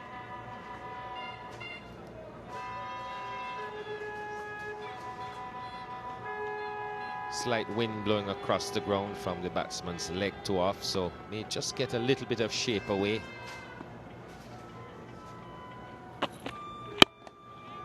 Goes for the drive, finds the fielder. No run of the last ball. 135 for 4.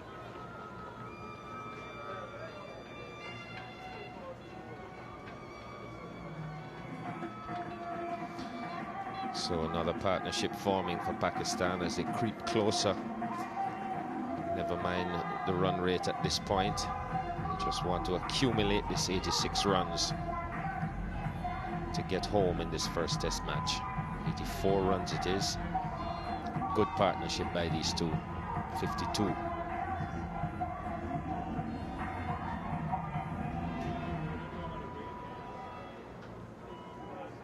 There's certain bowlers who adjust according to pitch conditions. Ravi Rampal comes across as one.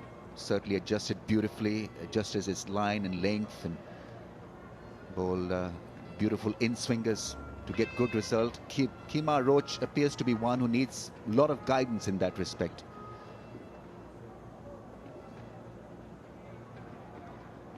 Sammy also appears to be clever in that department.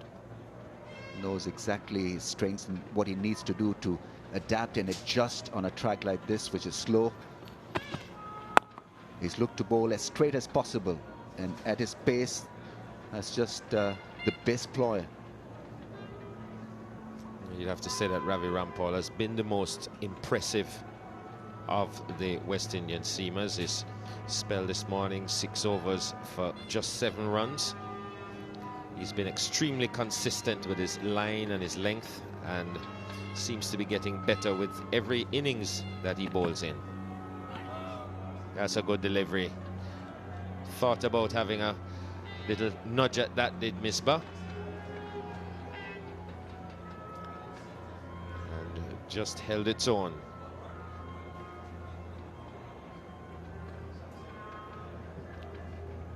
That's where he wants to put it.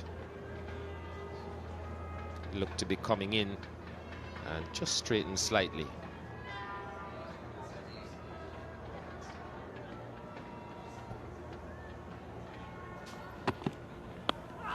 Oh, that's got to be a close one. Yes, gone. Beautifully done by Sammy.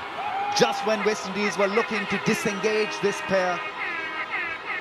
Misbah Haq has been adjudged leg before wicket. Is gone for a referral. Let's see where the impact was. Outside the off stump or within the stumps. This is an important wicket. Crucial for Pakistan. Vital for the West Indies. It's a confident appeal. Legal delivery.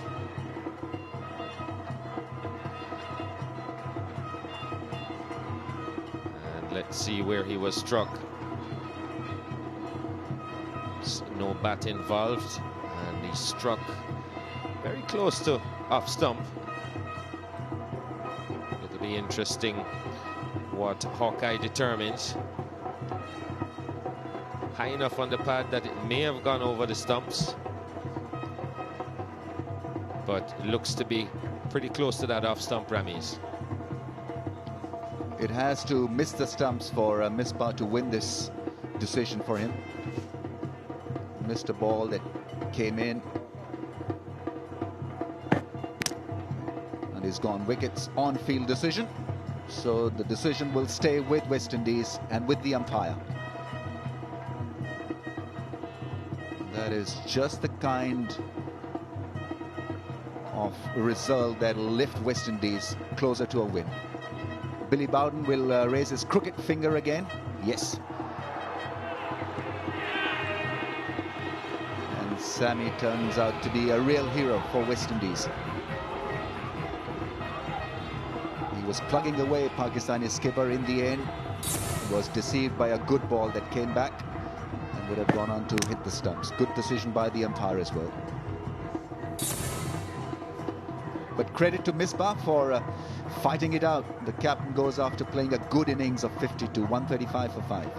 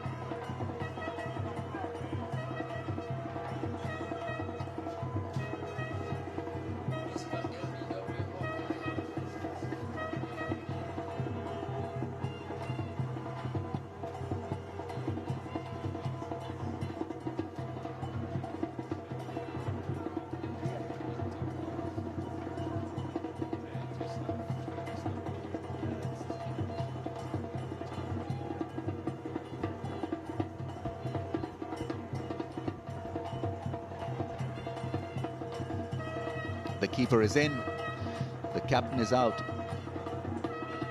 Mohammad Salman playing for the first time in a test match for Pakistan, and well, here's a chance for him to become a hero. Highest score, 126 not out in a first-class game. But this is test match cricket pressure. Didn't look too comfortable in the first innings against Bishu. Now is to deal with Sammy, who's just uprooted Pakistan's skipper.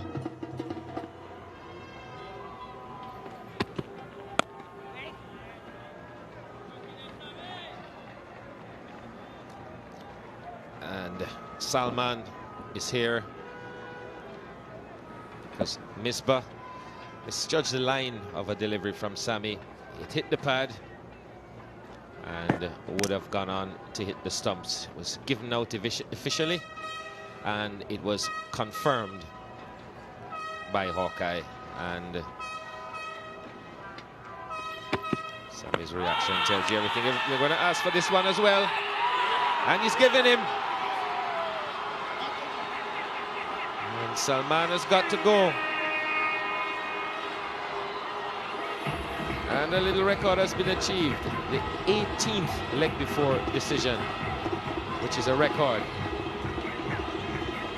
And that one looked pretty adjacent, Rameez. Yes, the moment that ball hit the pad, it appeared to be a close one. Came back and yes, would have gone on to hit the stump. Sammy knew it straight away.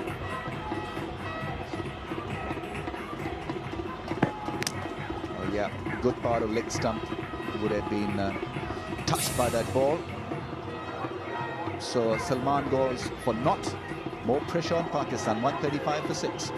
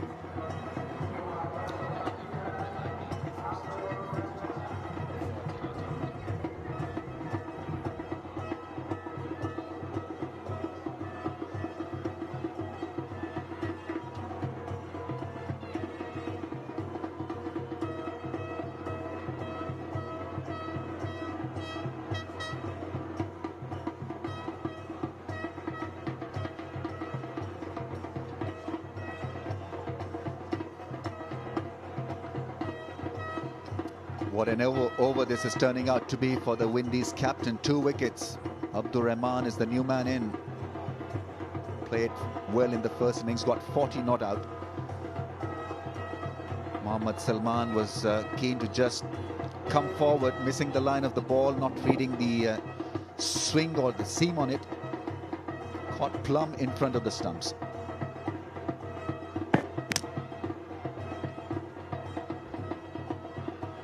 Celebration started immediately.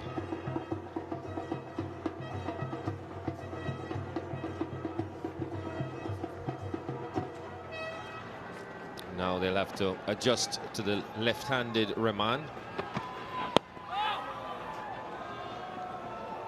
Batted very stubbornly in the first innings. 135 for 6.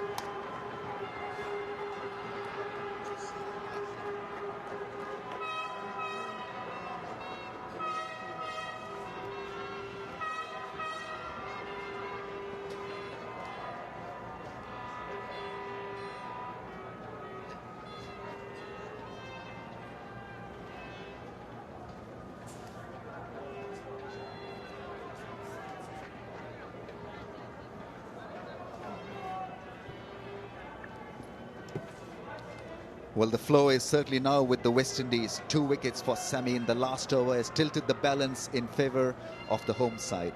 Pakistan 135 for 6. And you take you further till the luncheon period. Michael Holding and Tony Cozier. Thank you, Ramiz. And I think most people would agree with your comments, but the balance has shifted so frequently in this game. Who's to say that we've seen it shift for the last time? Off the pad, and it looks as if it will get for 4. Yes, it does. Leg buys. Roach down the leg side. The fast bowler really hasn't been at his best. One of the rare occasions since he's come into the West Indies team that he hasn't been at his best or near it. Just drifting down the leg side. Record number of leg before dismissals. Previous test match also involved the West Indies and Pakistan at the Queen's Park Oval.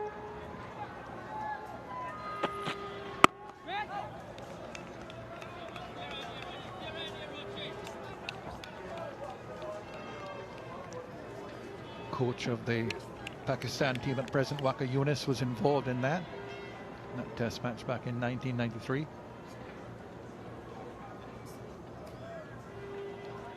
Remember him bowling some big in-swingers for leg before decisions. Wasim Akram as well.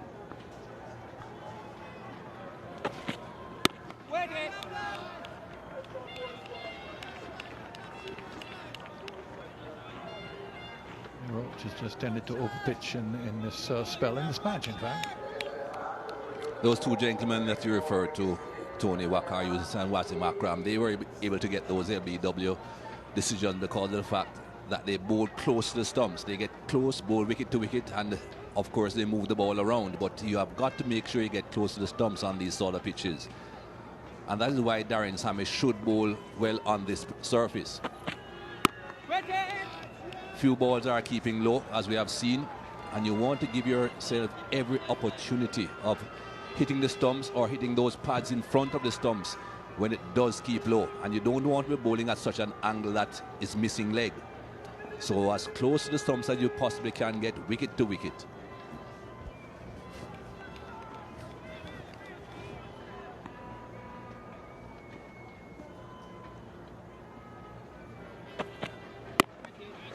Yeah, 3 wickets today, 2 leg before, 1 bowled on the stumps.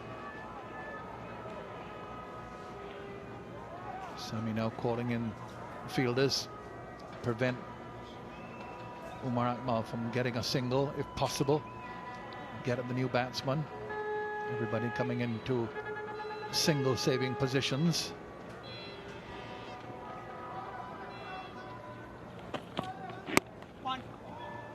And he gets it pretty comfortably.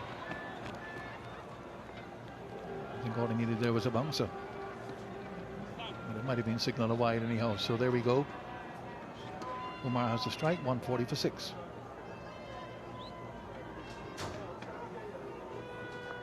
A lot will depend on Umar Akmal now. He scores his runs quite quickly. 32 runs to his name at the moment. Strike rate of 52.5, which is well above what most of the batsmen, or all of the batsmen rather, have been able to do in this test match.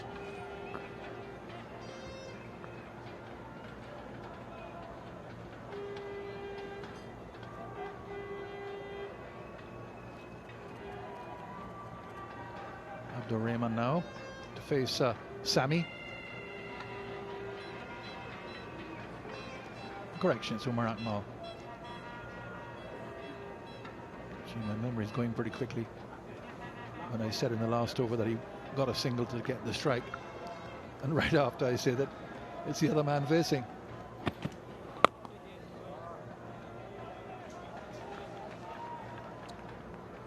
What would be a good option now for the captain is to bring the spinner back into the attack. What I would also like to see him do is to get the spinner to bowl round the wicket to the right-hander, bowl into the rough outside his legs. Umar Akmal will be trying to score. I don't think he'll just be happy to just pad away every delivery. He'll still want to put bat to ball. And if he's trying to put bat to ball with the ball pitching in the rough, there's always a chance of a mistake, always a chance of something out of the ordinary happening. And that would also help with him bowling to the left-hander, but he wouldn't then have to change his angle to bowl to the left-hander. He can still round the wicket, bowl the same line, the same length to the left-handed batsman. So not much adjustment would be needed for young Bishu.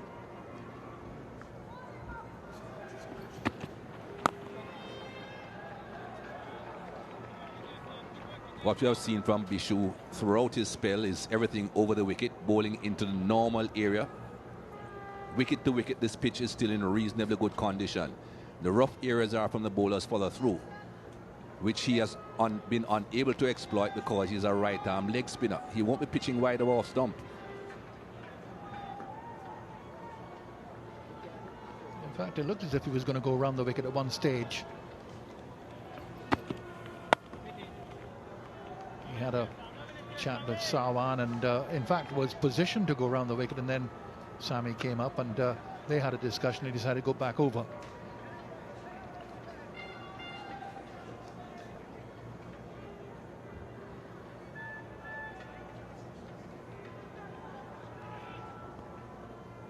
Just going back to that 1970, 1993 match in which there were 17 leg before wicket decisions, 18 here. I mentioned Waqar Younis, the present Pakistan coach. He was involved in that. Batting consultant with the West Indies, Desmond Haynes, and the manager, Richie Richardson, who were here, also involved.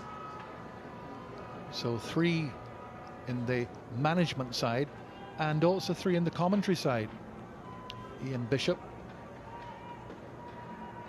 and Ramiz Raja involved.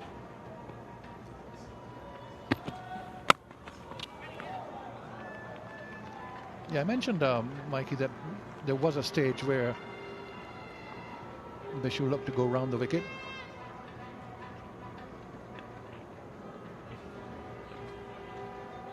There's that card. 17 leg before dismissals in that match. 18 here. New record for Test cricket. A couple of them for Darren Sammy in the same over today.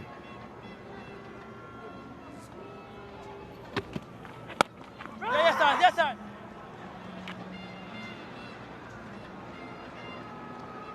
Well, he's kept him on strike. 140 for 6.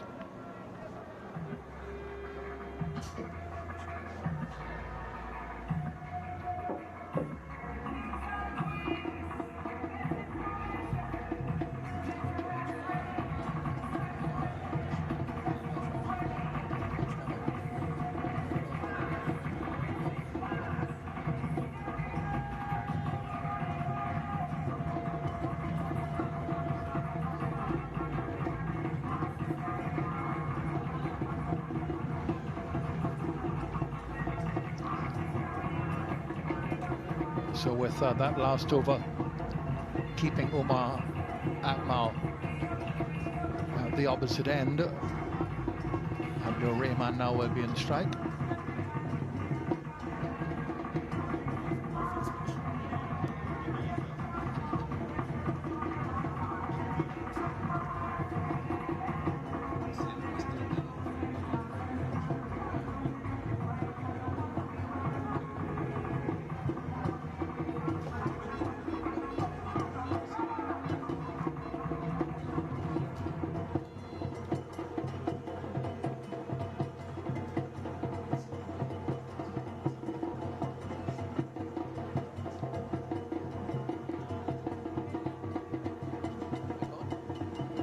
Roach now to Rahman.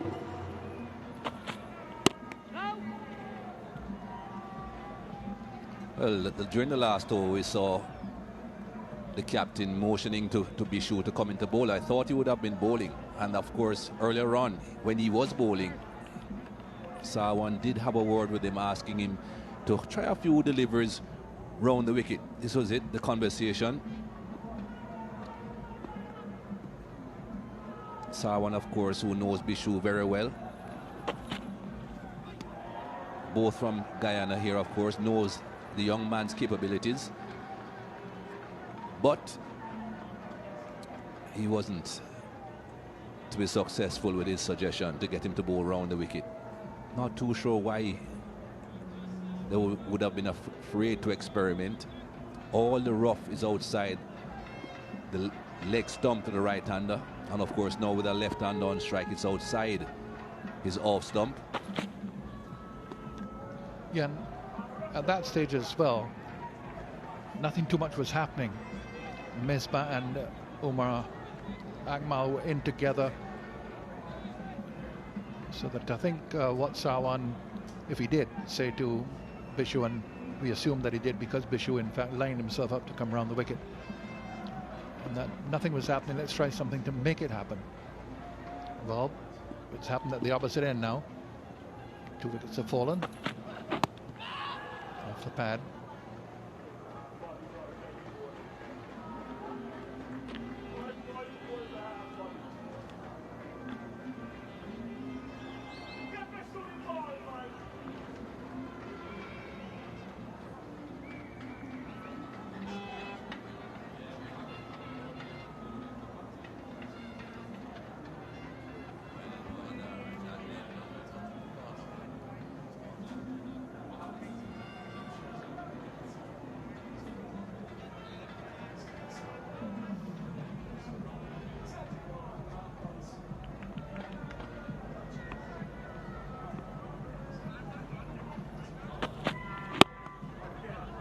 Quick single, it's wide of mid-on.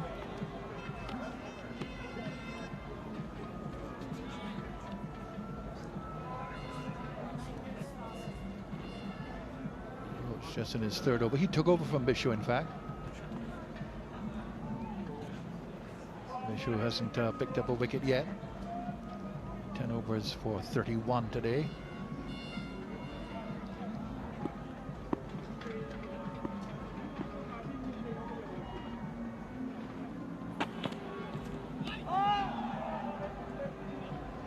Flirting the ball with the ball angled across him. 142 for 6, 77 more to go.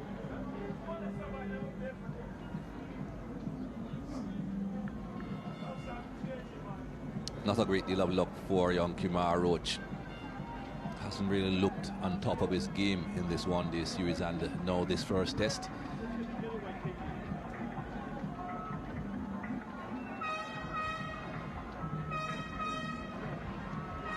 Four wickets or 77 runs. Which one will be coming first?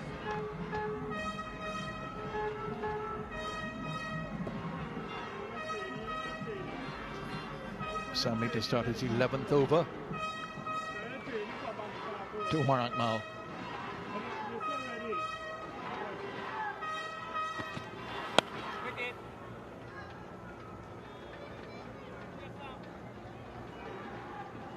Committing to the front foot very early, Umar Akmal, and of course pushing back at ball, getting the bat in front of the pad.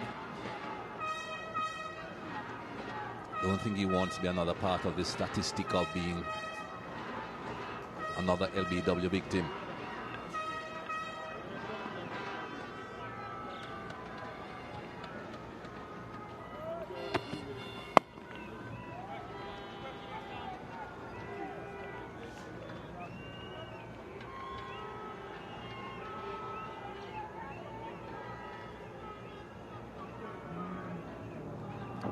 Just a tentative forward prod first and then pushing right forward, and you can see that the ball isn't pitching very close to him. It's pitching outside the picture. Oh, yes, Oh. Single down to mid-on, long on, in fact, has to come in to pick it up, so they go for a comfortable run. On the back foot, always dangerous. Ball maybe just keeping low, but Umar Akmal has been in for some time. Got a good eye. The two leg before decisions today. One challenged by Misbah Haq and lost the challenge, so that Pakistan just have one more review. Failed review, that is. West Indies have one more as well.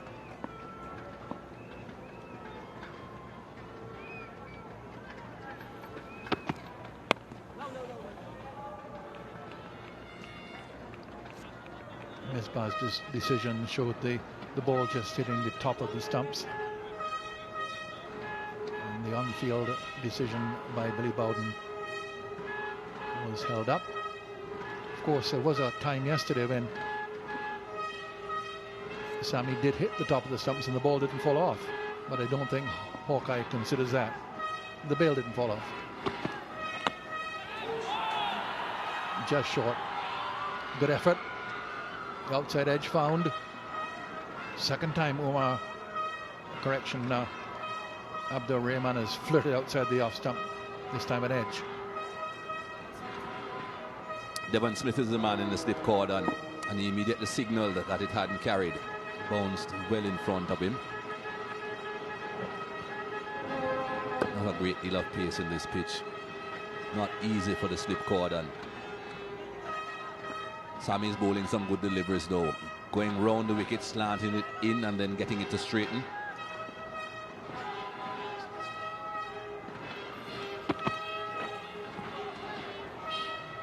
That's the reason batting has been so hazardous throughout this game. Ball tending to keep low and then some will lift as well. Unpredictable bounce, 143 for 6. Prime example of why you need to be bowling wicket to wicket as much as you possibly can, that last delivery.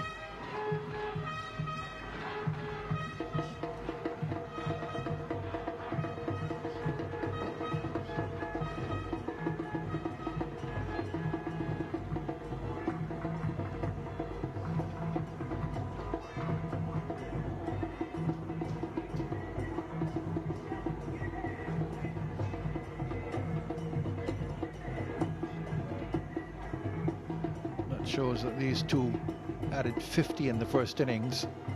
Umar Akmal and Abdur Rahman. Rahman got 40 not out. So West Indies know that they have a lot of work still to do. Bishu is back for Roach. Over the wicket to Omar Akmal. Field set out. They want to get at Rayman, who is relatively new to the crease. He hasn't scored yet.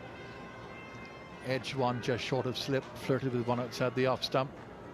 So not settled.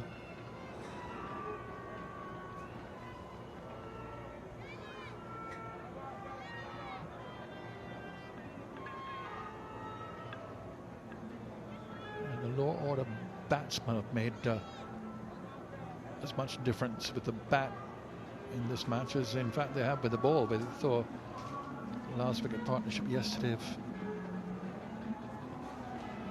just about 50 between Chanderpaul and Bishu for the West Indies. 48 it was. In the first innings, the last three West Indies wickets added 50. 51. In the last three in the second innings, 53. So, and this partnership in the first innings for Pakistan added 50. So important runs coming from the low order, and just emphasizing to them how they're just not out there to bowl and get wickets, but to score runs as well.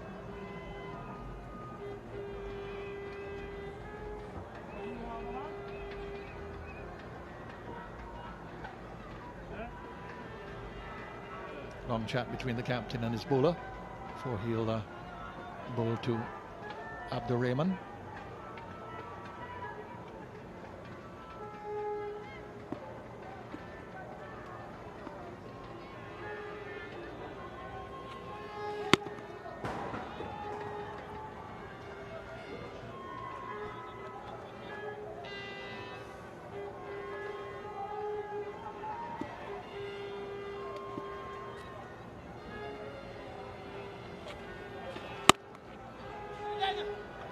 Just past the diving Nash. He's not a tall man, and the ball will go to the boundary for 4. Good aggressive shot to a short ball. If anything in this innings, Bishu has tended to be shorter than he was in the first innings. That's not always going to be the safest shot for the batsman who are playing, though. Spinning back in towards him.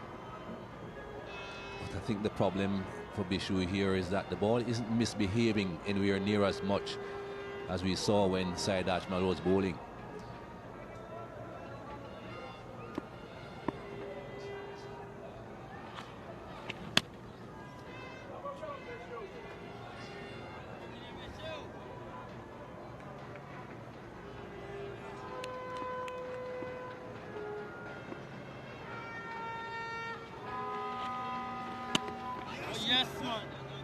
That's what you're talking about, Mikey. Hitting against the turn. Always fraught with danger. Could easily have just ballooned up in the air on the onside. Fortunately for him, it went straight down.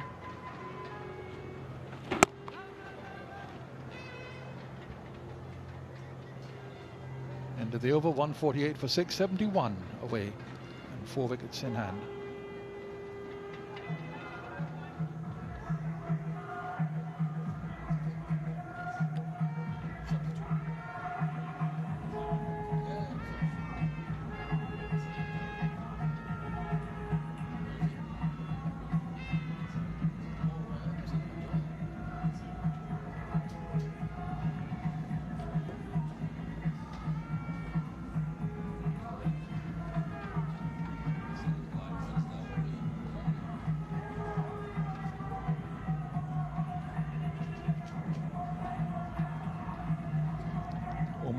Standing firm for Pakistan.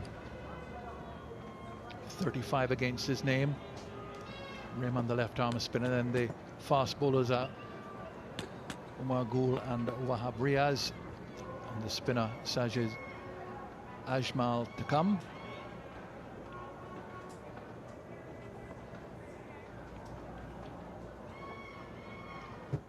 And now Ball decides to go back. He was standing up to the stumps, now decides to go back.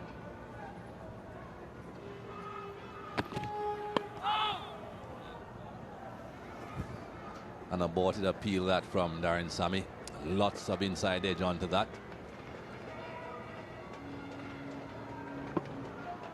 Umar Akmal making sure that he puts bat to ball. He's not keeping the bat behind the pad as so many others have done. Sammy just showing the value here, bowling wicket to wicket. Michael Holding has been talking about on this pitch.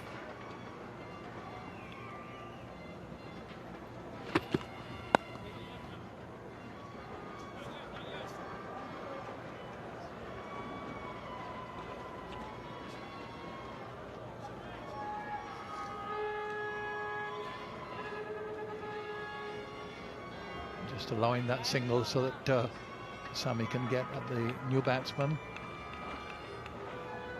Abdul Rahman left-hander, edged in the last over just short of second slip.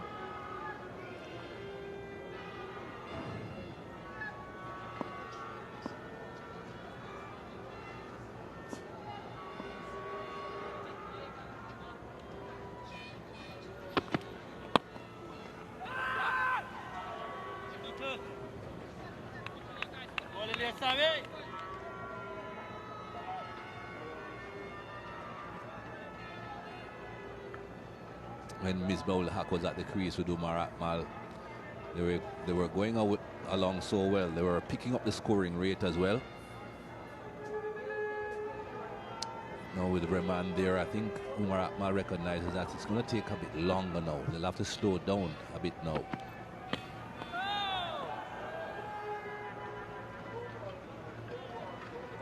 The thing on a pitch like this, you get a partnership going, but you never feel that a batsman is really settled, that he's there for a long duration, that he's going to bat for 4 or 5 hours and make 150, for instance. Far from the edge, reaching for it.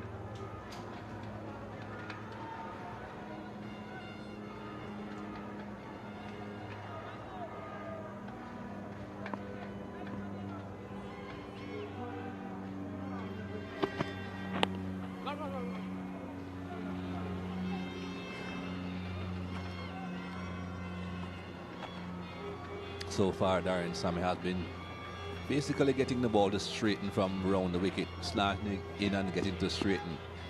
I haven't seen him bowl any balls coming into the left-hander from round the wicket as yet, which is something that we saw in the first innings. He got an LBW decision, as a matter of fact, in the first innings with a delivery like that. No, they want to stop the single. This is the last ball. And they don't. Down to third man. Omar plays it really well. Not a difficult delivery to get the run off. 151 for 6, and Omar Akmal has taken the strike.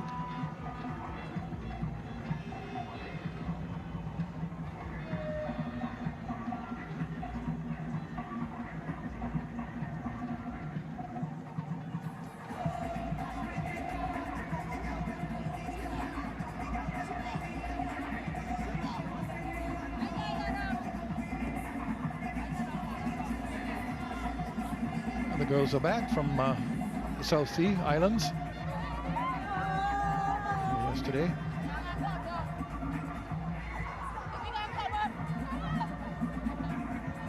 Could well become a new fashion. I don't know if they were part of the Mashramani band, Mashramani equivalent to the carnival here in Guyana.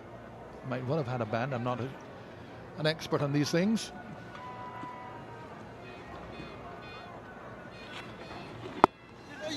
Whether or not they were,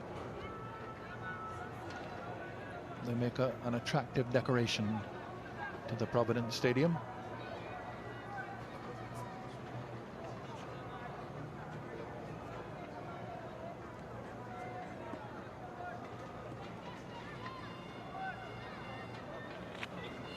Oh, yes. Yeah, you'd reckon that this is the last over before lunch, so Omar Akmal is going to be, well, you would think that he would be very, very cautious to ensure that they go to lunch without the further loss of a wicket.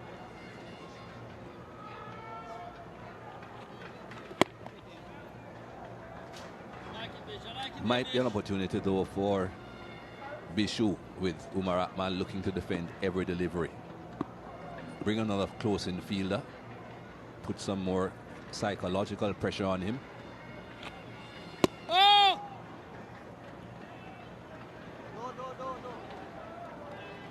Yeah, but they've still got the long on and the long off back. Extra cover is deep. There's a man sweeping on the deep cover boundary, deep backward square leg. 2 balls remaining.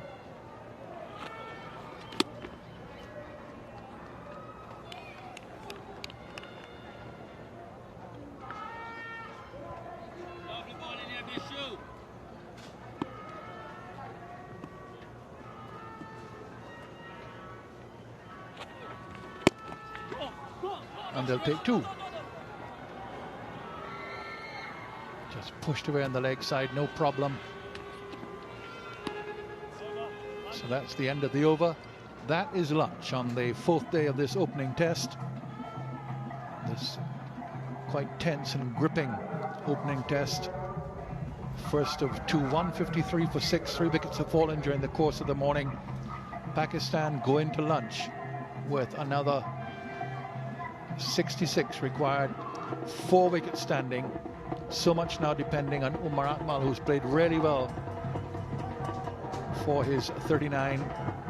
Rahman's got 5 and 3 wickets in the session. One very early on, then a stubborn partnership between the captain Misbah and Umar Akmal, and that was broken immediately in the same over. The wicketkeeper Salman was out as well to the captain Sami. So 153 for 6, as it has been from the beginning. Nothing too much to divide the sides, and still a decision to be made, one would think now, between lunch and tea. 2 very good partnerships for Pakistan. They needed them after losing their first 3 wickets with just 2 runs on the board. 8-1 between Misbah-ul-Haq and Shafiq, and a half-century partnership between Misbah and Umar Akmal. Salman and Akmal, nothing. Salman didn't last very long at all, and those are the bowling figures. Rampal, he has bowled beautifully throughout this test match. 3 for 31 in 17 overs. Roach not really looking on top of his game, but he still managed to pick a wicket up. And of course Sami, who should do a lot more bowling on this surface. 2 for 22.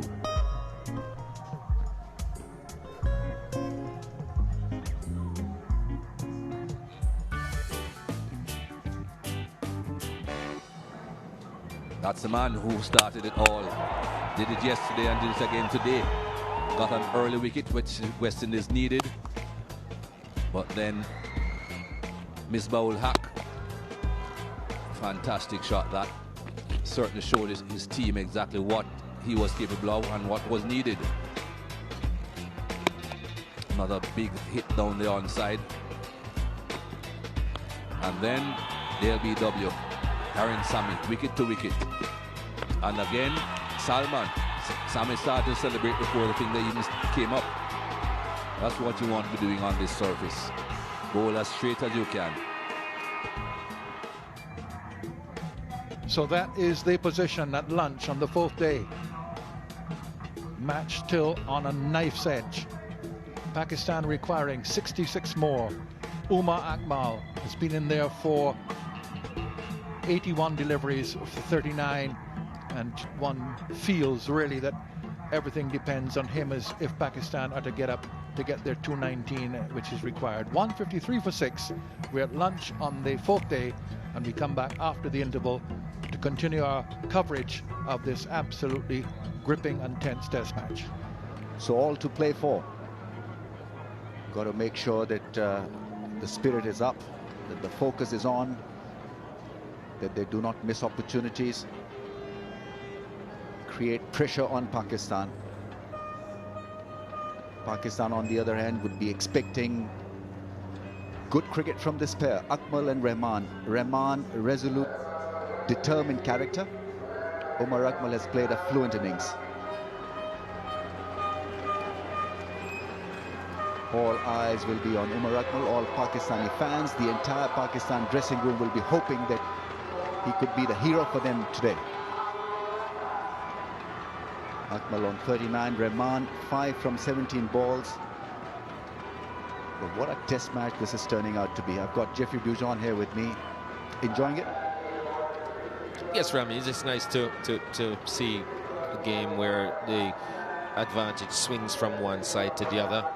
You never know what the outcome is going to be, and we've gotten to a situation now where either team can win this game. Umar Akmal has batted superbly so far, and he'll be looking to stay there till the end. And Abdur Rahman, I don't think should be discounted at all. He got 40 not out in the first innings, and he's a very stodgy, very stubborn type of batsman. So the West Indies will have their work cut out for them. It's going to be Sammy to continue. 2 for 22. West Indian captain picking up wickets and derailing Pakistan's progress. Giving the ball a vigorous shine. Working hard on it. Getting it to reverse a little bit. Good figures. Tight bowling. 2 wickets as well to go for his good work. Thought maybe he could have used a little imagination here and brought back Ravi Rampal, who only bowled 6 overs this morning and has been the most impressive and attacking of his bowlers. And this was the end that Rampal looked so impressive from. Here we go. And off the mark straight away in this session, Abdur Rahman. Now, the other interesting equation is the second new ball, which is just 16 overs away. So West Indies need to keep it tight, so that at least half the runs come against the second new ball. That will certainly test the tail of Pakistanis.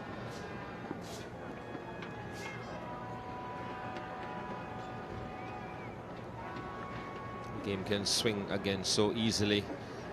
If Akmal were to get out, then the West Indies would feel that they're right back in it. But at this point in time, they've got to keep it very tight.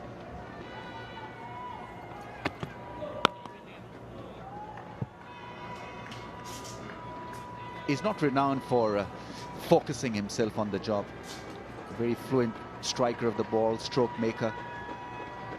Has not been a consistent part of the playing 11 in Test match cricket. And here, making a strong statement.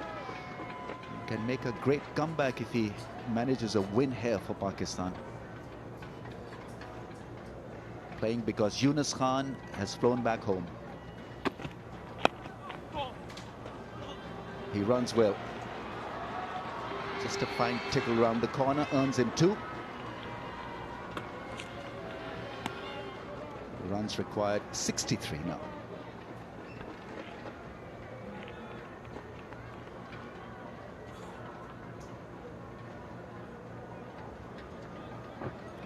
He's always looked to score at every opportunity, taking a few chances as well, but no chance here. Just nicely inside that one and turned it away. Nice early call, well defended at point.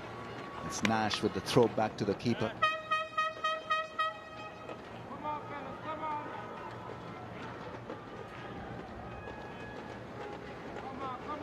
He's crouching, Umar Akmal, in his stance, and when he's meeting the ball. And that's a very fine technique on a low pitch. Got to look to find those low deliveries. And once again, playing it down. Playing it down nicely for 1.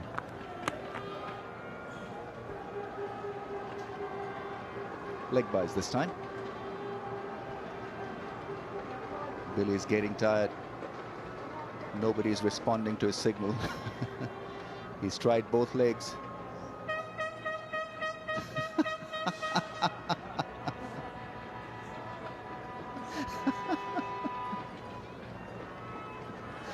Finally gets a response.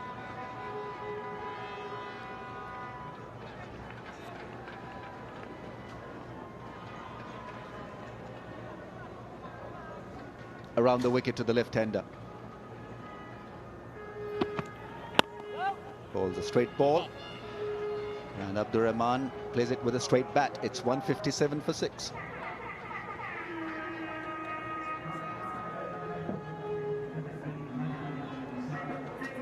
Shafiq looked good for his 42. Misbah was a big wicket. Prize scalp. 52 from 162 balls. And And the focus is now on Kamran Akmal, 41, playing with the tail here. Rahman on 6. Gul Wahab Ajmal to follow.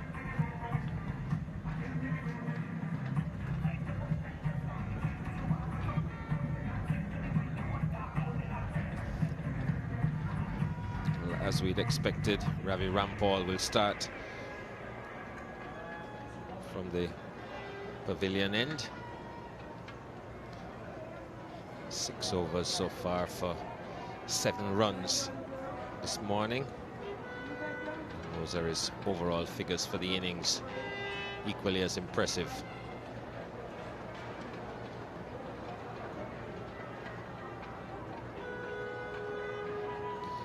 Picked up 2 wickets from that end with the new ball. Bowled from the media end this morning, so he's been switched around.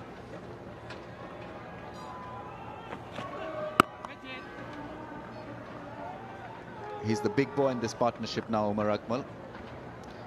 Misbah-ul-Haq was trying to coach him from the non-strikers end. Every time he played a loose shot, the captain went and had a little chat to him. But now he's on his own.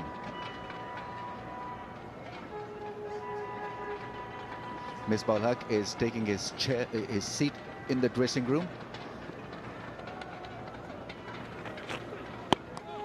Nice shot. Manages that swing well. He'll come back for the second. He's a smart runner, very athletic, very positive running. He's played that shot well. Normally you're looking to play with a straight ball, bat on a low pitch, but every time the ball has been on his leg stump, he's worked it away nicely with his wrists.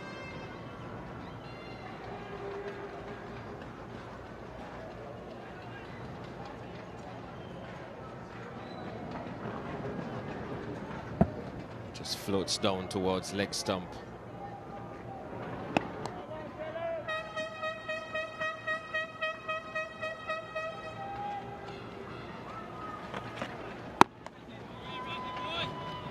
This time a lot more conventional, a lot more restrained in his approach. See a lot of singles, twos taken down the leg side. He's played a few smashing drives through the offside as well. A lot of singles, a lot of hard work being done by Umar Akmal in this innings.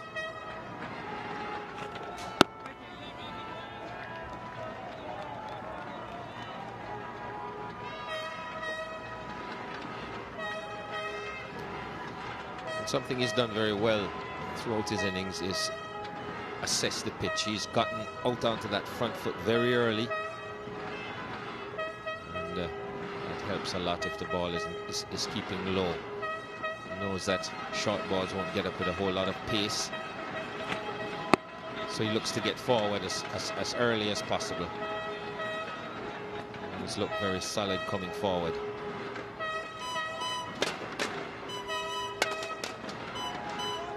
Some school kids have come and anticipating a West Indies win here. Seem to be energized with the home team's efforts.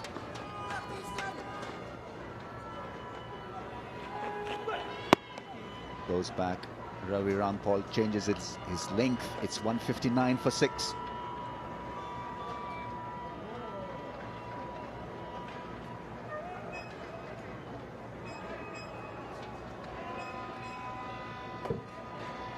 Every block of 10 runs would mean less pressure for Pakistan and more work for the West Indies. It's that kind of a game. Partnership 24 from 55 balls.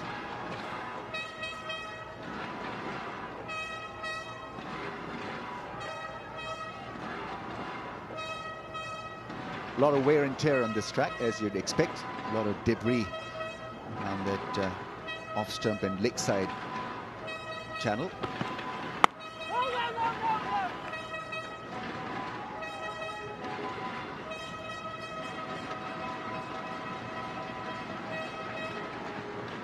Seem to be connecting well as a pair. Nice early call from Abdur Rahman there. Took a few strides out of the crease and then straight away said no to his partner.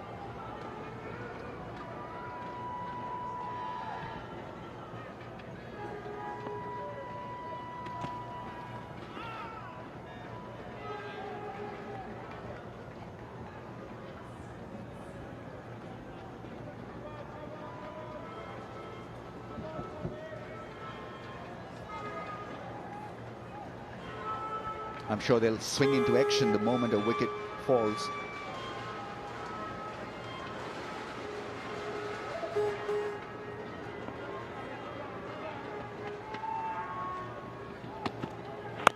Well, that one kept low and nicely managed by Abdur Rahman.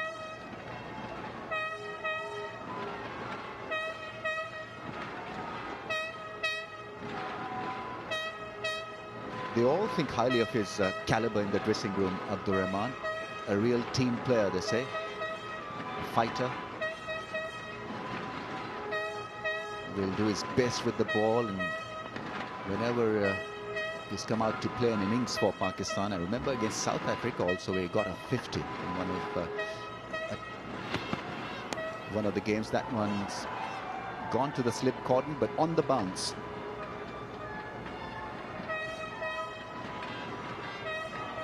Just a little bit wider of off stump and just encouraged him to reach for it, but kept it down nicely. Good piece of fielding from Devon Smith there.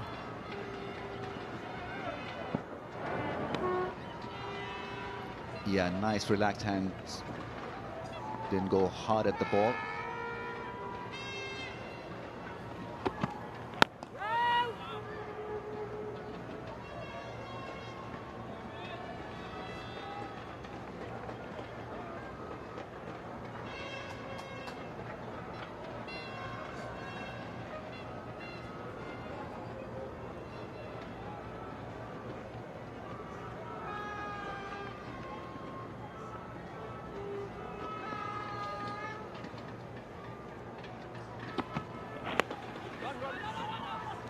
Knows the call once again. Nash with a violent return. That's backed up by the fielder. 159 for 6. So Sammy trying to keep it nice and tight from his end. I don't know whether that's a good strategy or not, because you'd be looking to attack Rahman early in the session when he's trying to settle down once again. It's a settling period for this pair. So you've got to get your best bowler in, which has got to be Bishu on such a track.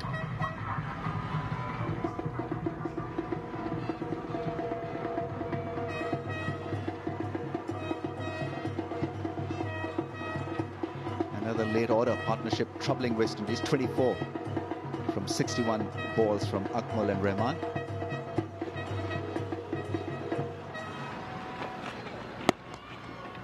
Plays that shot really well.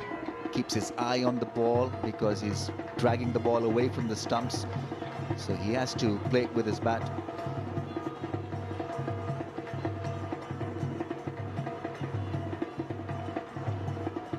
Time for Bishu maybe, Dooch? Well, I think Rampal, by virtue of how well he's bowled, was worth a shot. Bishu, to me, is showing signs of fatigue, so when he is bowled, it'll be in shorter spells. But Ravi Rampal hasn't really had a bowl at Rahman yet. So I think Darren Sammy will probably persist with him as the main wicket taker for a while.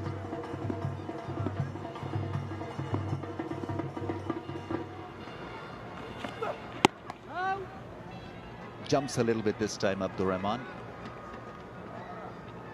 There's a short leg in place as well. 2 slips waiting for the outside edge.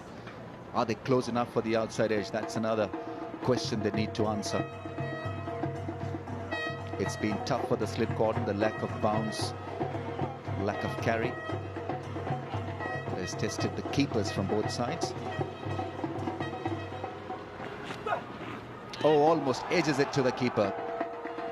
Good line from Ravi Rampal, almost engaging the batsman into playing that So he's always looked more likely than the other seamers to get a wicket, Ravi Rampal. This one just angles in and straightens.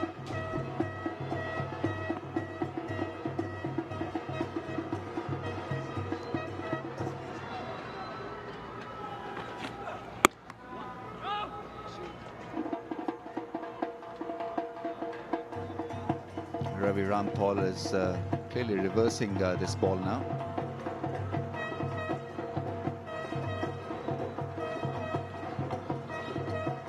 Trying to shine one side vigorously to keep the other side dry.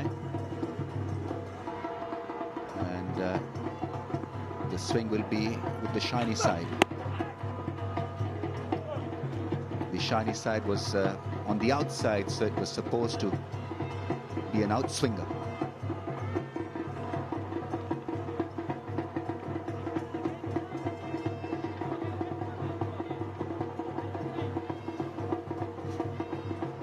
Looks like the shiny side is on the outside, and it should be going away from the left-hander, going with the shiny side.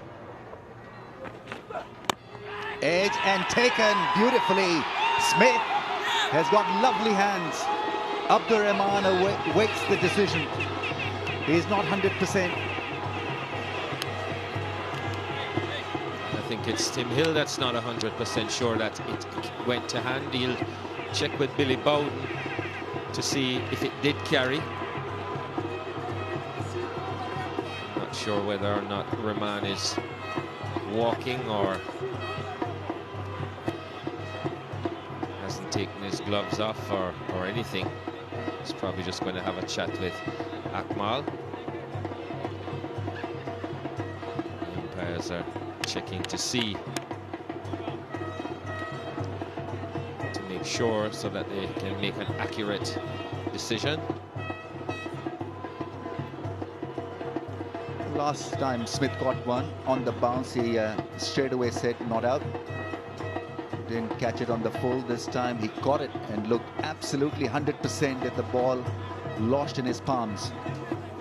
Nevertheless, it's a referral for the third umpire. Well, it certainly hit the bat, and there it goes, and looks to have gone in cleanly. Good catch from Devon Smith, fingers underneath it. Shouldn't be any doubt about this. Into the hands, the fingers go underneath it. You can clearly see the fingers between the grass and the ball. The ball has not bounced. So I reckon that Rahman will have to go.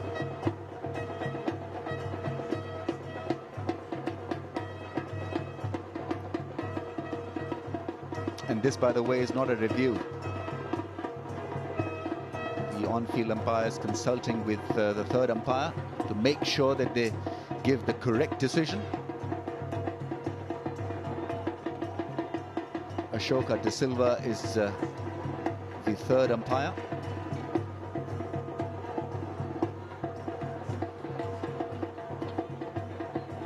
Abdur Rahman just asking about his fate.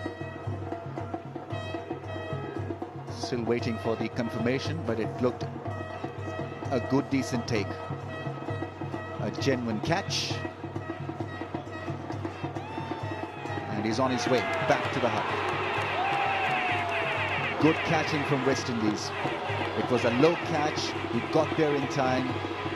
His fingers all wrapped around the ball. And Pakistan suffer a serious loss of Abdur Rahman. Have a look at this one. Good fielding. Out of the face of the bat, barely carried to Smith, got the fingers under it and took it cleanly. Rahman goes for 6. It's 160 for 7.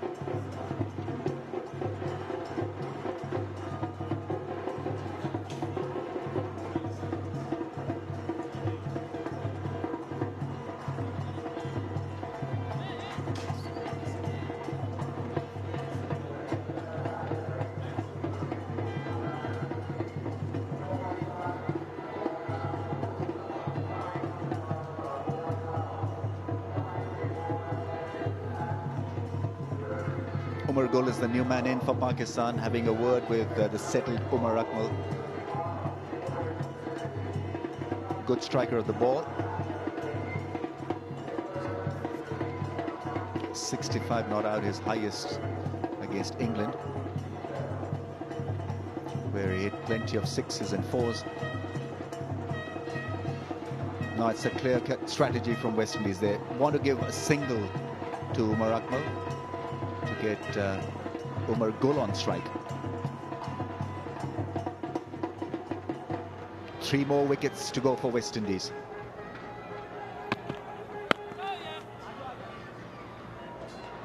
And they allow him an easy passage to the non-striker zone.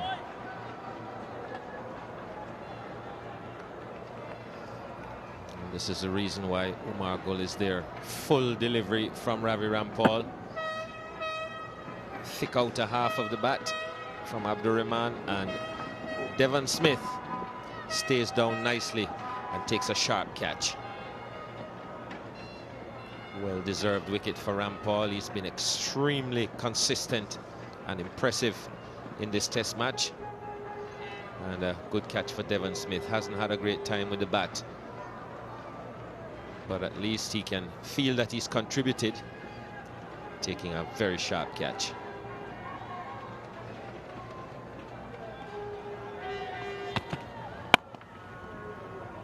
Drives nicely, 2 slips in for Umar Gul.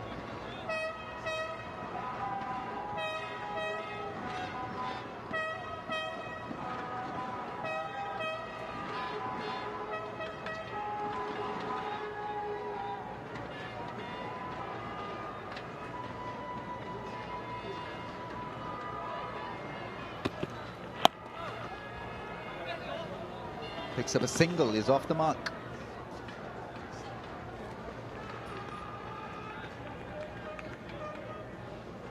I'm sure he'd be under instructions to carry on the good work with Umar Akmal. Tail has to wag to make it an interesting finish. Well, his job should be clear. Umar Akmal is the man. He's there on 45. And he's got to get as much strike as possible.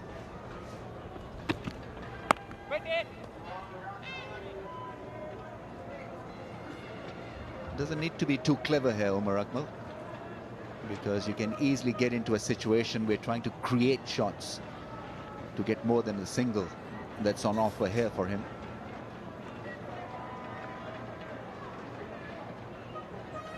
A little somber, the atmosphere in the Pakistan dressing room now. 7 wickets down.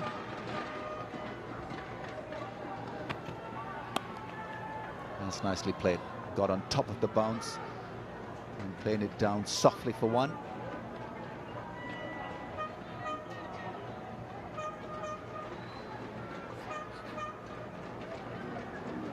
As he starts from a very low position, comes up and gets on top of that. Great balance and watches the ball very keenly. Just a stroke away from his 50. Very fine strike rate on a tough pitch. He's made batting look easy. A lot of shuffling in the field now that Umar Gul is on strike. 3 men on the leg side in run-saving position. Oh, that's got to be close. That's got to be out. Billy Bowden thinks, and Sammy has taken another wicket. He's gone for a review. Well, I didn't hear any sound.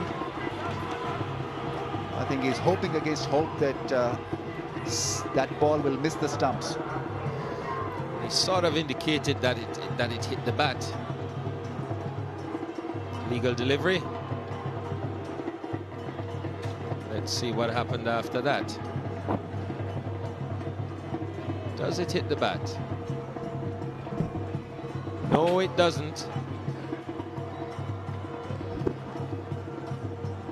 And I reckon that would have gone on to hit somewhere around leg stump. Kept a little bit lower than he expected. There it is. There you go. Man fixing a pipe couldn't be plumber than that.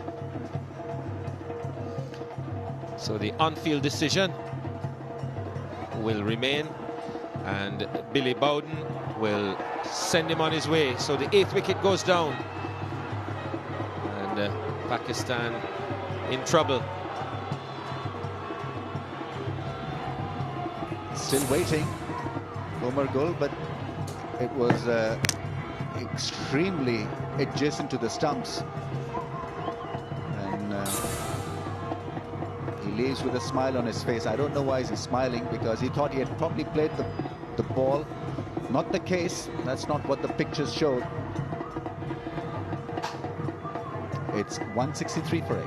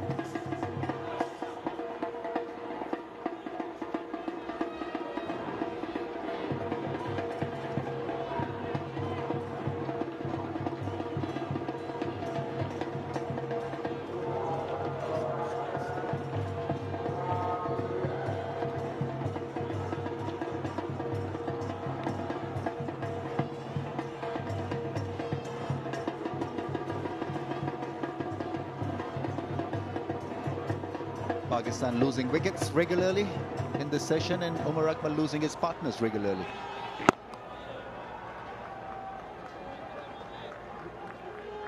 It's Wahab Riaz, fast bowler, 25 years of age, no 50s, no 100s, best of 27.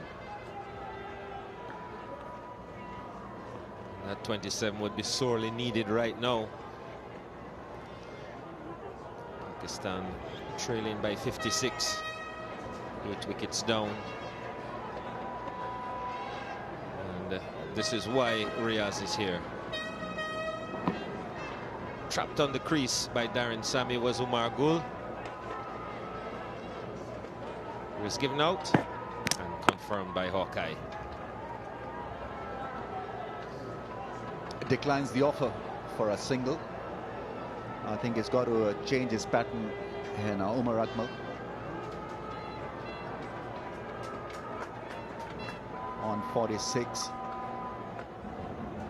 56 more to require with 2 wickets in hand. Sammy has been brilliant, 3 for 28.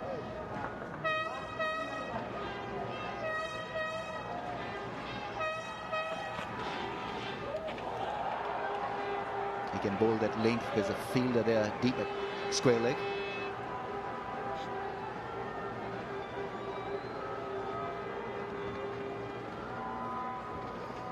He let this go at 82.5, so still working up some decent pace, getting a little bit out of this pitch. It's Ravi Rampal.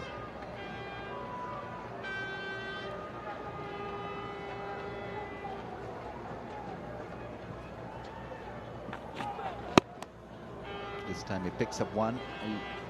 2 more balls to be. 2 more balls left in this over. And it's Wahab Riaz is on strike for the first time.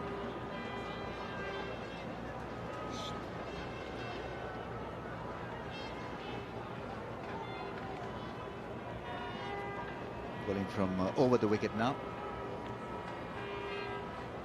Challenges to pick up another wicket against Umar Akmal. He was quite keen to use defensive tactics.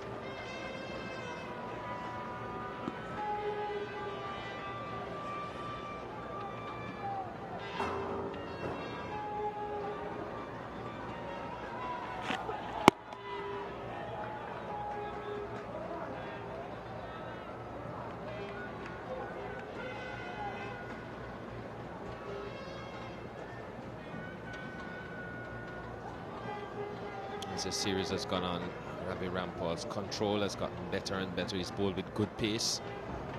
in the region of 90 miles an hour. And that's not bad on slow tracks like these. Yorker picks up runs, at least 2. That is what Umar Akmal would want. He'll have the strike back. After 70 overs, it's 166 for 8. 53 more required by Pakistan. West Indies, 2 more wickets to win the game.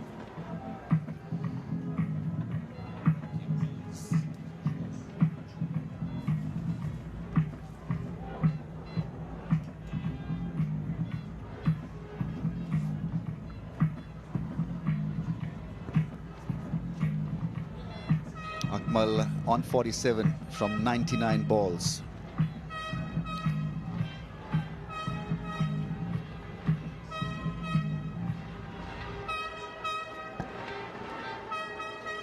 Can Akmal get any support from Wahab and then later on from Ajmal? But West Indies at this stage look like the likely winners. Take you further, Ian Bishop and Tony Cozy.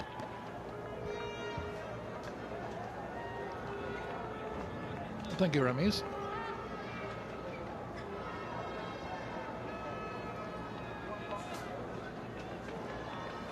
Yes, I think everyone will agree with you, but of course, in that American sports saying, it ain't over until it's over.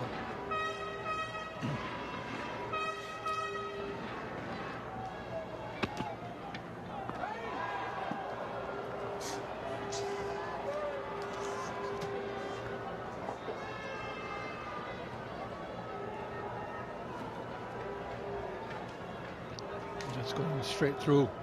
He's brought the ball back into the right hander this time, keeping his line and passing the outside edge.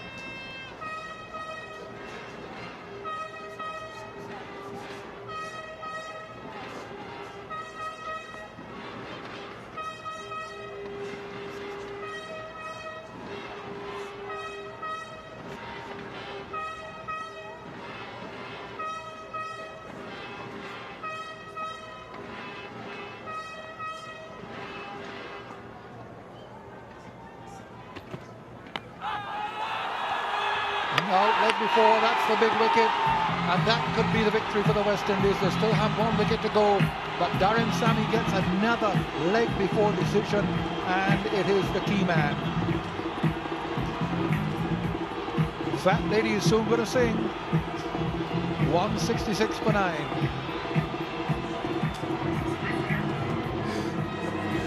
That's the biggest wicket. Really is stump to stump. Yeah, would have hit some part of a stump even if they had a review left to go for it, but they don't. It's been a good spell from Sammy. 4 wickets to him. Really, with 53 left, that should be the end of that. 166 for 9.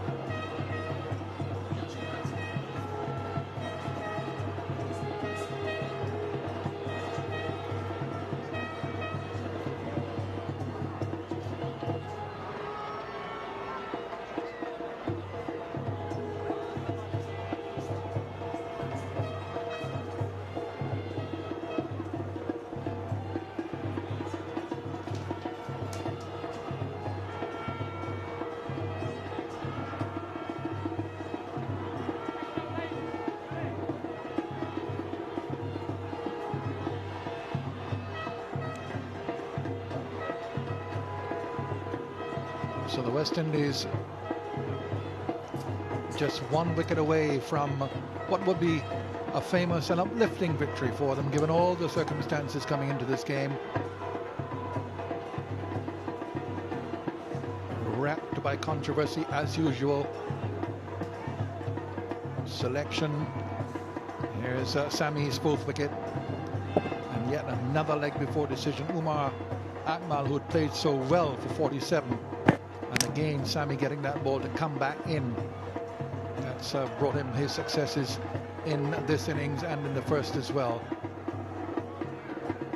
And now just 1 wicket away as the last man, Said Ajmal, comes in now.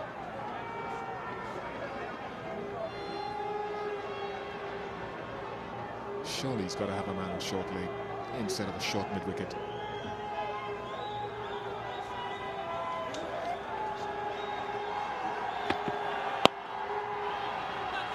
Good save with the boot. And a good firm strike back along the pitch. But this has been such a low-scoring game that you knew when Pakistan were set 219 to win that it was going to be a very, very difficult task.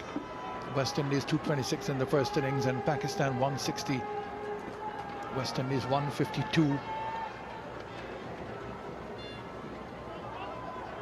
Ball comes up to the stumps now. 2 balls left in the over.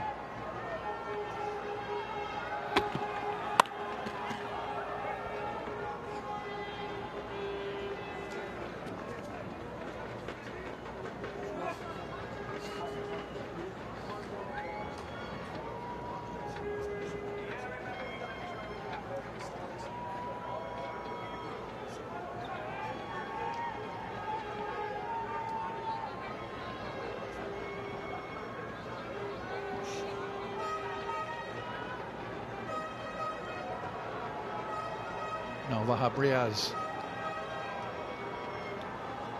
good hitter of the ball, likes to hit it as well.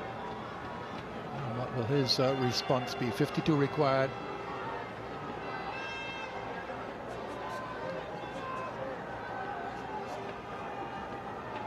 Yesterday, West Indies' last wicket pair, Shivnarayan Chandapal and Devendra Bishu put on 48, but of course Chandapal, prime batsman in the West Indies side. Now Pakistan just down to the last 2 in the over. 167 for 9, 1 wicket required by the West Indies. 52 more for Pakistan.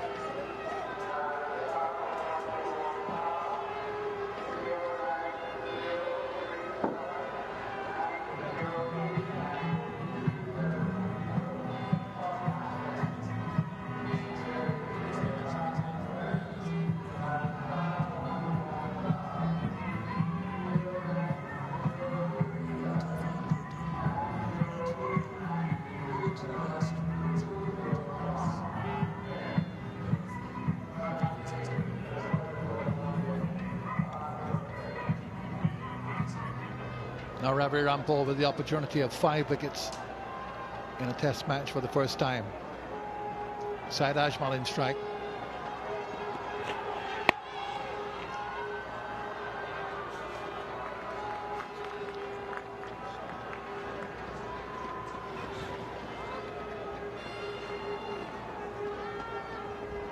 Brings Wahab Riaz into the strike now.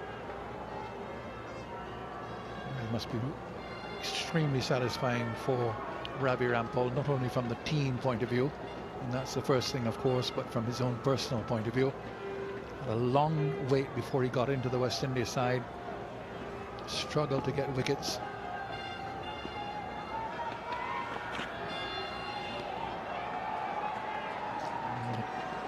He's bowled the best of his career in the past month, last 5 weeks or thereabouts, starting in the World Cup in India.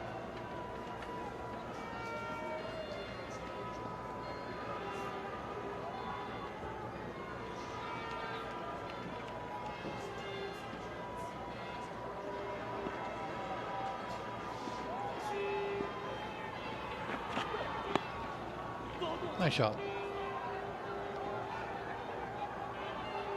Sawan with the delivery back to the keeper, and they're going to look for a third, but not there.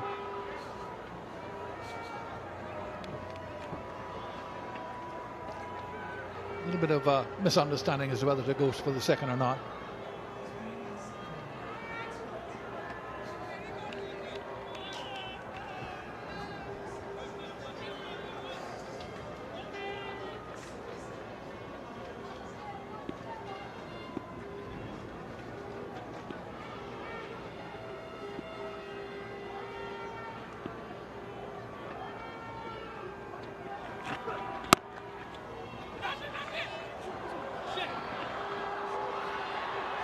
Nash after it now and pulls it back magnificently from inside the boundary.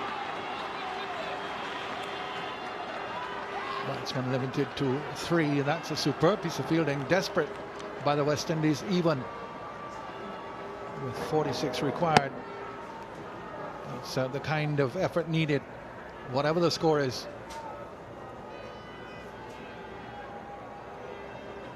Great work.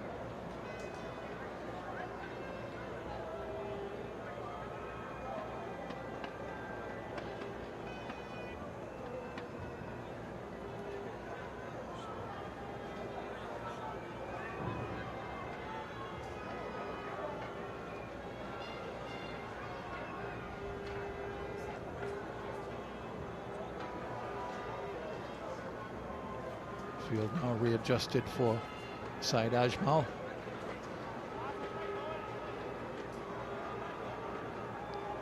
Two balls left in the over from Rampal.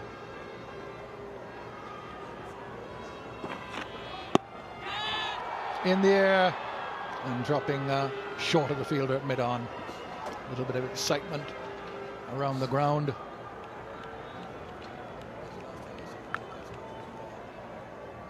You get the feeling with these two at the crease, it's not a feeling, it's a reality that for however long it lasts, there's going to be a fair amount of excitement. They're very keen, and sometimes that keenness will transcend itself into doubt. Now that's what you might call an improvised shot. He gets 4 for it. End of the over. 11 runs off it, 178 for 9, and now just 41 required. I would think that is as close to cutting a ball off your stumps as a young man on the right of screen at the back there emphasizing it.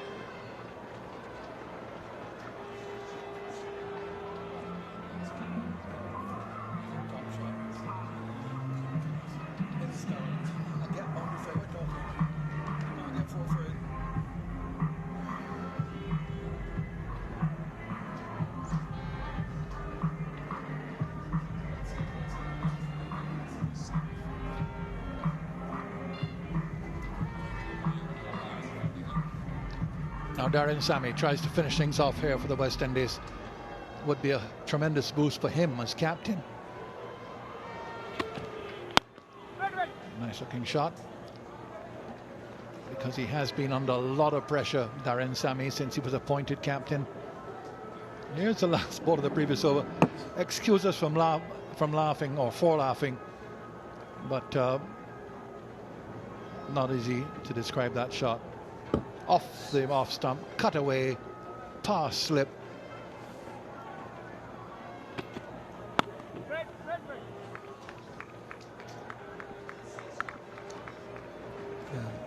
I think what you can anticipate here, every possible way to be dismissed in the game could happen here with these two. Sammy's bowled very, very straight. He's used the conditions well, conditions that require bowling stump to stump.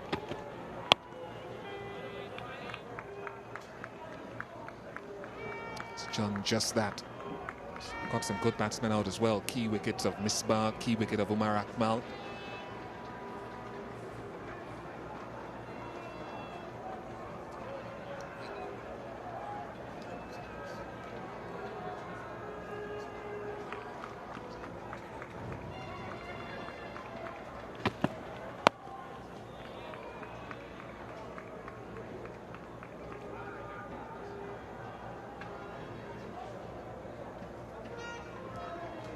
Yes, I was saying about Darren Sammy, appointed captain, never could command a permanent place in the side. A lot of questions as to whether he merited his place.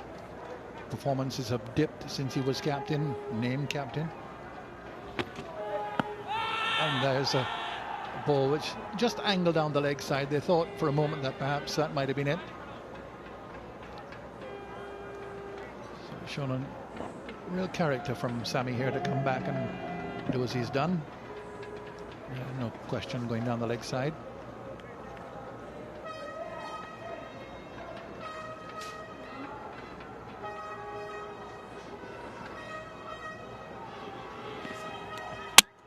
That's it, all over. West Indies have won. They win by 40 runs. 5 wickets for Darren Sammy for the 4th time in his Test career. Celebrations around the ground, and now the fat lady can sing. It's the first West Indies victory in 17 Test matches. The last time the West Indies won a Test match was when Jerome Taylor blasted England out for 51 at Sabina Park, and the West Indies completed a victory then by an innings and 13 runs. That was, in fact, an innings and 23 runs. That was in February in 2009. 17 frustrating Test matches have gone since then, and Darren Sammy, the West Indies captain, under so much pressure coming into this match, gets 5 wickets in the innings, but it's been a team effort by the West Indies.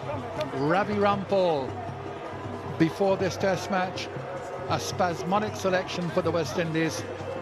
Supporting him, Devendra Bishu with his bowling, and then the batting of the most experienced, the senior player in the side, Shivnarine Chandapol, yesterday, just holding the innings together as he's done so often. There the West Indies celebrating their victory, having bowled Pakistan out for 178. Darren Sammy finishes with 5 for 29. So it's 4th 5-wicket haul in Test. Ravi Rampal 4 for 45. And the West Indies come off the field. The first time the Guyana public has seen victory for the West Indies in a Test match in 1998, and that's what completed it. Stumps spread-eagled. And this is an absolutely vital victory for West Indies cricket. As we've been saying, they came into this match with all sorts of controversies swirling around their heads over the departure, the debated departures of Chris Gale and Jerome Taylor for the Indian Premier League. Darren Bravo given permission to play in the Indian Premier League as well, not here. Dwayne Bravo, I should say. And also the criticism of the selectors and the manager and the management, generally speaking, by prominent players in the side and even administrators in the West Indies Cricket Board. All of these situations hung over the West Indies team coming into this Test match. And they've won it. And they've won it decisively. They've won it with character. It's been a difficult pitch for batting. It's been a low-scoring match. It has been tense. And it's called for tremendous application, focus, and temperament. And that's what the West Indies have done here. You can say that the pitch hasn't been the quality that is expected at the highest level, but both teams have had to play on it, and the West Indies in the end have secured victory. 178 all out.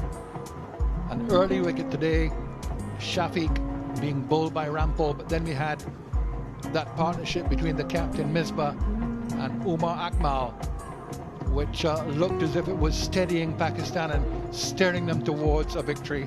But once Sammy struck with yet another leg before wicket decision, we've had 20 in the match, he was removed. Salman was removed in the same over, in the same fashion, and after that it was only Umar Akmal who was in the way, and Sammy took care of him as well, also with a leg before decision. Darren Sammy, 17 overs, 7 maidens, 5 for 29, the captain. Ravi Rampal, 21 overs, 6 maidens, 4 for 48. A wicket to Kemar Roach, none for Bishu in this innings, but his contribution came in the first innings, and not least with the bat in partnership with Shivnarine Chandapol yesterday for the last wicket, which put on 48. And the victory today by 40 runs. You just put that last wicket partnership against the margin of victory today, and you'll see how important that was. So that is the summary of the match. Low scoring. Only one batsman in the match got over 50, and that was Misbah.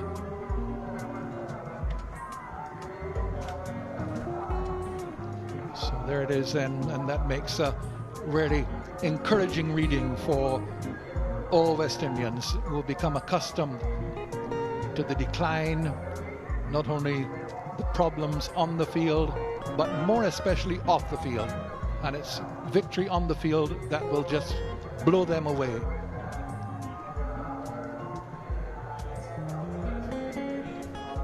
.80 for 3 overnight was the Pakistan score. The match was then on a knife edge. And Rampal striking early. Really good delivery. Middle stump knocked out of the ground. But then Misbah Haq, the captain, and the adventurous Umar Akmal together, giving Pakistan hope once more. Lovely driving by Umar. Misbah not afraid to go over the top, and then Sami removing the captain with a leg before decision. It was reviewed, but it went in favor of Sami. Same over, another leg before decision. That crooked finger has been used a lot in this match by Billy Bowden, and a very good catch by Devon Smith at second slip, removing Rayman off Rampal, and Umar Gul going leg before. He asked for that to be referred as well, but again it went in favor of Sami, and there's the big wicket. Umar Akmal leg before to Sami, and Sami just leading his team to victory and leading the celebrations as well. I'd say a rather unorthodox boundary, but it led to this dismissal. Sami wrecking the stumps, completing the victory, and celebrations in the West Indies area, off the field as well, and no doubt for West Indian viewers, not only throughout the Caribbean but throughout the whole diaspora. West Indies win by 40 runs, lead the series 1-0. There's just one more test match remaining, and that will start at Warner Park in Basseterre St Kitts on Friday, so that Pakistan will have the opportunity to draw the series. They've never won a series in the West Indies. They won't win this one either, although the last one, they lost the first test in Barbados but came back to draw the series by winning the second one in Kingston. They'll hope to do the same thing this time, and the West Indies quite obviously will hope that they will. West Indies win by 40 runs. Let's celebrate.